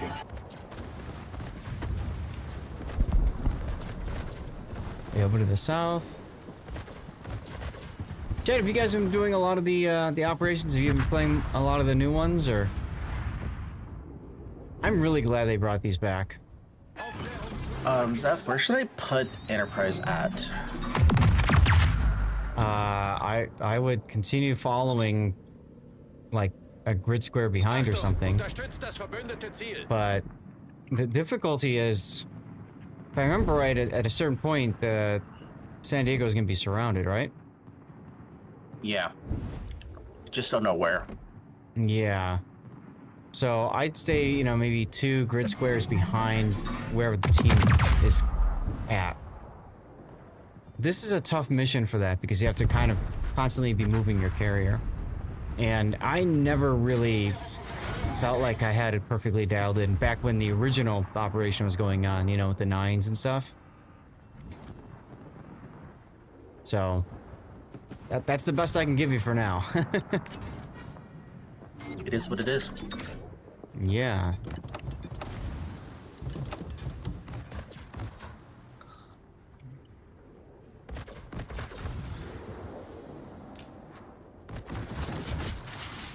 They weren't Scottish, they were crab! That's right. Love that from The Simpsons. Welcome to All Things Scottish. It's not Scottish, it's crap! I got the adobo. Hidden meat. Oh, did they also do that on SNL? I did not know that.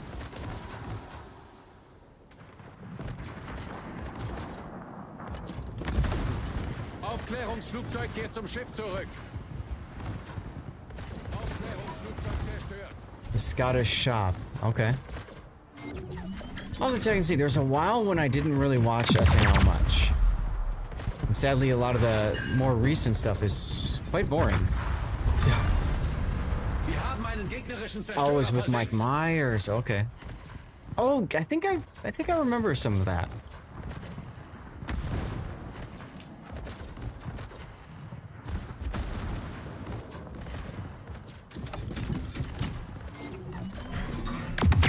So I got my full turn, and I'm coming into his torpedo arc right now, so I'm slowing down to potentially dodge his torpedoes. I did take vigilance, so if I take a torp or something, it's not as bad. I kept asking for Irish stuff. Oh, okay. 2 for 1 sail on sinkings? Not yet.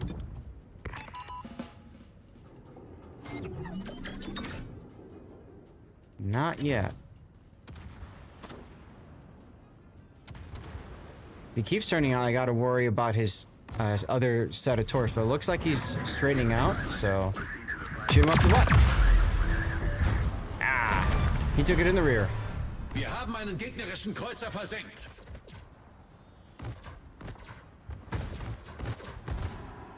Yeah, where you're at right now is probably good, Xander. Just be careful not to go too much farther forward from there.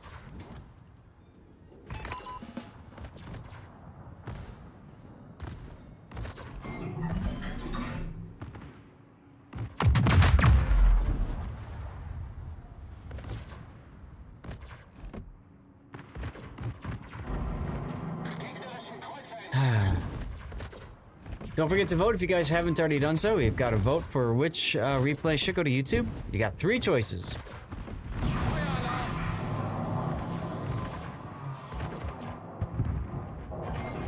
I swear, every single ship is dying as soon as I shoot. Yeah, it can happen. Target visited the car wash. Yeah, you noticed that, huh? Splish splash. They were taking a bath.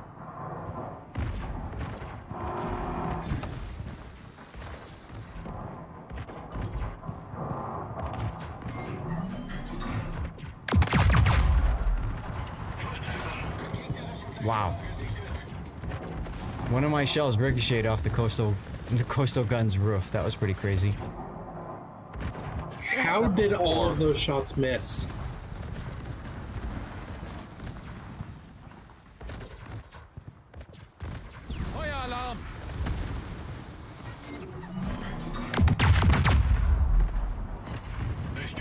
There we go. Also another ricochet. Oh, hello, Amano. That was bull. That was supposed to be my kill. What was? The Kagura. Ah.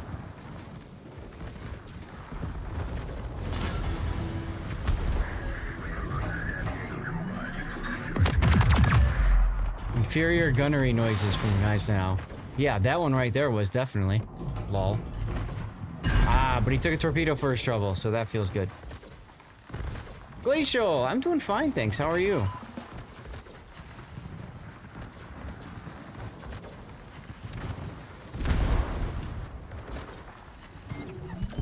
Nice an okay boat. I used to play her a lot. Long week for you? Yeah, same here. Same here. Work thankfully was a little slow, but you know, getting everything ready to go for the move has been, and our upcoming vacations really been a lot. The Yamato game, huh? All right. Gaelic really likes the Yamato game. Oh, Wookie.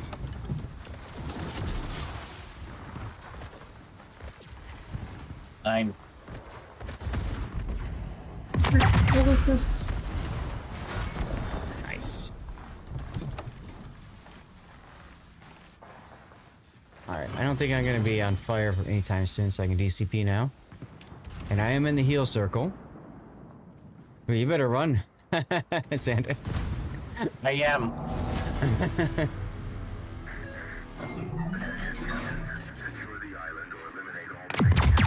For God's sake. Is this really how the game is going to go for me today? What's the matter, M-Note? Everything is going wrong. That's alright. You're gonna try out the Eastern Dragon? Yeah, it's just a Miyoko clone. It's a premium Miyoko. That's not a bad thing. It's a, you know, Miyoko's a good ship in her own right.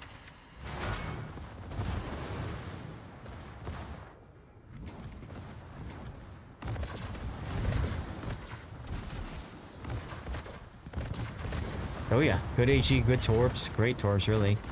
Pretty good maneuverability. Oh yeah, and you definitely play her as a kiting ship. Man, I was hoping I could hide in this smoke for a while and do stupid things, and then the smoke dispersed right as I got to it.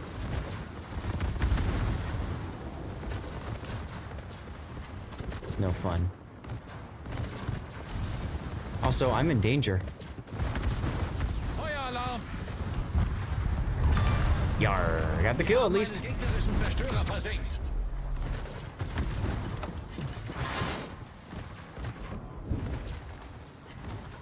Now, when you're facing off against ships that have torpedoes on the side in a co-op or PvE environment, sometimes you don't want to run the risk of giving them that torpedo angle. So I'm going to show you something that might save me here. Yarr, another kill, let's go. Never mind. Torpedoes auf Backboard.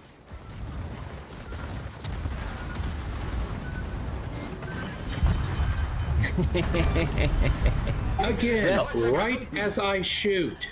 Zach pulls a just Chuck as I was Norris. doing up. I saw the bombers come in too, sorry. I mean, I'm kind of stuck, right? I know I'm getting torpedoed by the other cruiser I killed. And I know that if I sat there, I'd get torpedoed in the face from the other one that I rammed. So, kind of a damned if you do, damned if you don't kind of a thing. But there you go. Good night now.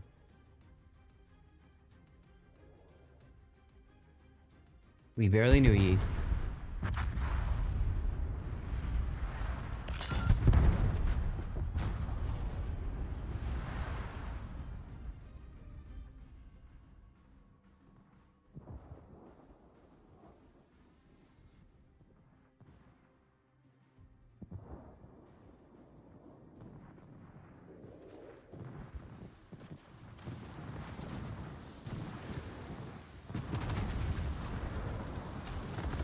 Oh. Goodbye, Nensho 4.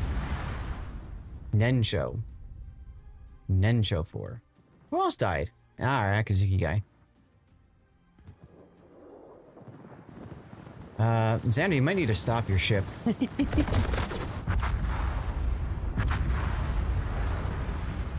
Nice double kill there, Darlith.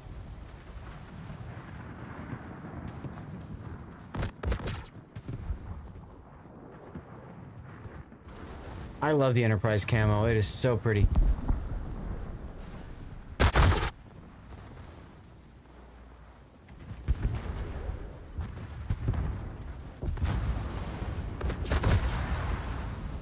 Oof. Darlith took the torpedoes meant for Xanda. I just could not get going fast enough to turn there. Too many windows? It does have a lot of windows, this is true. I destroyed that with my secondaries. My manual secondaries. Nice. I forgot about that, yeah. That makes sense. This is a fun little bug, huh? They have a fun sound when they fire. They do, I noticed that.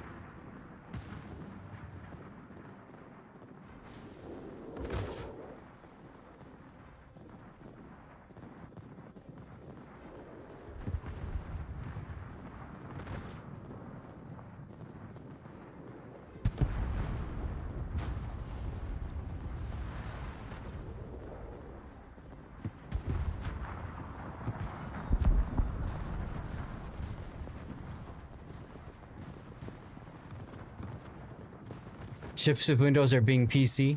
Well, he's talking about over here, right? About just the windows on the side, mimicking the windows on the Enterprise. And there's an awful lot of them. Which, What is this? If you look on the saucer section, and on the real Enterprise D model, there's a little bit more space in between the windows. On this, this looks similar to the engineering hull, but especially the neck of the Enterprise D. What is this? Oh, that's right. They changed. I didn't realize that changes the commander's skill too. Oh yeah, that's the heal one, so that makes sense. Are they called portholes? I don't know, Age 9. And thanks for subbing earlier, by the way. I saw a notification, but it didn't do the trigger thing. But I appreciate your support, man. I do. Thank you. Well, that turned into an okay game, I guess. I'm surprised I survived. I am too, because he stopped right in front of that Musashi and then just slowly Homer Simpson back. I came in first? That's funny. I came in last? Oh, no, I so far down.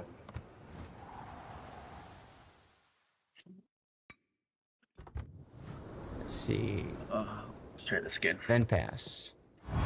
You think they're called weak points, right? You're probably right on that one, Burnt. Event pass, is it worth spending money on? What do we have? The Fume? Yeah. Yep. And then a bunch of other stuff. Some recycled things like the Legion Veneto one. Come on in, Eddie. So this question was asked to C Raptor last night on his stream last night, and he's just like, yes, it's worth it because you can't get that camo at 20 anymore. It's the only way. Okay. Well, that's if you care about camos. Bingo. True. But also, he did play the Fumi, and he actually did like the Fumi, and he's just like, this is a Zarya clone, but has no torpedoes. Zara, not Zarya. Zarya is a different ship. Yeah, Zara. Okay. And he liked it. He's like, I wish I had the torpedoes, but it's different. It provides you something that some other ships don't. So yeah, I would. He recommended it. So. Okay. Yeah, it's definitely a Zara model. Okay. I mean, like it is a Zara. It was one of the 4 Zara class cruisers in real life. It's a real ship. Hmm. And it has HE, not SAP. Huh. That's interesting. Good night, Burnt. NC Renegade is requesting to play a thing. Requesting to play like what? Like a certain ship? I have a channel point redemption for that if so. If you want to join us, we do have room for 2 in our div on the NA thing. Just message me in game. I'm on the NA server, Lord_Zath. Burnt, thank you very much for another 100 bits, my friend. That's really nice of you, dude. Though you must depart, you've cheered with bits right from the heart. 100 bits, a happy sound. On this digital sea, joy is found. Oh, the places you'll go with support so true, sailing the waves for me and for you.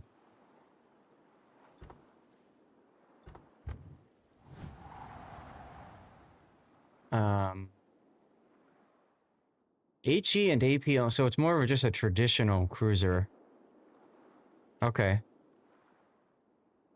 All right. Exum? Dude, you know, just message me. We got room for 2. I've been wanting to play the Enterprise Bazath, so I'm using my hour. Well, considering the discussion we had earlier. Where is it? Because actually, it was Zath who kind of pushed me to be like, yeah, you could do this, go get it. Because, you know, when it was up, he's like, had faith in me that I could get it. So. Oh, get the Enterprise? The camo? Yes. No, to get the Enterprise.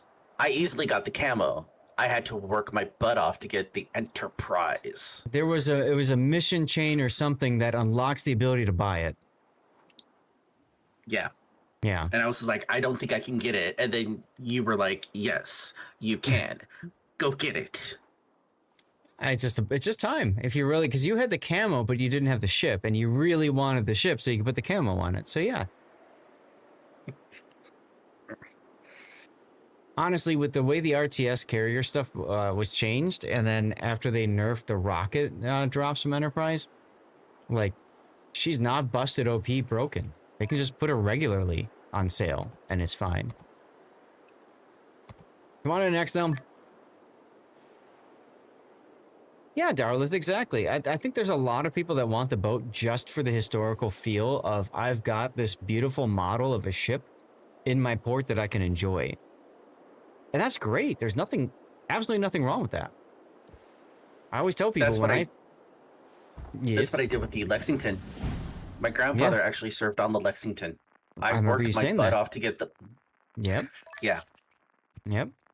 When I first started playing the game, what really attracted me, we mentioned this earlier, anti-air off at the start, by the way, if you guys want. What always attracted me to this game was just the beautiful models and being able to see ships that I used to maneuver, build, deploy in games like Pacific Theater of Operations on Super Nintendo, right? And those were old 16-bit graphics of literally just a ship, and it could have been any ship because they all looked identical graphics, just an icon. And so to come from that to something like this, where you can see the turrets and you can see, you know, the caliber, you can even see the bore of the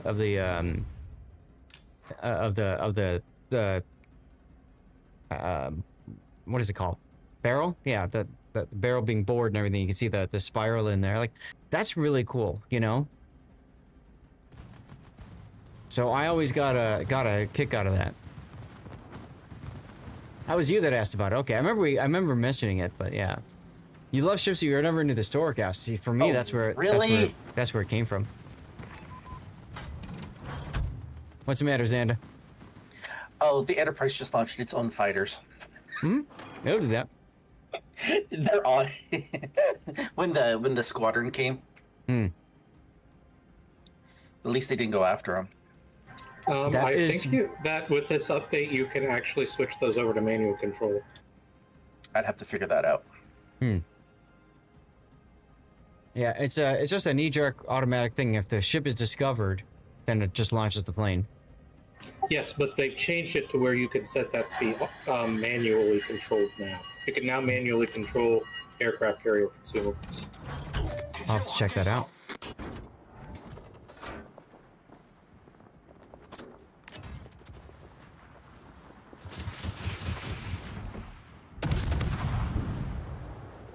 So I'm just regrinding the Harugumo line again.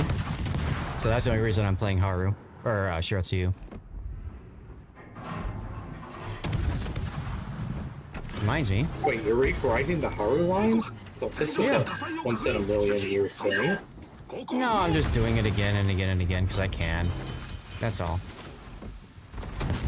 What else am I gonna do in this game? Oh, the camo's beautiful, XM. Camo's absolutely beautiful.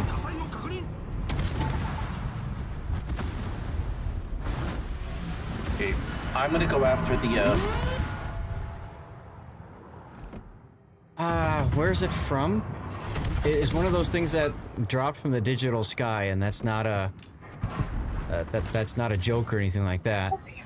I can't tell you exactly where it's from originally and how to get it, because I believe that stuff is under NDA. Zath regrinding because he's too frugal to actually use free XP. Yes. You noticed. Although he is literally given free XP every month. Am I? I'm giving doubloons every month. I have a heal on this ship.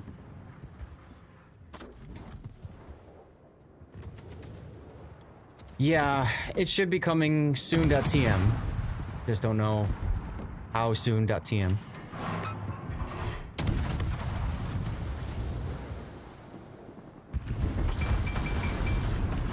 Whoa, lag spike.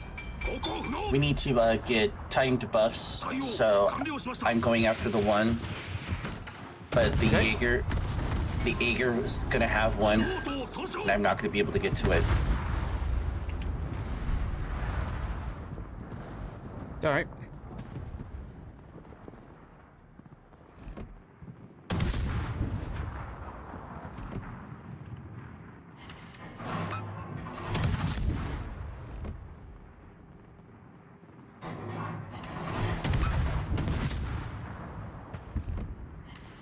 Yar! There's a kill. I should put the Sabaton destruction effects on. Oh well. You'll get the A gear. Bow tank a bit doing it. A gear's good boat. With full no, I don't think you can. You used to be able to pick your out, but I think not looking very healthy over there. Nope. I think they got rid of that whole like, you can choose the operation you want kind of thing.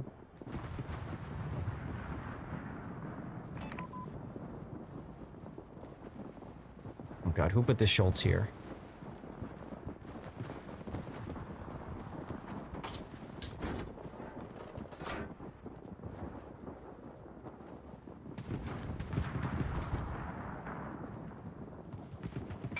Want me to go get the Jaeger after the PVs go away?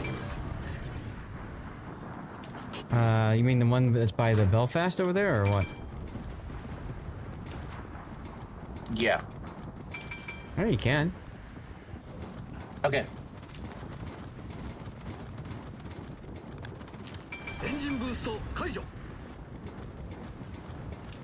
XDM says he's heading that way right now. Yep. Stupid planes.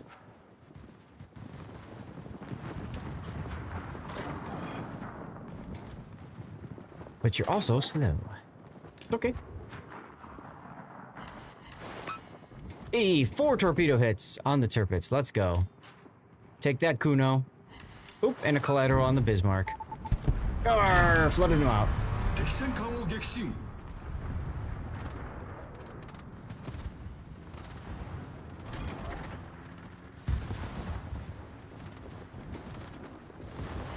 More torpedoes? Yar! Another kill. Let's go. Got the Pommern.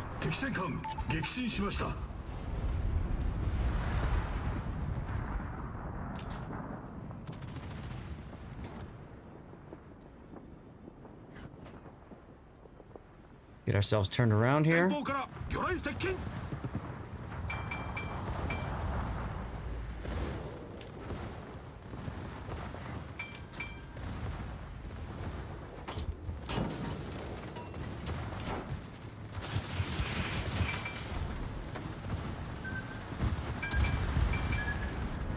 Stupid planes.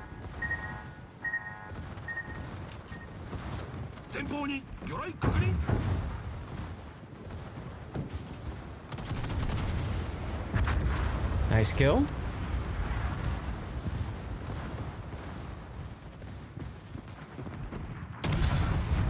I don't think I'm going to be getting anything. All I'm hearing is your torpedo noise.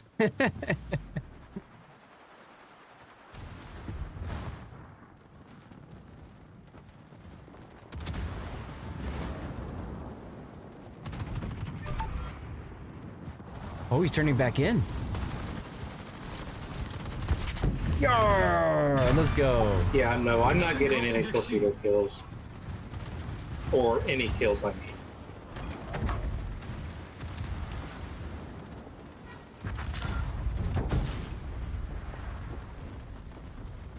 So are you getting the other 2? Axum probably is. Yeah, he's right there. It would be silly if he didn't.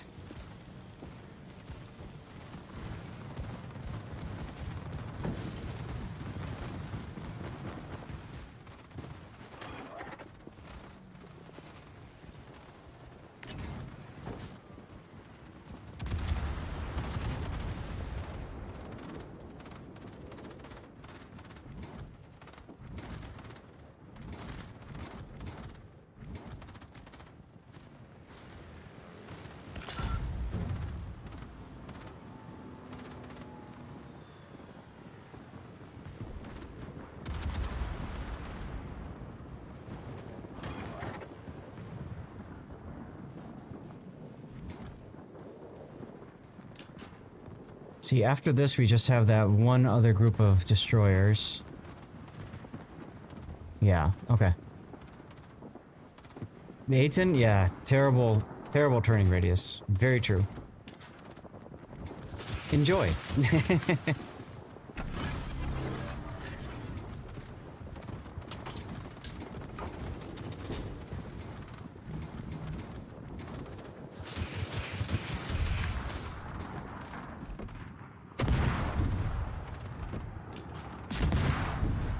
Couldn't get the last one? No worries. I think we had enough though, anyway. Yes.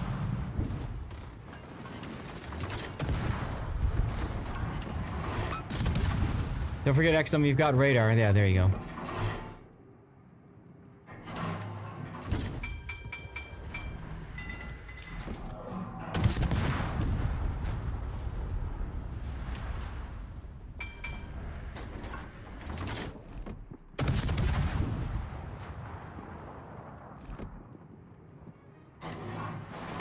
There you go. Take a fire, Odin. Seriously?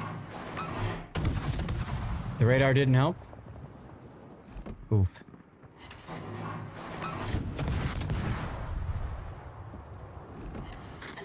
Yarr! Another kill! Let's go! How are you doing that? It's have you not learned this? I'm throwing torpedoes. That's not an explanation. How is he able to do that? Streamer privilege, I think. Yeah. Streamer hacks. That does not vitally. Hey, you got a kill. I put 5 or 6 salvos onto him, and he was speed juking with a damaged engine. And Zaf still got him with a torpedo. Yeah, he speed juked right into the torpedo, I guess. I don't know.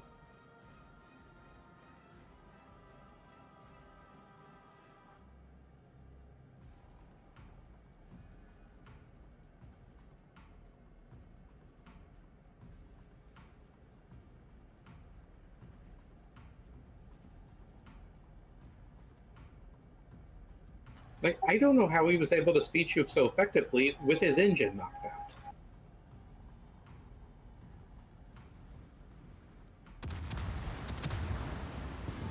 Very interesting Japanese take on this song. Wow.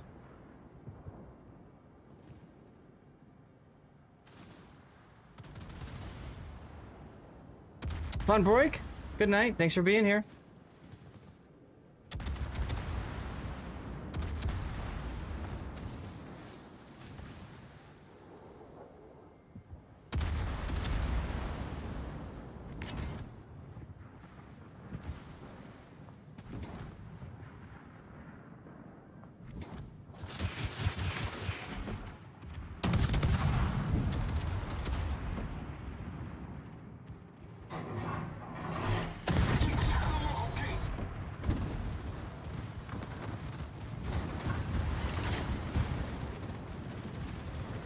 Alright, Eddie, let's go kill some destroyers.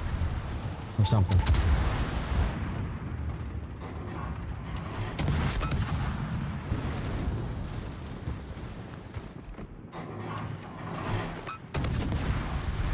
Oh god, is that Hoffman one of those? Looks like he is, I think. He's got a buff he's gonna drop or something when he dies. Does that matter? No.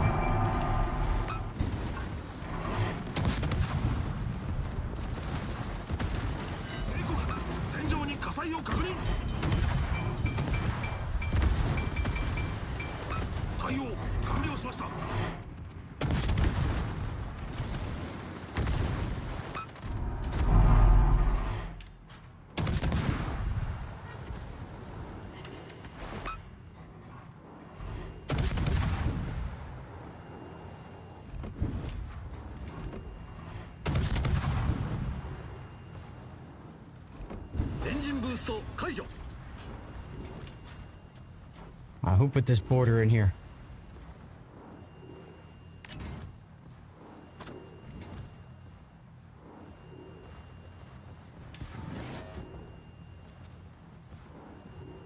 Turn, turn, turn! Bam!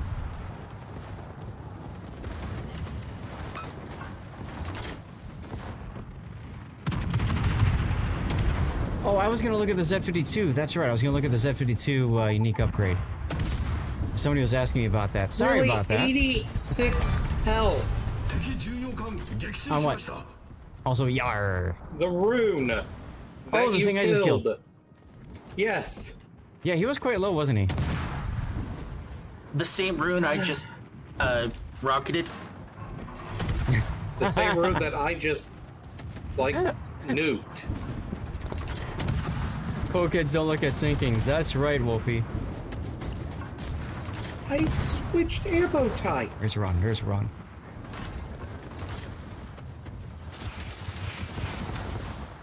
Can I get in front of him? No.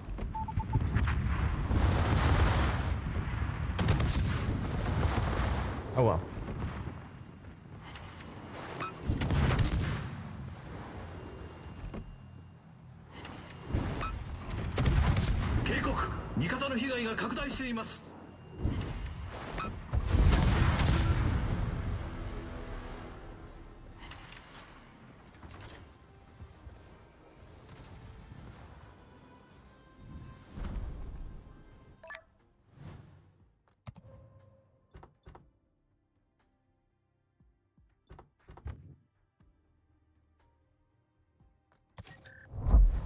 GG indeed, Wolfie. GG indeed.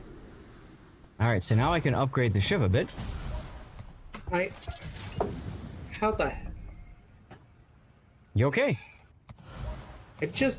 I'm trying my best, and I'm like having like third from the bottom results. You're trying too hard. What?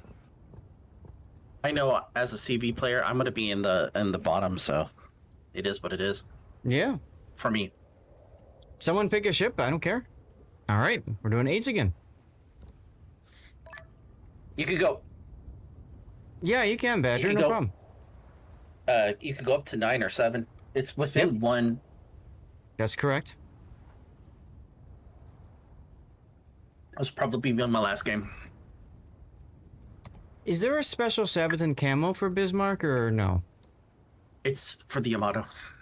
Okay, it's only Yamato because I saw people saying that there was references to the Bismarck song a lot, so I wasn't sure if they did that or not. Okie dokie.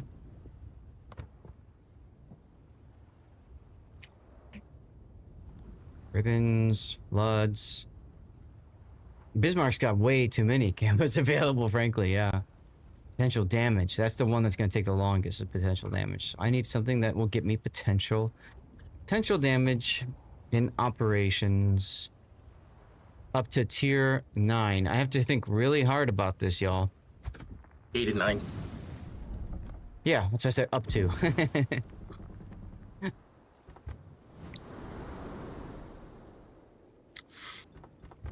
This'll work. All right, let's go. Of course you could join in Discord.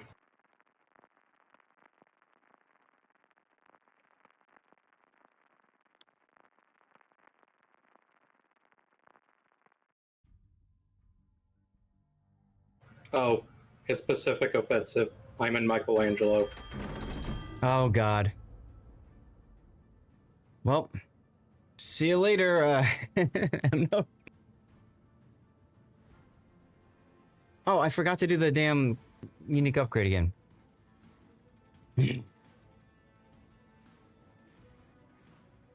Is there... Actually, you know what I could do? Why didn't I think of this before?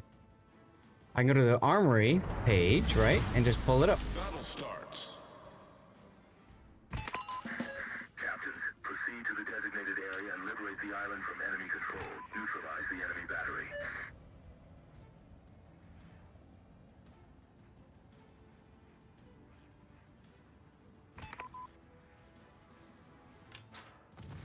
Do I have this F-52 one already? I guess I do. Maybe I don't. What? Ah, there it is.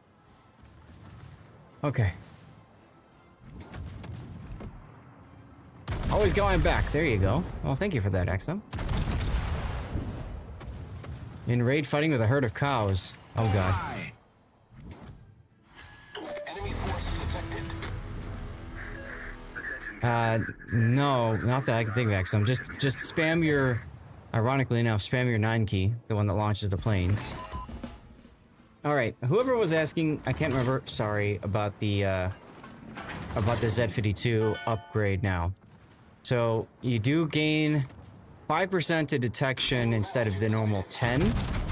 And to me, like, that's a big problem. Because Z-52 doesn't have the best concealment anyways. So giving up on concealment is...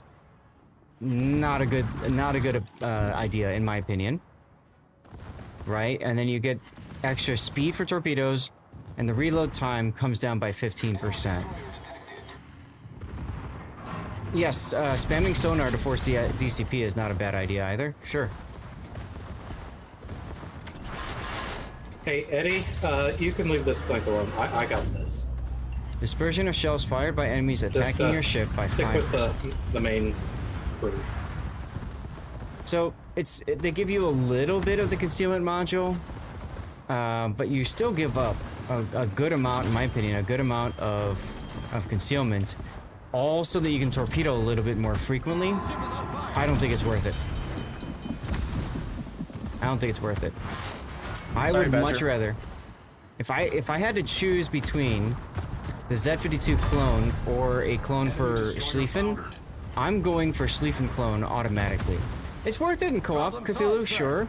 But I'd rather have a Schlieffen in co-op. You know what I mean? Like, I'd rather have a second Schlieffen.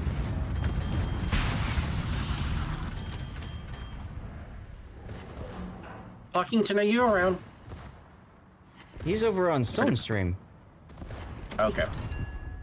Go fish. I saw, by the way, that I got a shout out from Sea Raptor last night. Was that you? Who else do you think mods on his Thursdays? I know, I just wanted to ask. Did he, like, mention me or something? Or was it just like... Actually, I was the one to mention you. Oh, cool. Yeah. And I do a lot of the shout outs anyways, so... Well, thanks for that. I mean, well, Thursday nights are difficult for me normally, and then even more so now. They're difficult. I get it. We just wanted people to know. Yeah, no, I appreciate that. Saying I would take unique... Yeah, well, sure. Desire for a second sleep in a strong D2. You see, that's the thing. I don't know. A premium Z52 is nice. Don't get me wrong. It just... Premium Schlieffen is better. So... I'll take that. Yes, please. Thank you.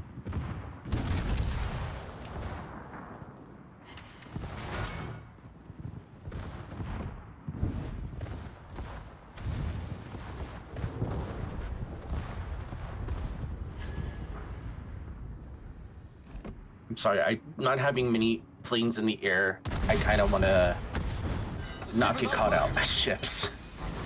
Yeah, there's a lot you have to do in this op as a carrier player. So much you have to focus on. Because you can't just set your autopilot and forget it. You're always, you know, making adjustments, so I get it. You have enough coal for not Loria, not Neptune, and you're getting not Schlieffen with tokens. There you go. Ship is on fire.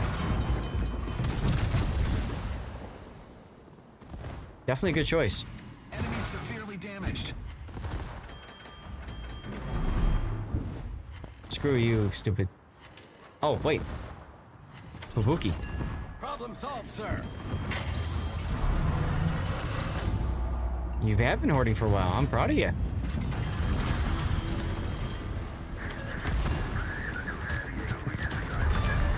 Yarr. Torpedoes dead ahead. Enemy destroyer foundered. Torpedoes dead ahead.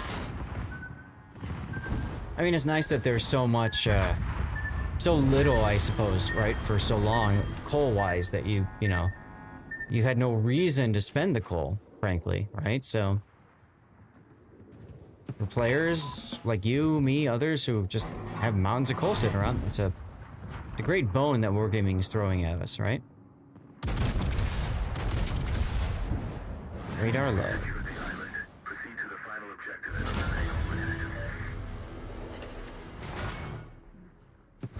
San Diego's muster HP must be above 25%. Enemy destroyers have to be away from San Diego.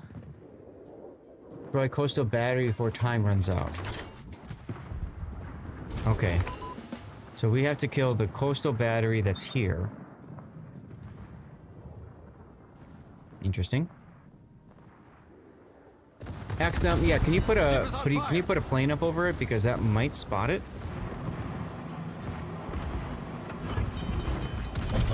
I've got the San Diego pushing me. Hey, nice. I got this, Nagato.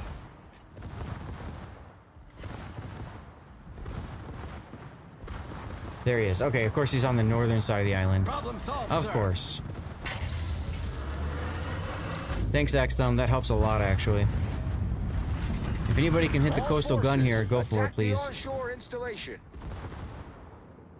If my shells weren't addressed to whom it may concern. Oh, you didn't pay for the delivery service, or whatever it's called?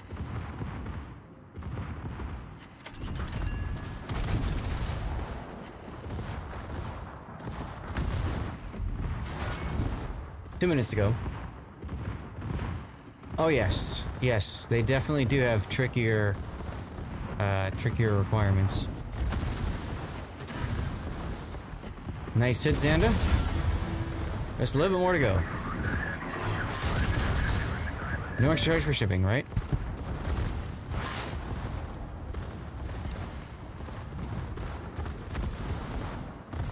Radar love. Nice, you guys got it. That Let's is go. the wrong Golden Earring song.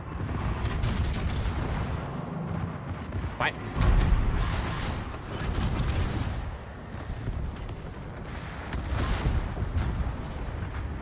Alright, Chino, no, me. Bum, bum, bum, bum. You don't want to use blue boosters in these ops, you're losing too many. Well, if you're playing solo, I can see that. Of course, just do what I do and play Valparaiso, and then you win. Because the ship is so freaking... Oh, actually, Fubu. What the hell are you doing, secondaries?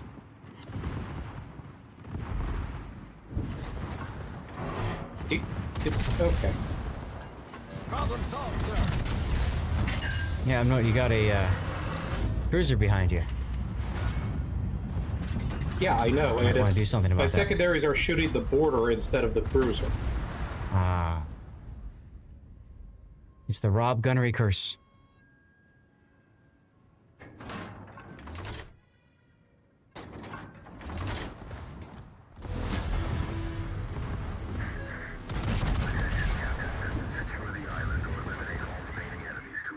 Oh, Musashi's there? Unfortunate, I already started going this way. Oh well.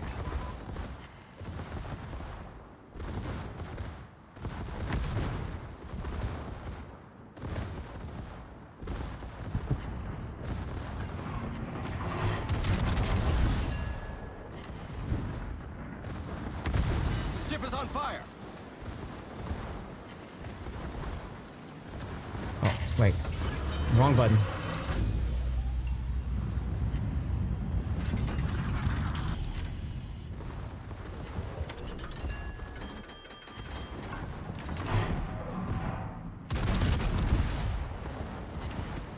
Problem solved, sir.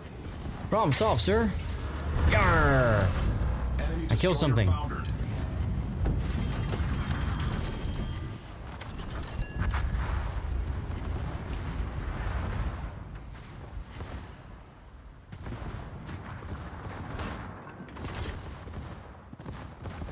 I torped you for taking my kill. Well, you got a CAG right in front of you. How's that work? Die, Fuso. Eat secondaries.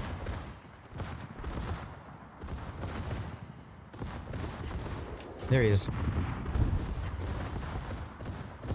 Neosho number 10.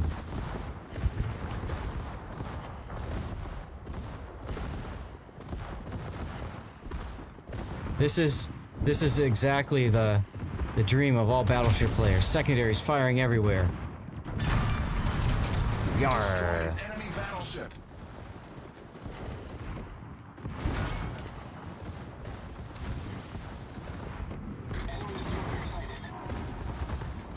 Alright, Musashi, time to Citadel you through the cheeks.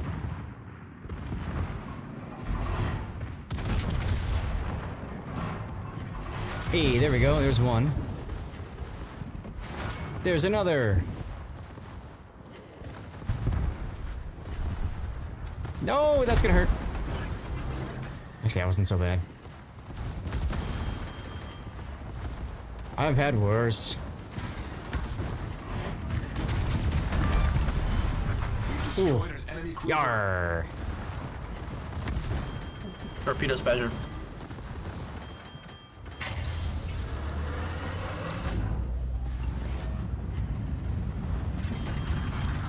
Get this Akizuki. As I take one. Ooh, take it out the rear Citadel. The ship is on fire. Let me just drive straight so I can beat out his guns. And dead. Yarr! Got the Musashi. Let's go. Ooh, double. That's another yar. This boat is so broken. But you all already knew that.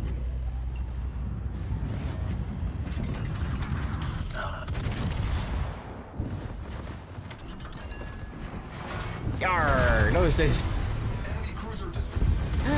no, it's over! Why is it over already? All hell the cockroach of tier 9. Seriously, this thing is just stupid. Which is great if you're playing in a battle by yourself. I still got it. Still got what? Oh, yeah, nice. Very good. I got major contribution. Have fun, Seth. Yeah, thanks for joining us. No, not a problem. I appreciate it. I got some other things I got to do. All right, then. I'll see you on Sunday. What time are you starting? Normal time? 12 p.m. So usual start time. So 10, my time. Okay. Yes. Alrighty. I'll catch you later. All right, I'll see you. Badger, let me get you your role here. Bam. Peter, the horse is here. The horse is here? What? The horse is here. Oh my god, how's it going, Gabe? It's going. I figured I'd pop in. Just got off work. Nice, nice. We got a spot open if you want to join. Sure. Profile, you'd love to see Captain build specifically for PvE, Ops Asymmetrics. Okay. Something to think about. Maybe I can put something together on Sunday. My watch wants me to take a walk.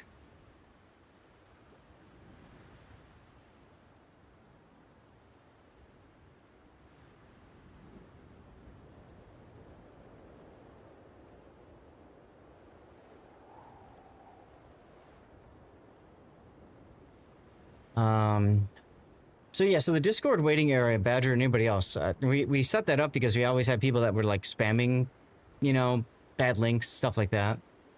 So. That's totally fair. Completely fair.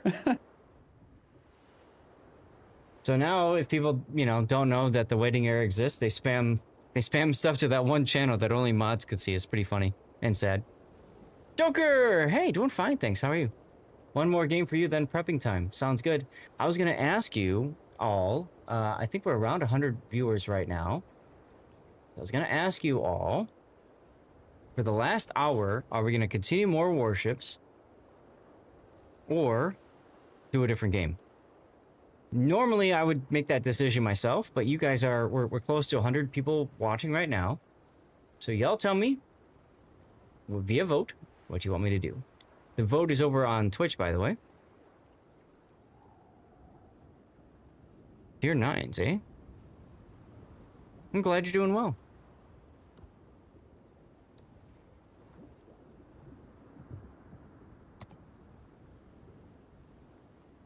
Yes, I have Resident Evil 9. Yes. Yeah, I have a bunch of I have a Zath's to-do list channel. And in that channel, I have all that stuff over there.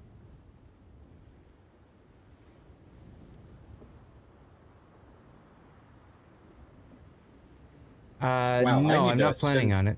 I was gonna let you guys choose. Some time to go through and rework some of these captains while it's free. It's a lot of work to do all that. But worth it. Is the game on the list? Yes, it is. There's your hydration, Wolfie. Thanks for the reminder, my friend.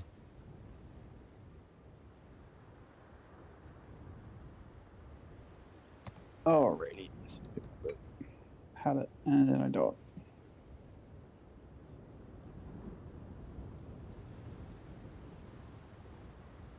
Speaking of which, do you have a link to your captain builds? I just have the regular builds doc. I don't have any specific ones, Joker. I just have that one. So maybe that'll help. I don't know. Everybody's taking 9s. 9, 9, 9, 9, 9. That's fine. I'll take a 9 as well.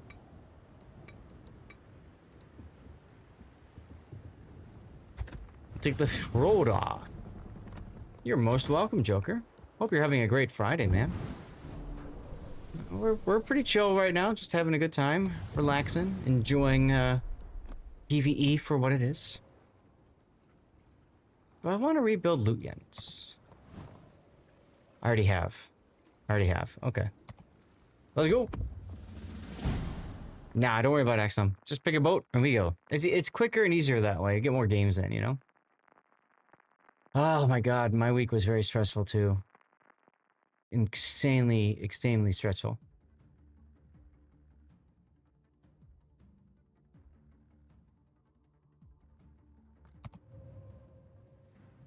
Alright, AA off, everyone.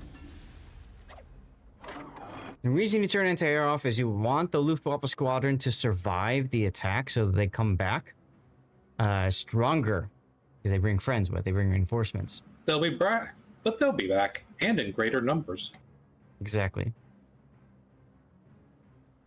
So it's more like a DBZ type of thing, right? You know, you want to fight them at the prime. Is that it? Yeah. Let them go so they'll give you a better fight later. Mm-hmm. Sky people, yes. Sky people, that's a good way of calling them.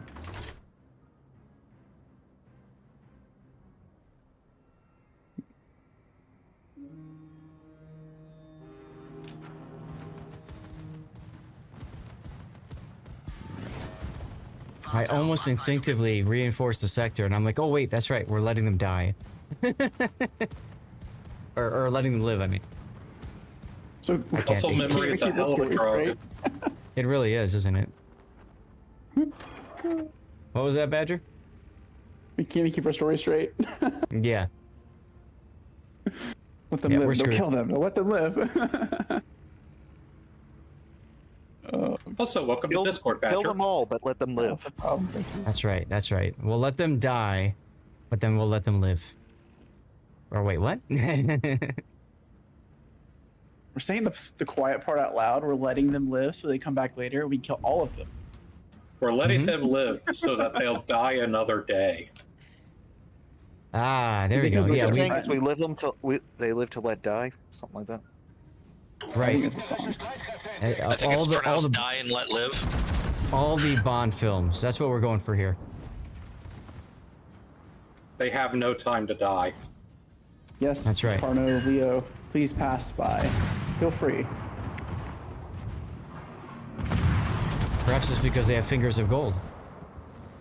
Darlith has got or eyes of gold. Hmm. But your unit had an absence. Got to support 24,000 users by yourself. Yeesh. Is that like budget cuts or something, Joker? Like company doing layoffs, trying to trim the fat, that kind of garbage? Chilling there, de-escalating, and enjoying the stream. Excelente.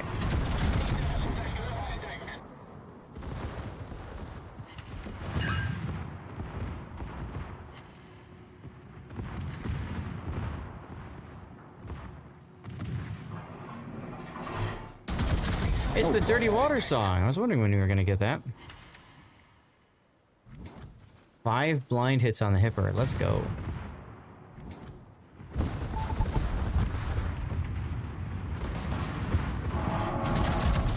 I can ask funny button. Right, well that happened. Hmm. Wait, a Carno got a kill? Is that legal? Yes. Government always trying to cut the budget. Gotcha. Yeah, Carno can do lots of things. Carno, fun fact with Carno, her accuracy is slightly better than Alaska's. She's the best super heavy in terms of accuracy. Ridiculous. Well, that's good, because she's the worst super heavy in almost literally every other aspect. I know, exactly. Yes. Don't worry about nope. I'm just playing. That was funny. Oh man.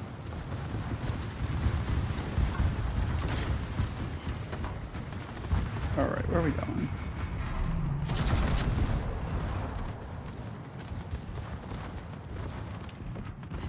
What are you sorry for there, Mr. Birdcry? That's X-Dome.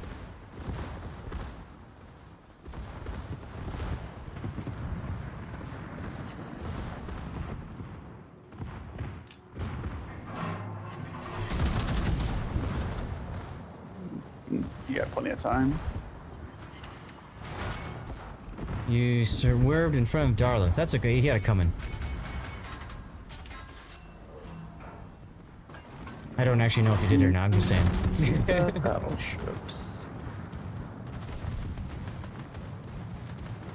Vote is still up, guys, for a few more minutes. Make sure you're voting for what you want us to do for the last hour.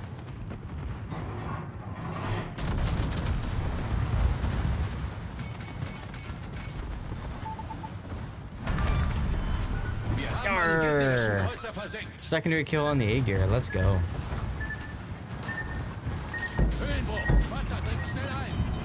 I don't love Schrodinger, man. Yeah. She's good build.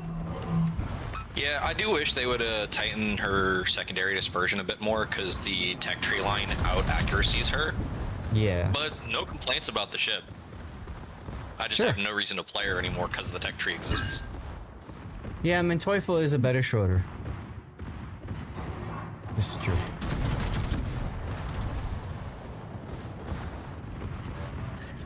Hitting torpedoes like Tic Tacs. Oh, I have fresh breath because of that, so that's okay.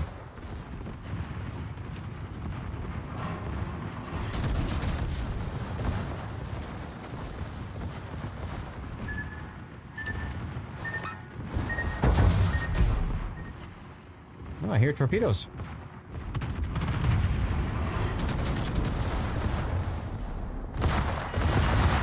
Hello, everyone. All right, Luyensbrock.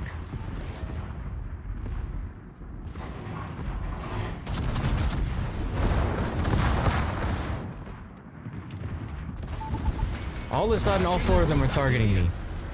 Wow. Okay. Thanks, guys. Sure thing. Did you guys just see that?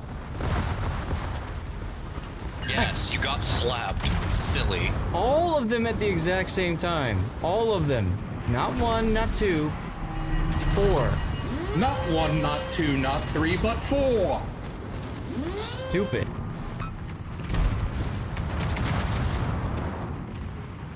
Ah, there's a heal. The ship's got a heal, and I'm in the healing section, so I should be okay, assuming these guys don't target me again. It's just the Freddy. Yes. Yes, but you forget that these bots have magical citadel powers.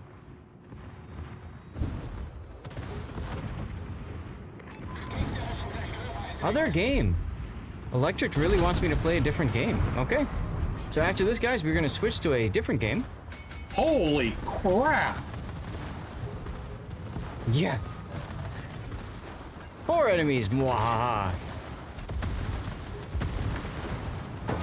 And I have a feeling I know which game he's gonna vote for me to do. I can get that going in a second here. Poll, manage poll, new poll. Which game? Question mark. My stream planning schedule. Oh no, that's to-do list. Here we go. We have Resident Evil. Resident Evil Requiem, which is 9, over the top. That's a World War I game. I have a second key to bring a friend in for that one. Task Force Admiral. If you're looking for another naval game.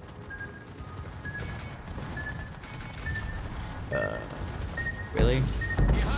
Thank you, Zach. You saved me. Thank you. Yeah, you're most welcome. Task Force Admiral. Tales of Berseria remastered.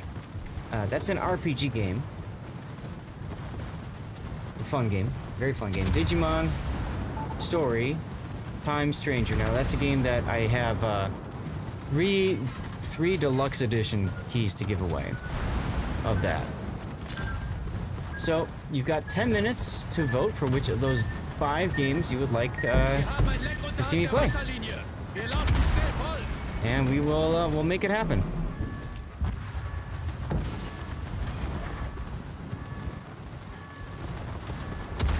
More torp tax. Yeah, I know, Wolfie. Lots of torp tax. Lots of torp tax.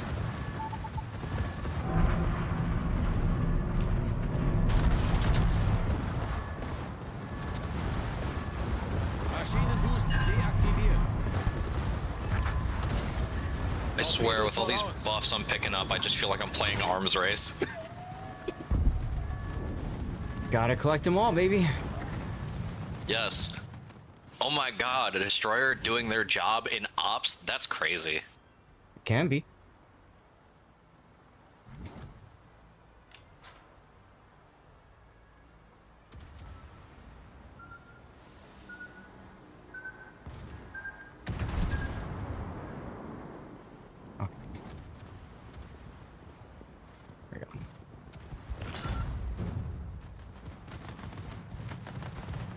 There's your wand. Cool.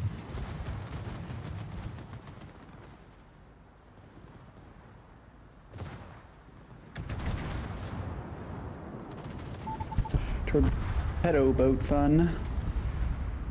Yeah, there's another one.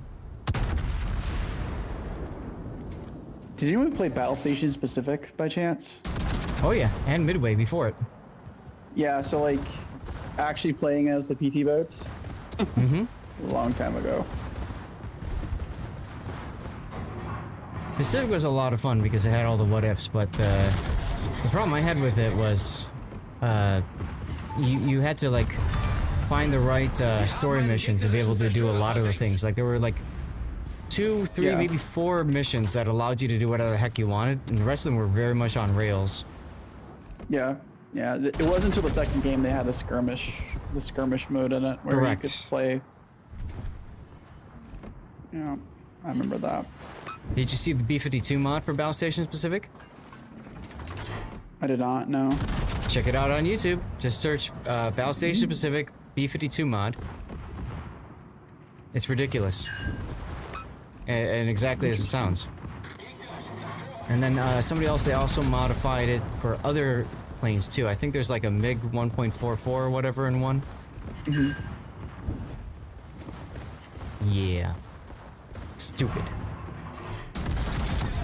You're stuck on the geometry? Step ship, I'm stuck. That's okay, you still have planes you can launch at least.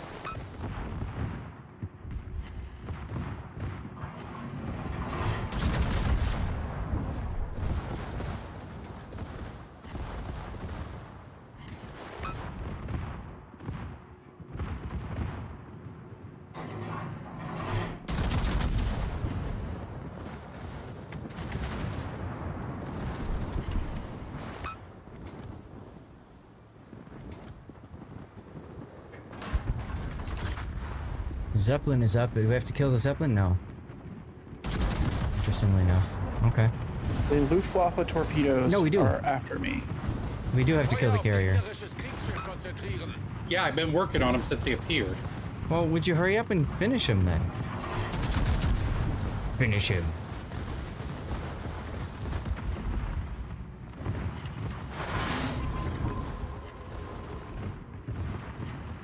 I got shipped to these DVs.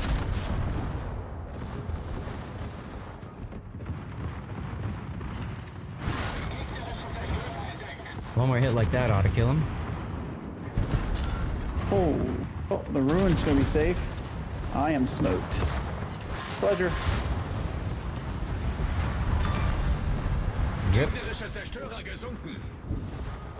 Also, I fired off all the torpedoes, so you know, like I get to save the objective later. There you go.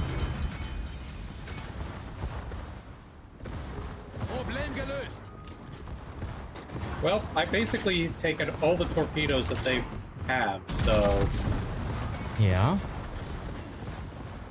Rune should be You have to do a replay count there, Darlith, because, you know, I took a whole bunch, too. Okay, let me restate. No, you're good. You're good. I'm messing with you. They fired them all in our general direction. Exactly, right? Like, we triggered them early before, you know, before the objective got there. I love doing that. However, because I'm at a Valpo, I survived and you did not. No, I did not survive. No, I did not. There's your one. I'm gonna see if I can do some Rowan surfing.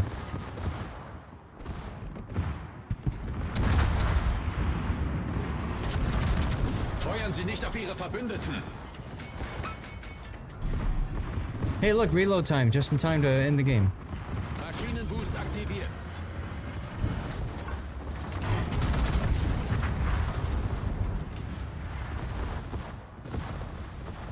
Torpedo protection skill is very useful. You talking about vigilance or in slot 5?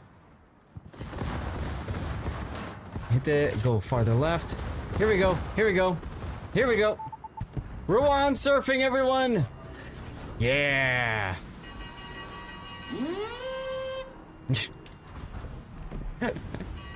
Sadly, I couldn't get him right over, or get right over him, but sometimes I can.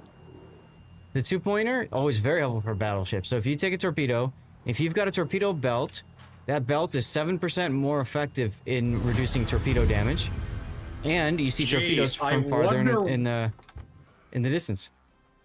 Gee, I wonder which game is going to win the poll. It's quite a tight race currently. Resident Evil Requiem. I guess I'm playing Requiem next. Alright, well, thank you guys for joining for Div Stuff. Alright, cool beans. Chat has spoken. And we're gonna change it up. Technically, there is still time left on the poll. I'm gonna leave it like this for right now, and yeah, we'll see. I'm gonna hit the bathroom. Yes, exactly. With the skills and then the module, you do have automatic stuff. Stick around because I don't know that we're gonna end yet, but the vote is still going. You still have time. I just have to hit the bathroom and get some more dirty water. So might as well just do that now while that's going on. And Pockington, somebody had a question for you.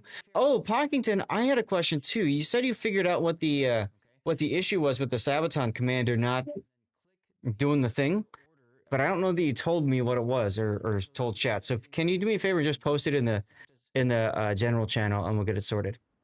I'll be right back.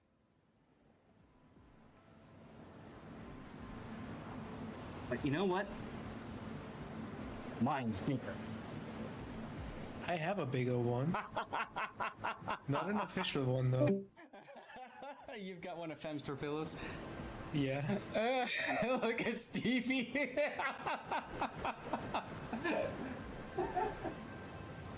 Else's, some other people's streams, and I saw you posting, and I pointed. I'm like, that's who we met in, you know, where? she's like, oh, that's him. I'm like, yeah, that's so cool. Tell me I said hi. I screwed up this drop so bad. So bad. What happens when you're trying to type and talk? Thanks. If you drive us with the drop. Be a Stalingrad on each team.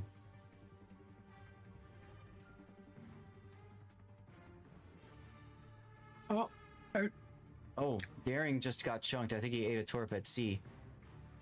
I mean, it's virtually identical teams, with the exceptions being the battleships. Yep.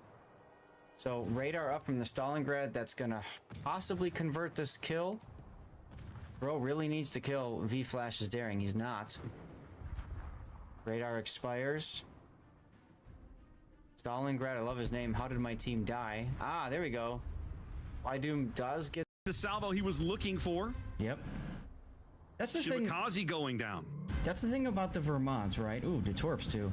The thing about that Vermont is it's slow, but the guns, man. Guns. You hear those guns. So, Zath, you remember the Shimakaze sort of committed one of those cardinal sins of a destroyer when you put yourself between a priority target and a potential other target, then yeah. Yep. Those torpedoes weren't even meant for him. Of course not. Not wrong at all there. Oh, Bismarck. Hi, Bismarck. Oh, wait. Ayande.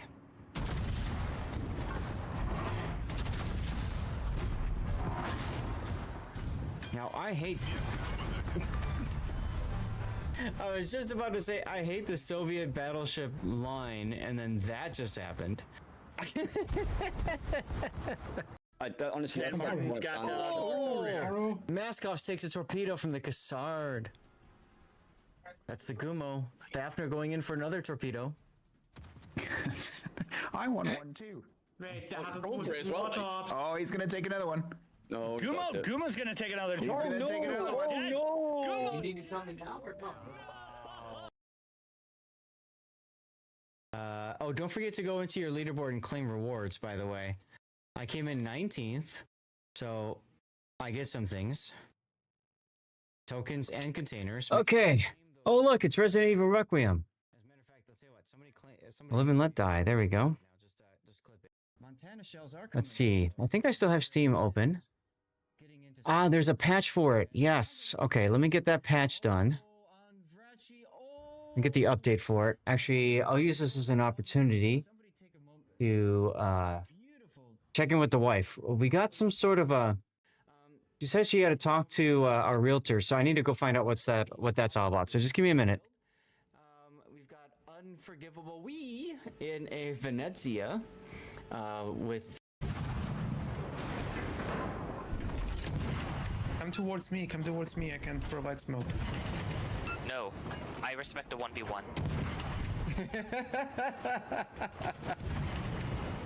Oh, look at it! Oh, that'll be the moment. I was the torpedo here. Over on Team Dirty Water, we've got Deadeye Abuser and a Kremlin. Now, interestingly enough, we discovered in the last round that Deadeye Abuser is currently using a phone hotspot to play the game. Sorry, say that again. He's using a cell phone hotspot to play the game. Okay. Apparently he crashed at least once already. So that's interesting. Just pour yourself some more. Which place did you say that was? Just so we can keep an eye on it. Deadeye Abuser, you know, the battleship, the guy that doesn't really matter if he disconnects for 3 minutes, right? Okay. Yeah, that's right. Fine. And then, jeez, and then we've got Des Moines, Moskva, Nevsky, and cruisers. Looks like they're doing the standard. Sure, he's low health. You can kill the mines. Come on. No, what? No, stop. Oh, why? What? No.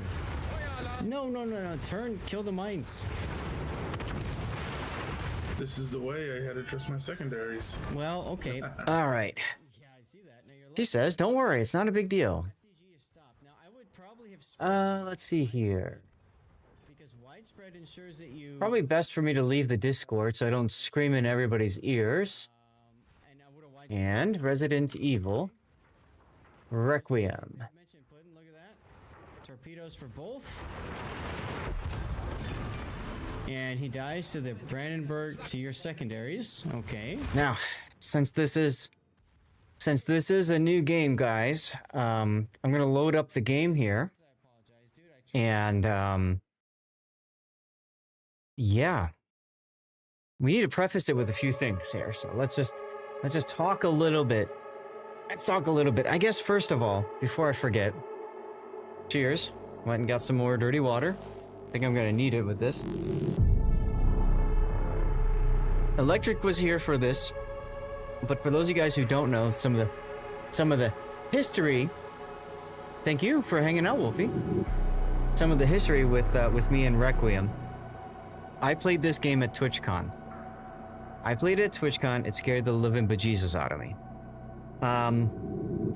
I don't do well with the sight of blood, with guts, that kind of stuff. I do fine with it when it comes to when it comes to like movie blood, animated blood and stuff like that. I do fine because I know it's fake. Does it still qualify for the WoW's drops? It might for a little bit longer, Templar, and then it'll probably stop because I'm switching the game category. If you are looking for drops, an easy thing you can do is always have the rerun channel open on another tab, or you can always, of course, find another streamer that's doing warships. So, I can always handle it just fine. However, at TwitchCon, I played Resident Evil Requiem for the first time. It was a demo version of the game, and the level of immersion in the game was so high that it was actually starting to get to me. Like as if I was seeing it in real life. So I'm very curious if that's going to be the same thing here.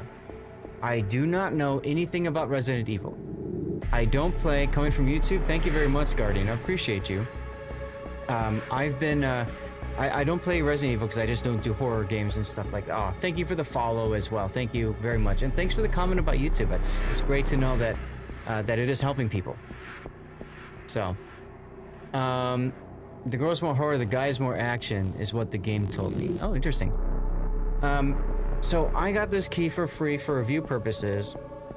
I was talking with Raptor about this on my birthday, actually, on the 21st. I went to go hang out with him, my wife, me, and him. And I told him, we were talking about the value of TwitchCon, right?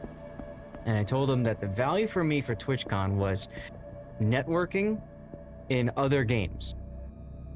Let's be real, at some point, World of Warships is not going to be around anymore. It sucks, and I hope it never happens. But 10 years from now, 20 years, 5, I don't know. Nobody's got a crystal ball. So, for me, and any other content creator, we want to make sure, of course, one, we build a fantastic, amazing community, like you guys are. And two, we've got fallback games positions, right? And so this last year, you guys remember in my backdrop, I had my big poster of Claptrap, right? I got invited, I applied to join and was accepted to join the Vault Hunter Network program. That was before TwitchCon. I had make a suggestion on the on that Discord, the Vault Hunter Network Discord, saying, hey, who's gonna, are you guys gonna have a presence at TwitchCon? It would be great to meet you, great to meet other creators. And in the course of 2 weeks, they put together a TwitchCon party, which was amazing. From that party, let me explain to you how amazing this was, okay? So I was already with Borderlands 4. You don't like being real, it is sad. I like being fictitious. I know, me too, right? Seriously, Axum. So I already had Borderlands 4, thanks to that, right? At the party, I met Josh from 2K, who's very much involved in the 2K program, and I had commented on him, or to him, about how I had played Civilization 6 with a bunch of friends, and, we were hoping to play 7, but we couldn't get a review copy and stuff like that. And he said, well, let's fix that. Let me get you a review copy. It took some doing, but after TwitchCon, I got a copy of Civ 7. I played it a little bit, and I don't think it's ready to showcase yet, but, I could put it on the list. But that was really cool, right? So I got Civ 7 out of that. I also met somebody from the talent agency, or the marketing agency that runs the Vault Hunter Network, who also runs Bandai Namco, which I'm a big fan of because I love the Ace Combat series. So I talked to her about it, and I said, I really want to get in this program because I love Ace Combat. I love the Tales games, right? Like Tales of Vesperia is one of my favorite ones. And there's a few other Bandai Namco games that I got into as well. And because of my connection with her at TwitchCon, I got into that creator program. So I am also a Bandai Namco creator. Okay? And then on top of that, I also got involved with Capcom. At the Capcom booth, I applied to be able to do to stream Requiem and 2 other titles. One was Onimusha Way of the Sword, and the other one is Pragmata. Pragmata is releasing, I think, in the next month, something like that. And Resident Evil just released. And because of my connection with them, they got me into the Capcom Creator Program, which is also run by that same exact marketing agency. So I've gotten into all these different video game producing programs. In addition, I'm also a Timberborn creator. I'm also a Hold Fast creator. And I'm also involved in Stray Fawn with some of their games like Wandering Village. So last year was the year of getting involved in gaming programs for me, which is great. It means that I get access to video game keys to stream games, but I also get access to video game keys to give away. So that's how I have so many of these video game keys to give away. Some of them I've just collected over time and I don't intend to play, but other ones, they've been part of the various programs, and it's really cool to be able to give away an entire video game, frankly. You know what I'm saying? Like to me, that's exciting. I love getting stuff out to you guys. I can play with Carbine Carlito. Which game are you talking about, Hujam? Yes, there was the stupid booth with the headphones that were way too damn loud. And thank God, at the end, it was fun. I had such a migraine from that electric... I had a migraine for over a week from those damn headphones that were too loud. It was crazy. Okay, now, I'm gonna put... Do you guys want me to put the graphics on here so you guys can see how much my 5080 is being harnessed? Or do you want me to leave them out? And I think because this is a horror game, I think I need to drop the lights in the room. I think I need to close the door. And I think I'm gonna get rid of my sweatshirt because I think it's gonna get warm. Just give me one moment. I need to set the mood.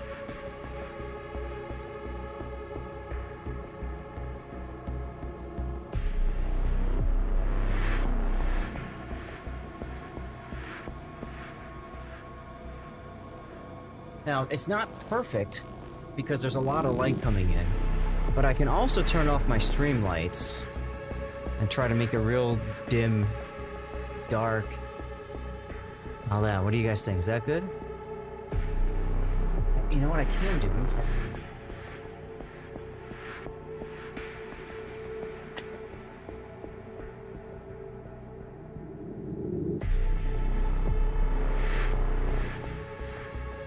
Okay, so I flipped the blinds so that there's less sunlight peeking through, like in between. And maybe that'll help. Anyway. Yeah, Who Jam Electric, well, Who Jam, what did you mean by playing with Carbine Kalito? I'm just curious.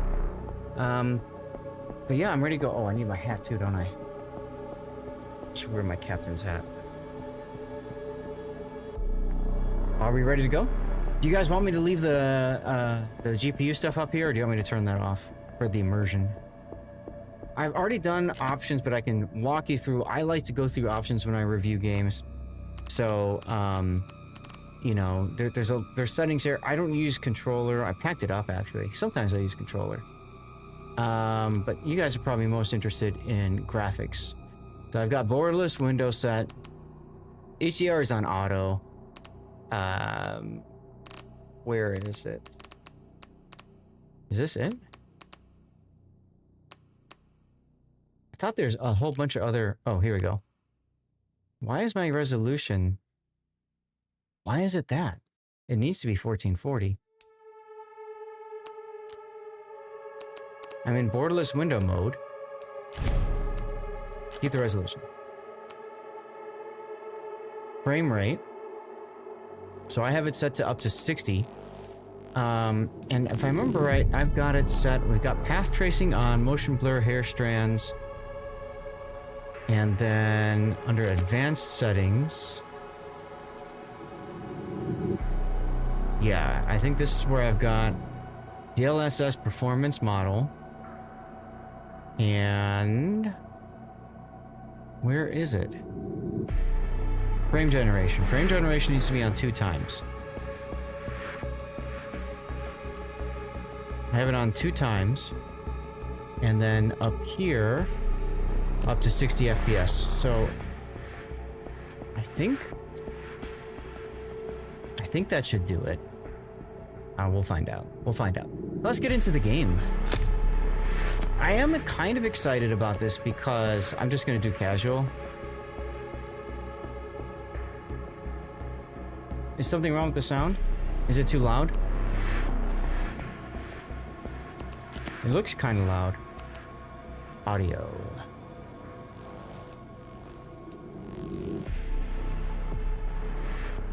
I think that the the music is quite low, or quite loud.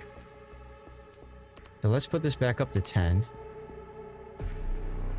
And maybe that's better? I mean, I know music is part of the experience too. Not good for fighting stuff anyway. Have not done much at all. Okay, yeah, I think I'm gonna go for... I think I'll just do casual. And let's get into the game. Yeah, I'm kind of excited about a game that, like, stresses your GPU and, you know, actually makes it do things.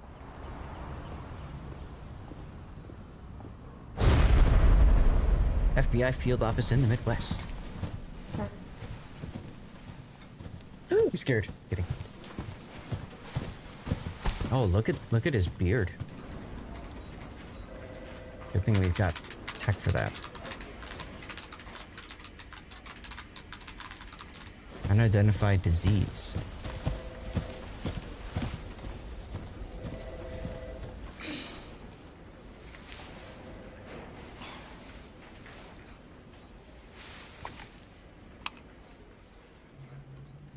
Raccoon City.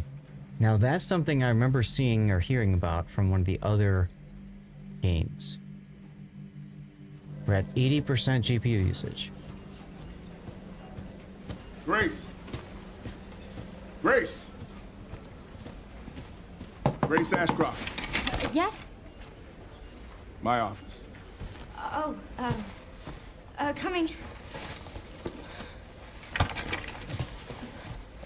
Well, which one was the replay that went to YouTube, guys? Was it the Amato game? I think it was the Amato game.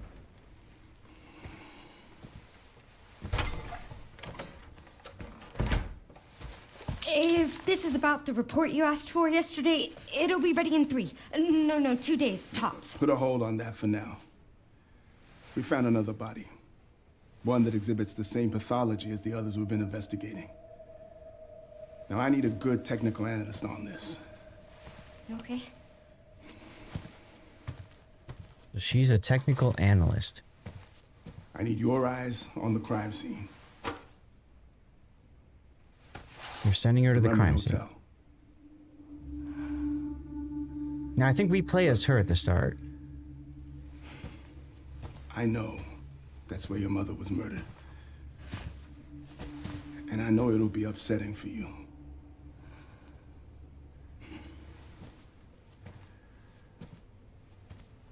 Alyssa died 8 years ago.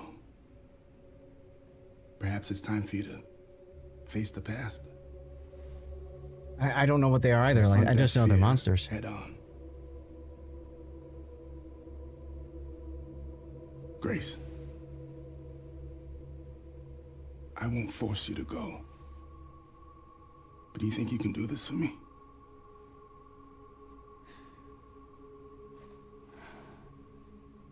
Investigate that crime scene and report back to me with your findings.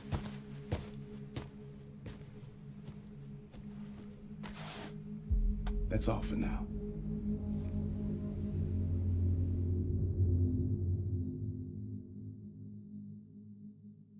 His beard hair looked a little weird. Alright, well, now I have a cursor.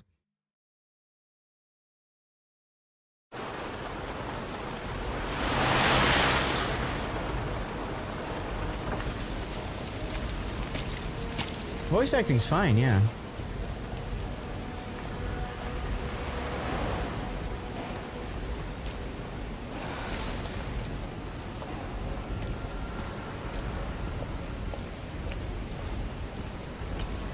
Oh, sorry.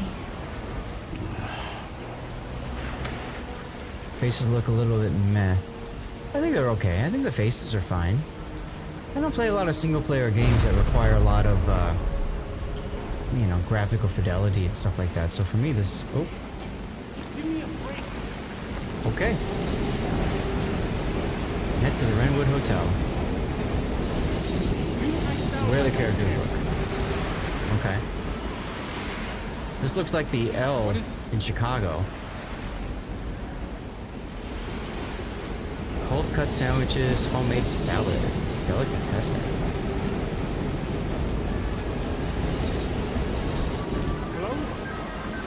I'm guessing I have to go this way. Here. Looks like the meal's on him. You got that right. Yeah, I understand. Just walk into people. What happens if I walk into the street? Oh, I can't? That's sad. Sadness. Let's walk into this guy because we can. He doesn't care. Information. We're at 96% GPU usage. Wow. What the hell are the managers thinking? Yeah. I wonder if I need to turn that down a little bit. Let's turn that down a little bit. Image up to 60. Up to 60 with 2 times. Okay. So that should be right. He's a kiss ass from himself while we do all the damn work. Showing it up to 93 though. Let me do this. Let me go to options, graphics, image. And let's drop it up to 30. And let's see if it can handle... Okay, now it's going up to 60, okay. So I'm using frame gen to go up to 60 from 30. What is this? F. Missing. Yes, I read something about somebody missing. That's exciting. Make a Yoyama joke at that guy, maybe he'll care then.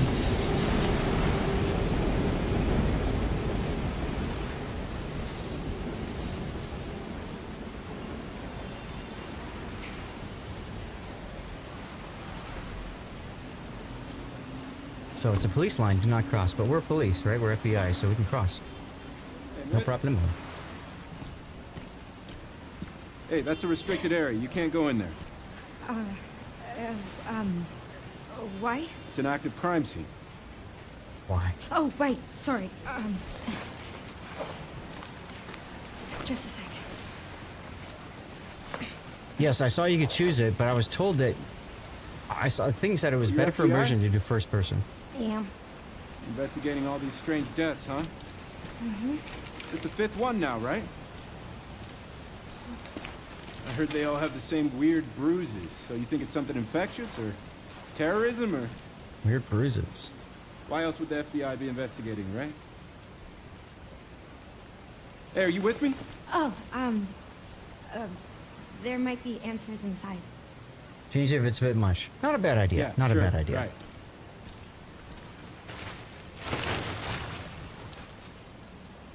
I didn't realize you could do it on the fly. That makes sense, I suppose. Be careful in there. Whole building's condemned. Word is they're finally gonna bring the whole place down. Yeah, thanks.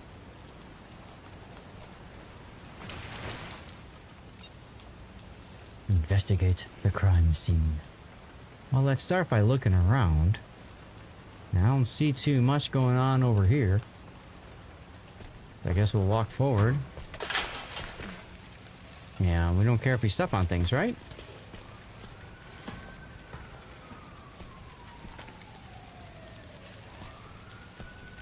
I'm stepping on the cans, but the cans aren't making noises anymore. Too much daylight, probably. Yeah, I know, right? Seriously.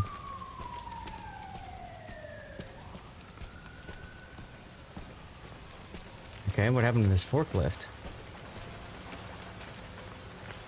Why am I even here? I want to know the same thing. I know the answer. It's Electric's fault, but still. Control to crouch, okay. Truck loading only. Stand up.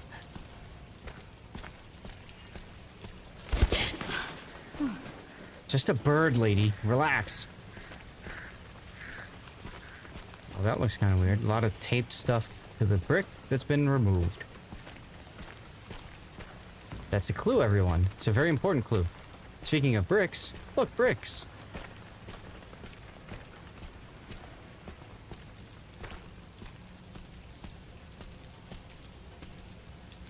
Okay.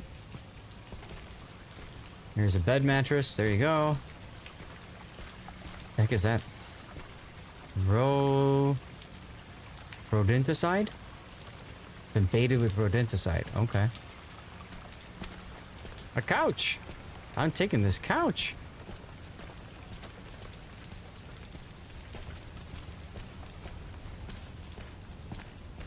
I gotta say, the graphics are pretty impressive with path tracing, all that kind of stuff added in, yeah?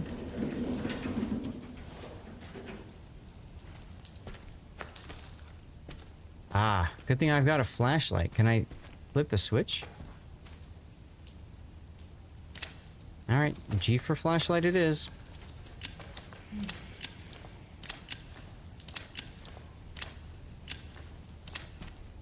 Just because it's fun to flip the switch a lot. Okay. This is the stuff that I really don't enjoy.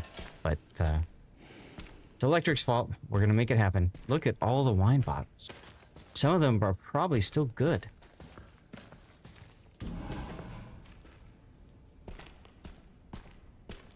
We're in the kitchen.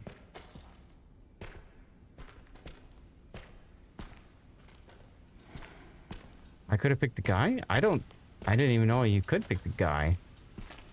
I thought at the start you had to do the chick the whole time.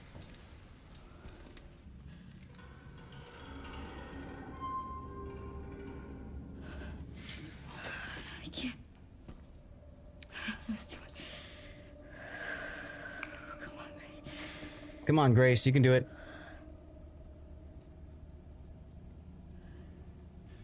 It reminds me of haunted houses.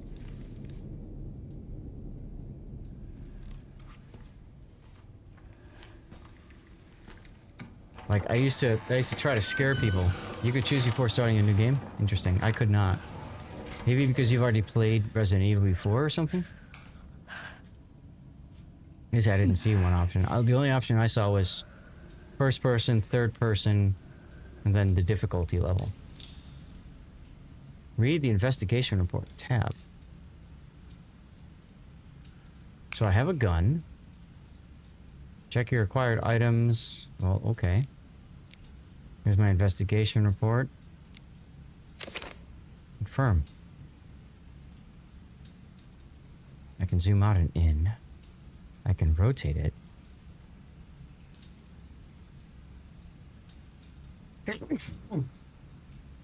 Can I do anything else, though? Ah, there we go.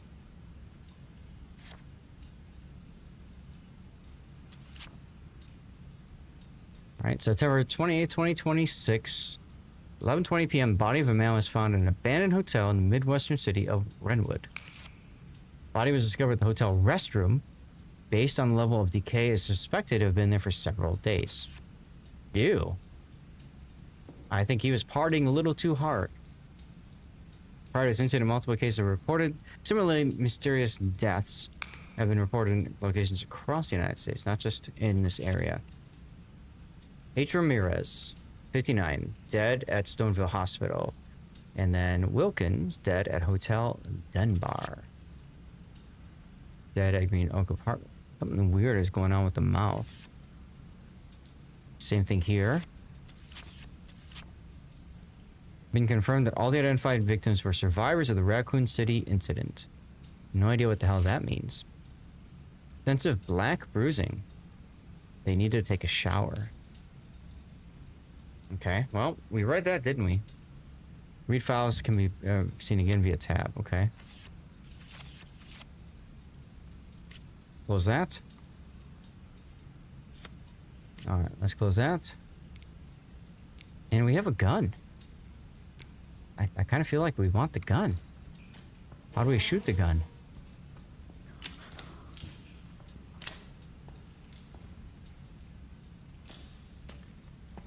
We walked in here.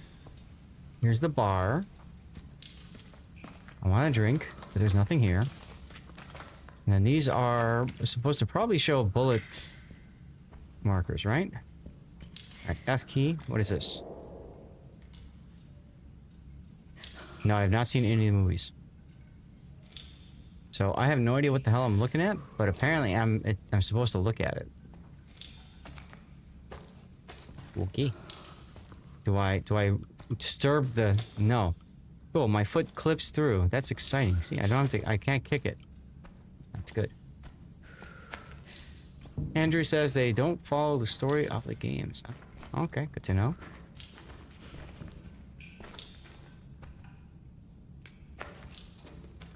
This chair has been here for a while.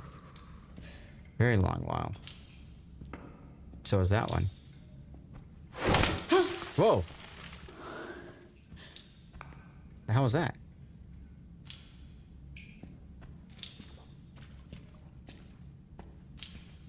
Janitorial cart. That's good. I don't like that she's like breathing heavily. That's no good. Here we are at the bathroom, everyone.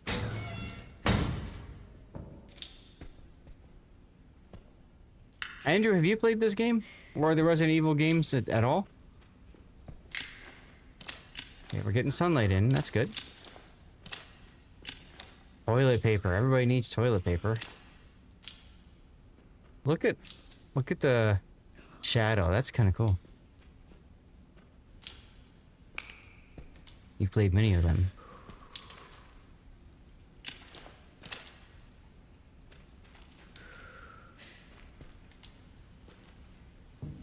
Now, I'm in the men's room, so it's probably a bad place for me to be.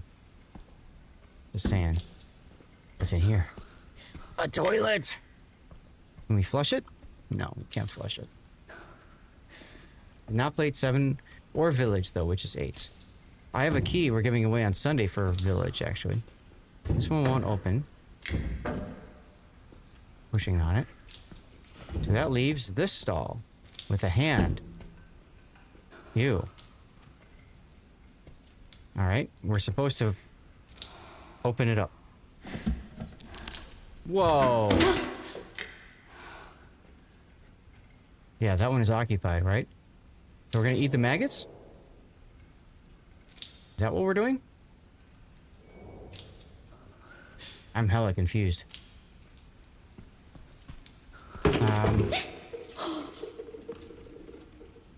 Steady girl. Steady girl, it's just a bucket. Wash your hands, that's a good idea. That's a very good idea. That's a very good idea. So I have no idea what I'm supposed to do now. Raccoon City is the epicenter of the original zombie outbreak and is where 2 and 3 take place. I remember Raccoon City because I have Resident Evil 5 or something, I don't know. Yeah, make noises so the monsters wake up. What monsters? There's no monsters in here. We're in whatever the hell this city is. It's okay. Oh, there's something else to look at. Wait a minute, that's me. Why am I in here? Let's talk. Room 204. Oh, look, there's a key.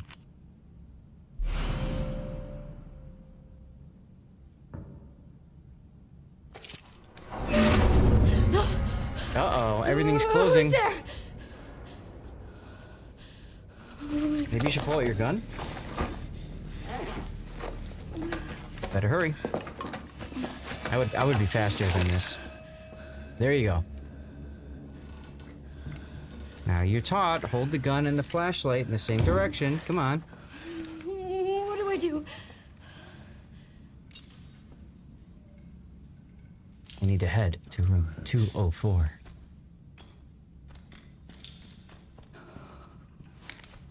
Oh, there we go. There we go. I've got a gun, everyone. Grace has got a gun. 204. I don't even know where the hell 204. Oh, am I running? If I hold shift, I think I'm running. Can I go up here? That's the ladies' room. Nope.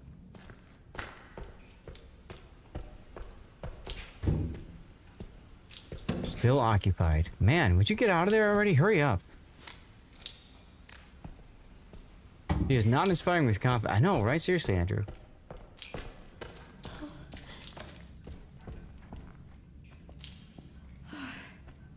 Aha, the door. With the key.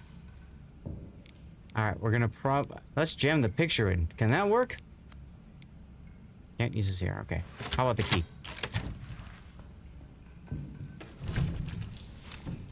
No key, okay. But, we are now through here.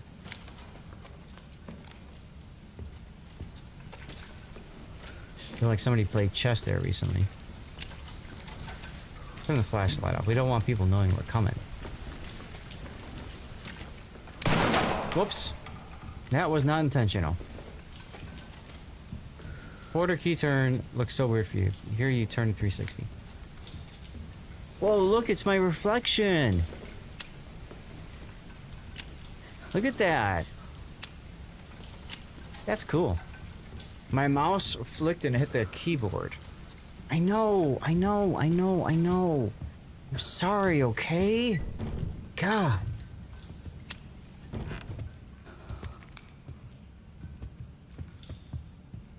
Nothing special in there. I have to get to room 204. I just stepped on something. What is this? F. It's a pamphlet! Wrenwood Hotel has been welcoming guests from all walks of life since its opening doors in 1928. Oh, it's on the right too. Experience the warm embrace of nearly a century's worth of history, along with Wrenwood's time-honored traditions. Might have a marching band. Try the elevator. I'd love to. Oh, there's also stairs. There's also stairs. Okay. But before... before I go upstairs, I like to take my time, look around, see what there is to see, go to the office. Ooh, what is this? Get stuck in the elevators or something creepy. There you go. Oh, that's cool. Mice. And things. Looks like somebody might have, like... That could be blood-soaked right there. See that? See that? Look. Like they put their hand out to grab something and then they died. That is unfortunate. That is unfortunate. Ah, water. I could use some water. Can I have some water, please? Turn the light off. Turn the light off. Okay. That doesn't help. Ah, floor plan. There we go. All right, where are we? We're on the first floor, right? So kitchen. We were in the bathroom. Kitchen. I think we went to the lobby. Hey, Sea Bear. How you doing? How you doing?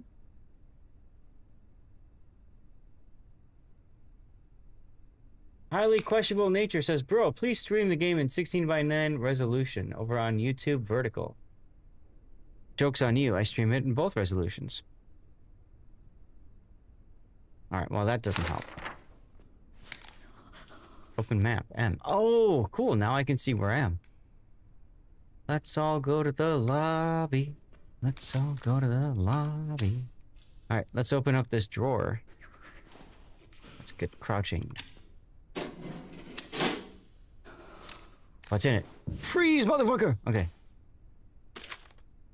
Notice a closure. To all employees following recent incident, management has been working hard to restore public trust.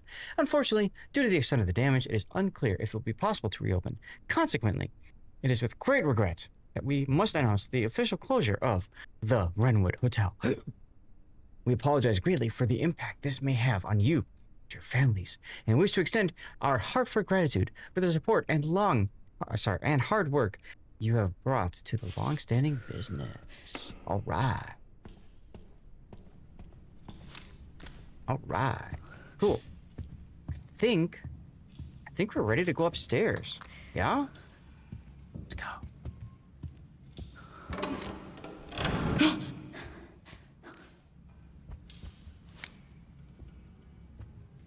Very steady after starting it up on Linux. I'm sure it was.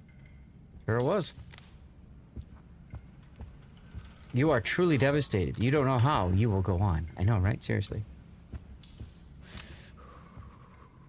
I thought I'd be going up slowly, but then the stairs creaked.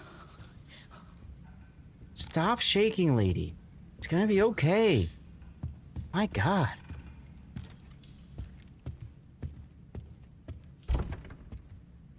F. No key. We're gonna find the key later. We'll find the key later. Stairwell door. This away. So the demo that I played at TwitchCon, nursing. The demo I played at TwitchCon, I think starts in this place when I wake up, after whatever happens is gonna happen here. What is this? I mean, I can shoot it maybe. There might be some scissors or something. Is this a road stream, or have you been abducted to play a horror game? I've been abducted to play a horror game. Basement? You didn't? No, I went up the stairs. This is not the basement. This is second story. Did I say basement? We need like scissors or something, right? Oh, I don't know why I said basement, but okay. I'm tired. It's been a long week. I did not sleep at all, really, this week. Okay, what do we have? Wire cutters. Oh, look! The exact thing that we need! Ba-ba-ba-bum! Like, you know, Legend of Zelda. Oh, shit. You need to make sure it's dead, chap. It's dead. Okay.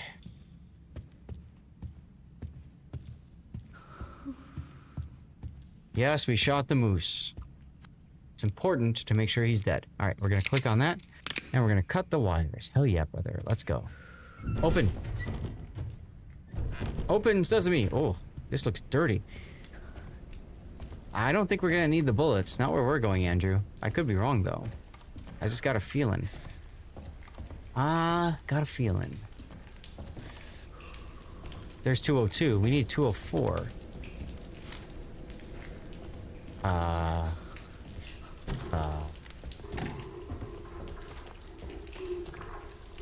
It's wired shut for a reason. I know. There's 203.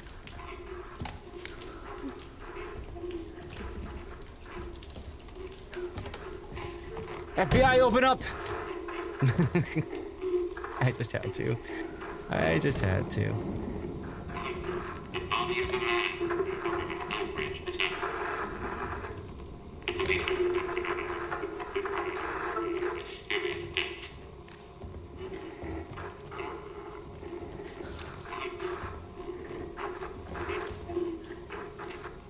This looks very familiar.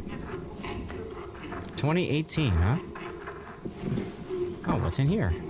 An empty drawer. That's exciting. Mirror, mirror on the wall. Who is the fairest of them all? We're not turning off the radio yet. That'll alert people to our presence. Gotta keep tracking behind us just in case. The lighting is amazing though. Like this really adds immersion. Like it's... I'm starting to get freaked out. Just saying. I'm starting to get freaked out. What do we have here? Pictures of me! Somebody is stalking me. What? Who? I have a secret admirer.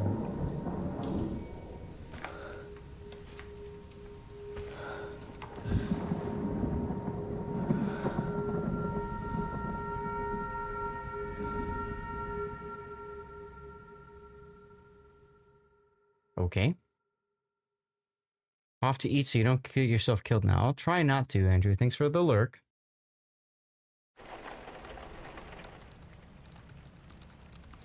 So this is a flashback to where she was when that photo was taken. 8 years ago. Hey, Ann. Hang on. Thanks, Jimbo. You have been on that thing all day. Well, if you're gonna work so late. Are they lesbians? Sleep, eh? I'm almost done, just a sec. What am I gonna do with you? What you always do? Nag at me until I go to bed? Is that her mom? Oh, it's really coming down hard. Mom, phone. It is her mom. Okay, never mind. They're definitely not lesbians. Sorry. It's right beside you. So somebody took that picture while she was sitting on the Hello? bed. Right there. Yes.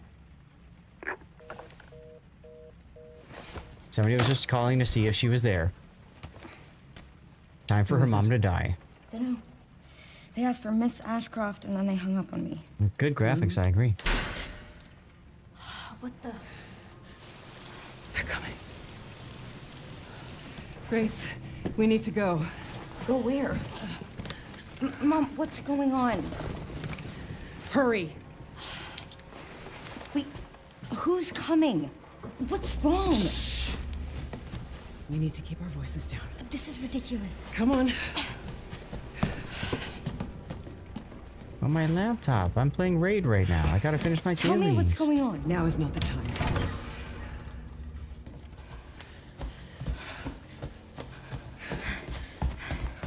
Feels like another hotel.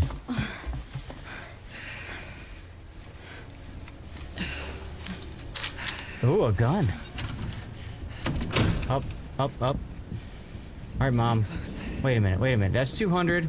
Mom, wait. Grace, come on, keep moving. Was she in 204? She was in 204. This is the same room.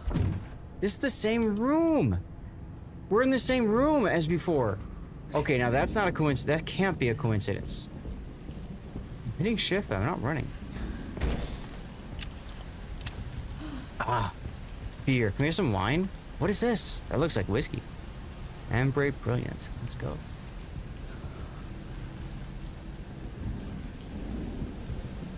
Okay, I shot that. We were in this hotel. That's right. They said they said that she died. She died 8 years ago in this hotel. Grace. I remember that. Hurry. I remember that. Okay. Keep moving. And now we're in a bit of a prologue here.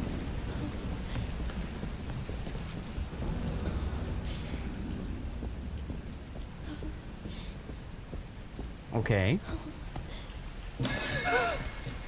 Oh, who's that? Yes, I'm controlling the walking. Oh, what's wrong? I'm so sorry about the power outage. What happened? Oh, it's probably the electrical panel. Probably the electrical panel. It's 40 years old, so it doesn't take much to trip it. It's really no excuse, and I apologize for the inconvenience. He's about to die. No, it's fine. Yeah, don't worry.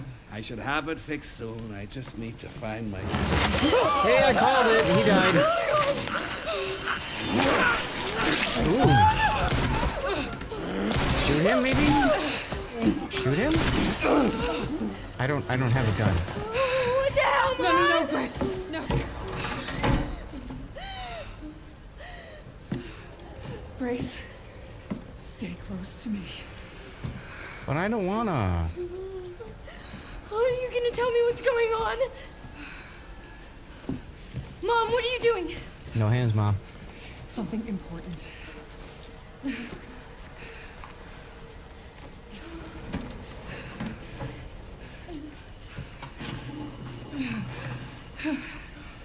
What did you hide behind that painting? I'll explain later. The future. We need to find another way out. I don't want to find another way out. I want to go. Grace, come on. I want this. What is it? Mom, tell me. What'd you hide in the painting?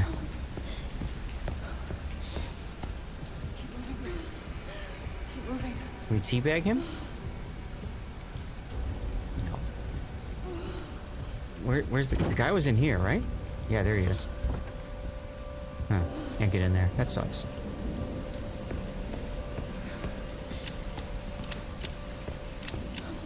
Look at that lighting. Come on, Grace.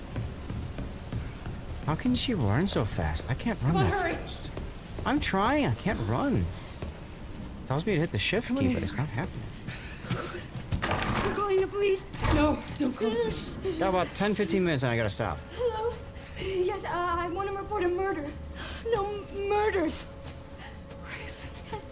There's been a The Redwood murder. Hotel. Yes. Hurry, please. The police are on their way. Oh, God. Yes, they're safe now. Mom, I feel like I'm going to throw up. Grace. Grace, look at me. Grab my hands. Okay, look at me. Look at me. In and out. Breathe in and out.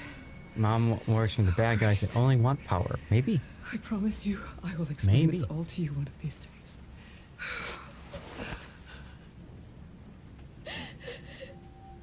Grace, please know that you are my hope. Never forget that.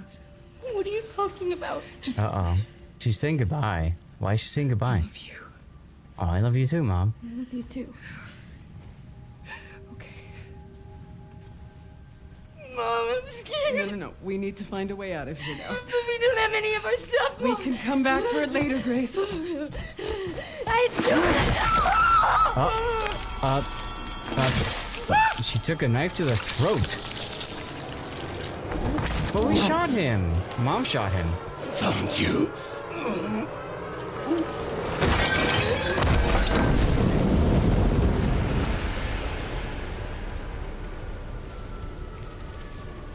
The hell?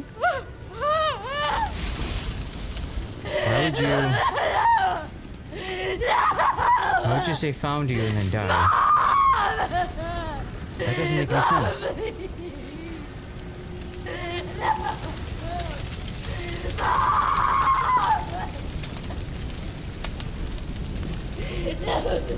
I'm confused. But okay. Oh, I'm not scared yet. Burster's back.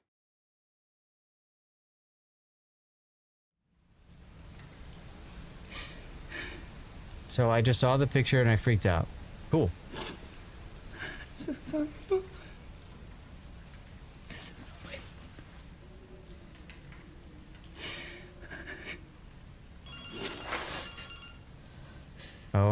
Maybe you should not answer the phone this time.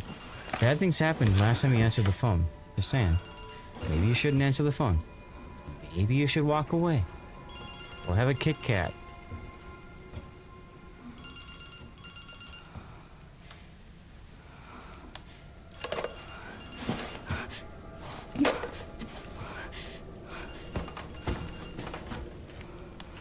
It's not that phone. There's a cell phone somewhere. Uh-huh. Hello? Who is this?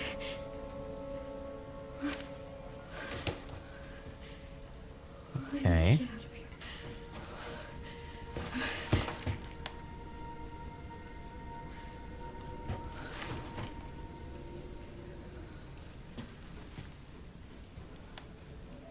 Something important. I'll explain later. Go find what she stole, what she stashed. Come on.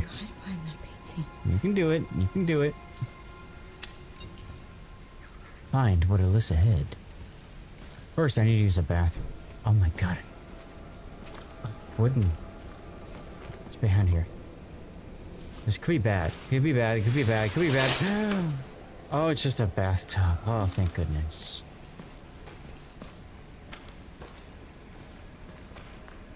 Look, more toilet paper. Nobody uses the toilet paper. It's all brand new. Maybe I need the toilet paper tonight. Hmm? Hmm? No? No.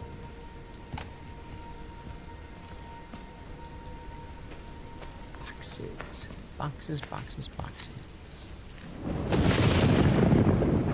Ooh, stormy.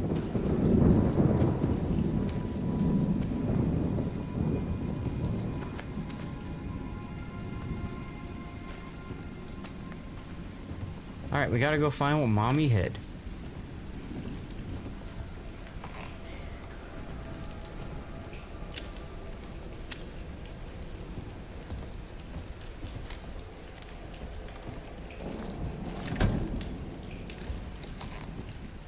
Nothing there.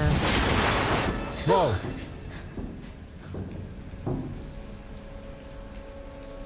Did you guys see that? Did you guys see that?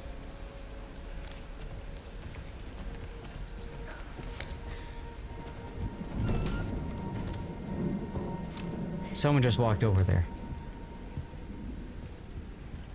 I know what I saw.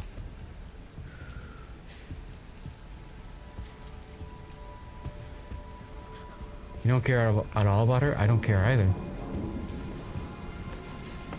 Someone have a key. Now, if she put this behind a painting, I think it's down the stairs, maybe? Down the stairs. Chat, did you guys see that? Something walked in front of the door. I know it did. I know it did.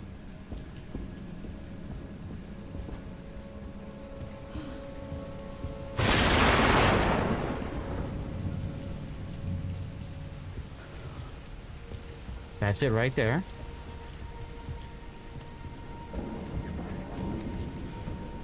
Anything in the safe?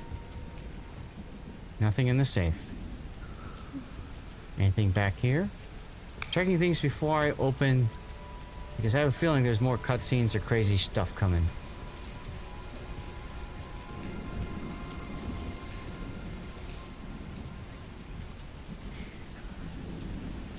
What is this? Oh, we did that already. Okay. Alright, let's move it out of the way. Guys, I got about 10 minutes left in the stream, maybe a little bit less.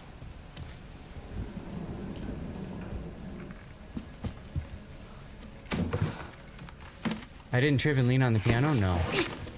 Did not. Am I supposed to? Aha. What do we got? That's it?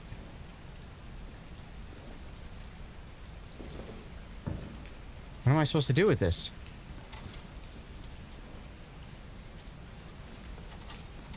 Zoom out, zoom in. F. Okay. So it's a notepad, notebook, whatever. Aha.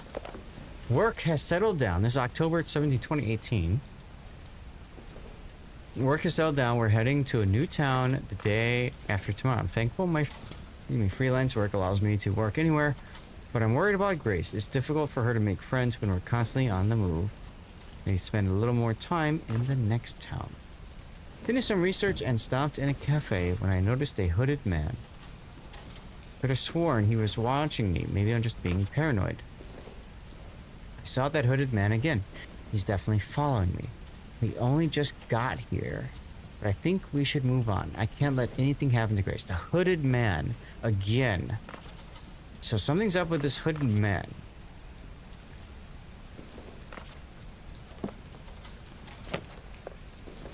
Okay. What am I supposed to do now? I don't know what to do now, chat. What am I? There's a disc up here. Mom is sus. There's a disc in here. What am I supposed to do with the disc?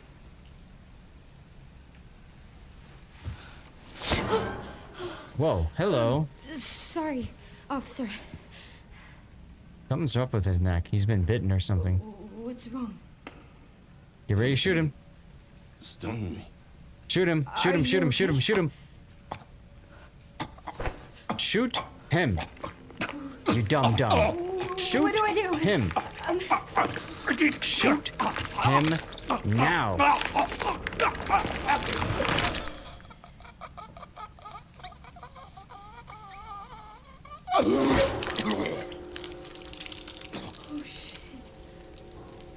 Oh, rip his teeth. Doesn't have perfect teeth anymore. Come on! Mom, stop! Oh, wait! What are you doing?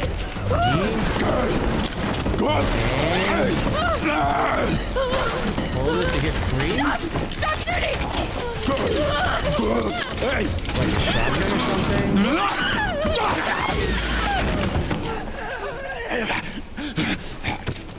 Oh, look, a key. Emergency exit key. Key that opens the emergency exit of the second floor. At the one window is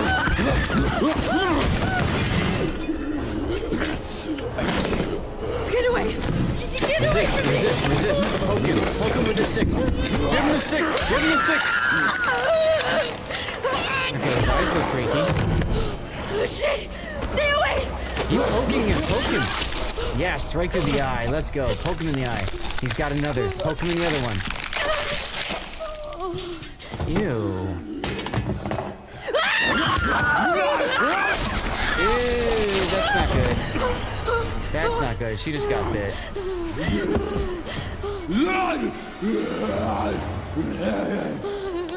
What the hell? So this is like the first part of the tutorial. This is the first monster, right? And if I stay put, he kills me. So instead, what I do is I go to the emergency exit and run.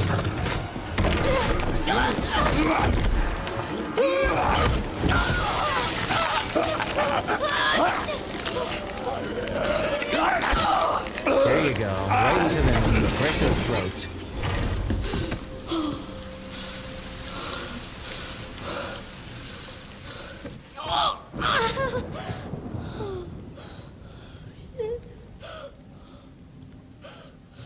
Yeah, that's no good. She's dead. Game over, everybody. Thank you guys for coming. It was a good game. Really good graphics. Well put together.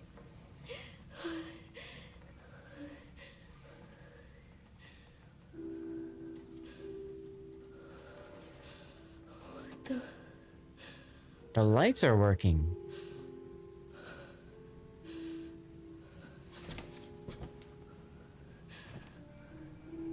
Waiting for the immunity to kick in, right? Am I hearing music? Is somebody playing on the piano now? Is anyone there?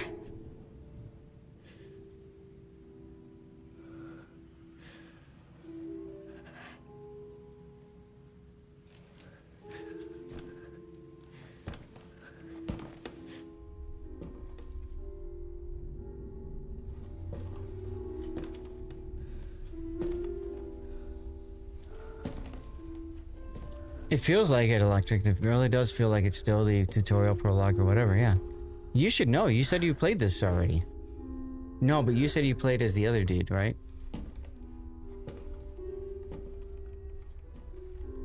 You know, I think you're right. They might have asked who to play as. And I think I said it to her because I wanted to know the story.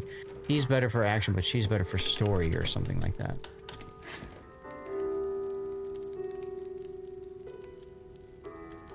Glasses, goggles, somebody's sitting in the chair. You haven't done anything more yet. Oh, okay. Hello? Yes. Let's see how this guy is doing. By the way, it hasn't been easy. Why the hell didn't you pick up your gun earlier, lady? But after much effort, here we finally are. Who are you? I'm the one who planted that body.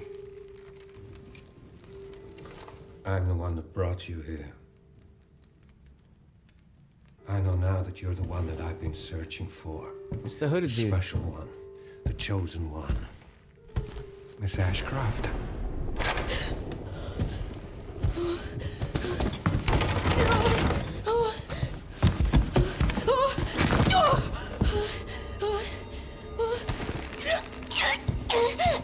Time to go to sleep and good night. Close your big bloodshot eyes. Now, Grace. We have so much to do. Gross.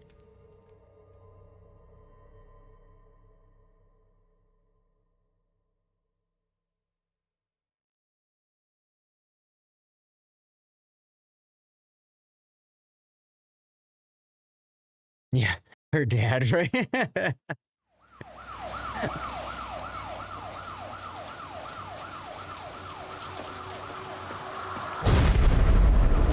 few minutes earlier.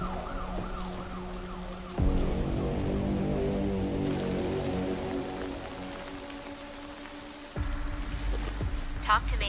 Is this one like the others? Well, same black blotches. And it's not post-mortem lividity. No. No, this is different. That's 6 now. 6 survivors of Raccoon City, all dead from the same thing. I think this is Leon, yeah. Yeah, that's not good. Try some portion. No. No, it's not.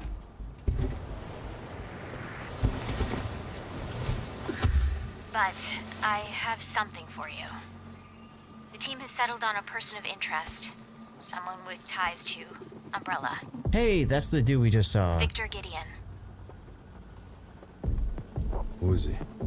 A former T-virus researcher. Hey, I just got a report of a missing police officer. It might be unrelated, but he disappeared near where the 5th body was found. You there, Leon? I told you it was Leon. Yeah. I'm here. You okay?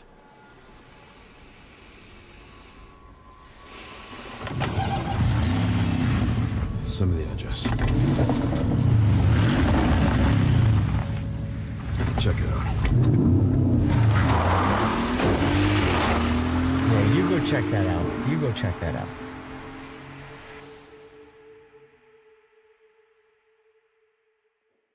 I obtained a file.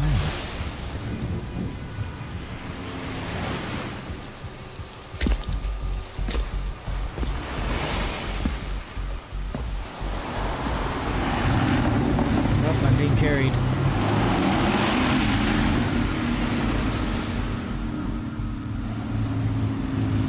You almost there? Just about. Stuck in traffic.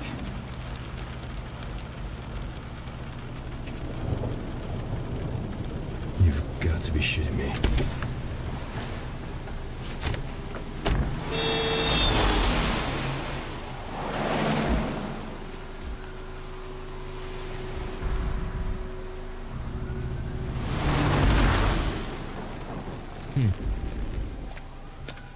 What's going on? Is she okay? Oh, she's fine. I'm just taking her home. Okay.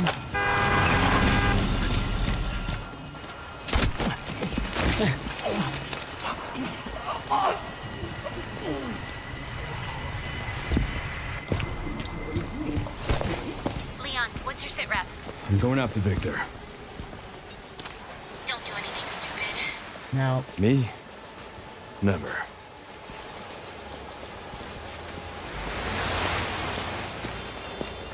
he looks like, and now we see the third person view. Unfortunate, you can't shoot people. But I feel like I was just here. Yes, I was. I was just here as her. Interesting. Very interesting. I hate to say it. I hate to do it, but it is kind of hang us up. What do you guys think? Do you want me to do more of this? I don't know. I don't know how I feel about it. Kind of creepy. Kind of weird. You know? I don't know. I'm glad I got a chance to look at it. I'm certainly glad I got a chance to look at it, but it just feels kind of weird, you know? I don't know. Electric, play it. Tell me what you think. It's not pulling me in. No, it's not. I don't know. Interesting story-ish. I don't know how I feel about switching between characters. I kind of feel like it's better. I kind of feel like it's better to just go straight in as one character and work my way through. But I get it if the two of them are tied together in some way, shape, or form. I don't know. But at the end of the day, I do want to say thank you guys for those of you that stuck around. If you're still here, do me a favor, say hi. I'd like to know who stuck around through all this. I know Electric's here.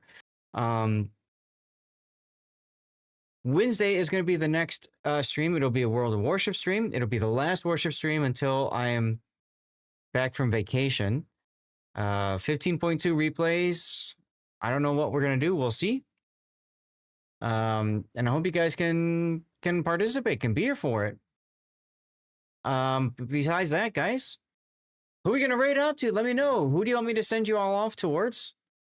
Thank you for being here. Commercial is going to start in a couple minutes. I'm going to go to the stream ending screen. You're going to see some links. You can support me by clicking those links, all that good stuff, including Raid Shadow Legends, where it's the sponsorship we are doing. You can click the link there, download the game. People help me out by getting to level 12 or 25 or spending money, but don't feel like you have to do that part of it. And then I'm going to take 10% of all this stuff and use that 10% to fund future giveaways. The wall should be boring. Although I want to say I really care about you guys, so I tried to find ways to incorporate some more lights. I got that light. I got one over here to my left. So I have these RGB lights at least, so they still are there doing something. At least until I get the move done and sort it out. You know how that goes. Let's see. So yeah, let me know who to raid you guys off to. I'll take a look and see if there's anybody I'd like to add. We'll put together a poll, all that good stuff. All right. Stream ending. Thank you guys again for being here. Let me start up a new poll. Who to raid? Who to raid? Question mark. And let me know who's out there. Who is out there, y'all?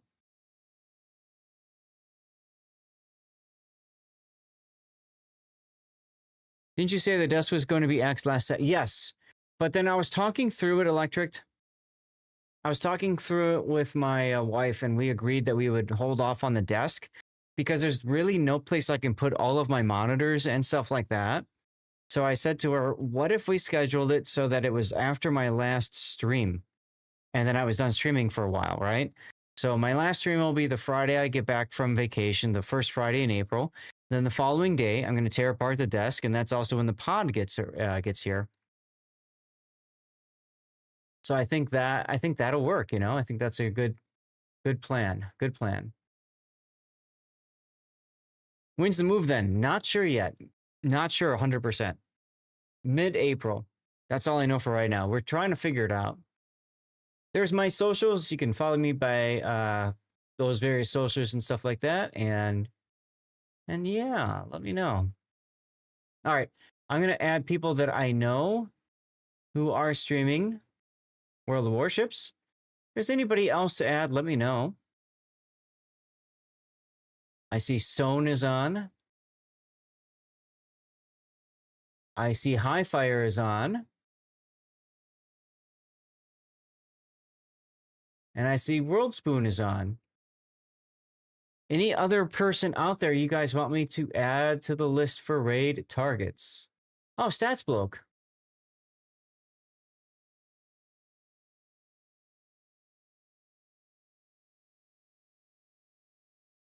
All right, I'm going to add Stats Bloke. Commercials in progress. I'm going to give you guys 3 minutes to vote.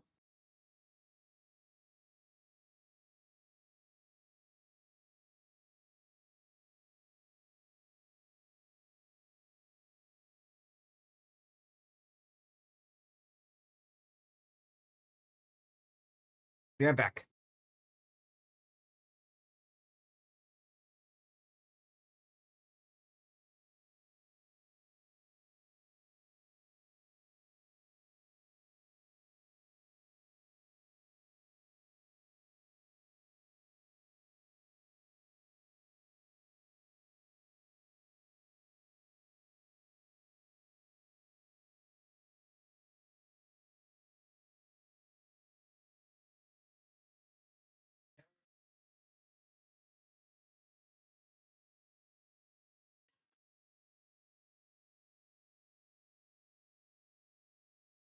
Yes.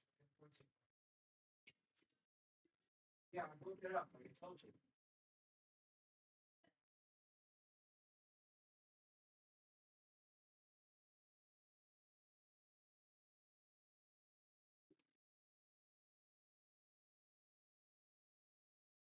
All right. So, poll is up. You guys vote for who you want me to raid. Meantime, if you are tuned in on YouTube, Rumble, Kick, or X, thank you for being here. Maybe take a moment and follow me on the platform. Follow me on Twitter, or on Twitch, I should say. And I'm going to end the streams over there.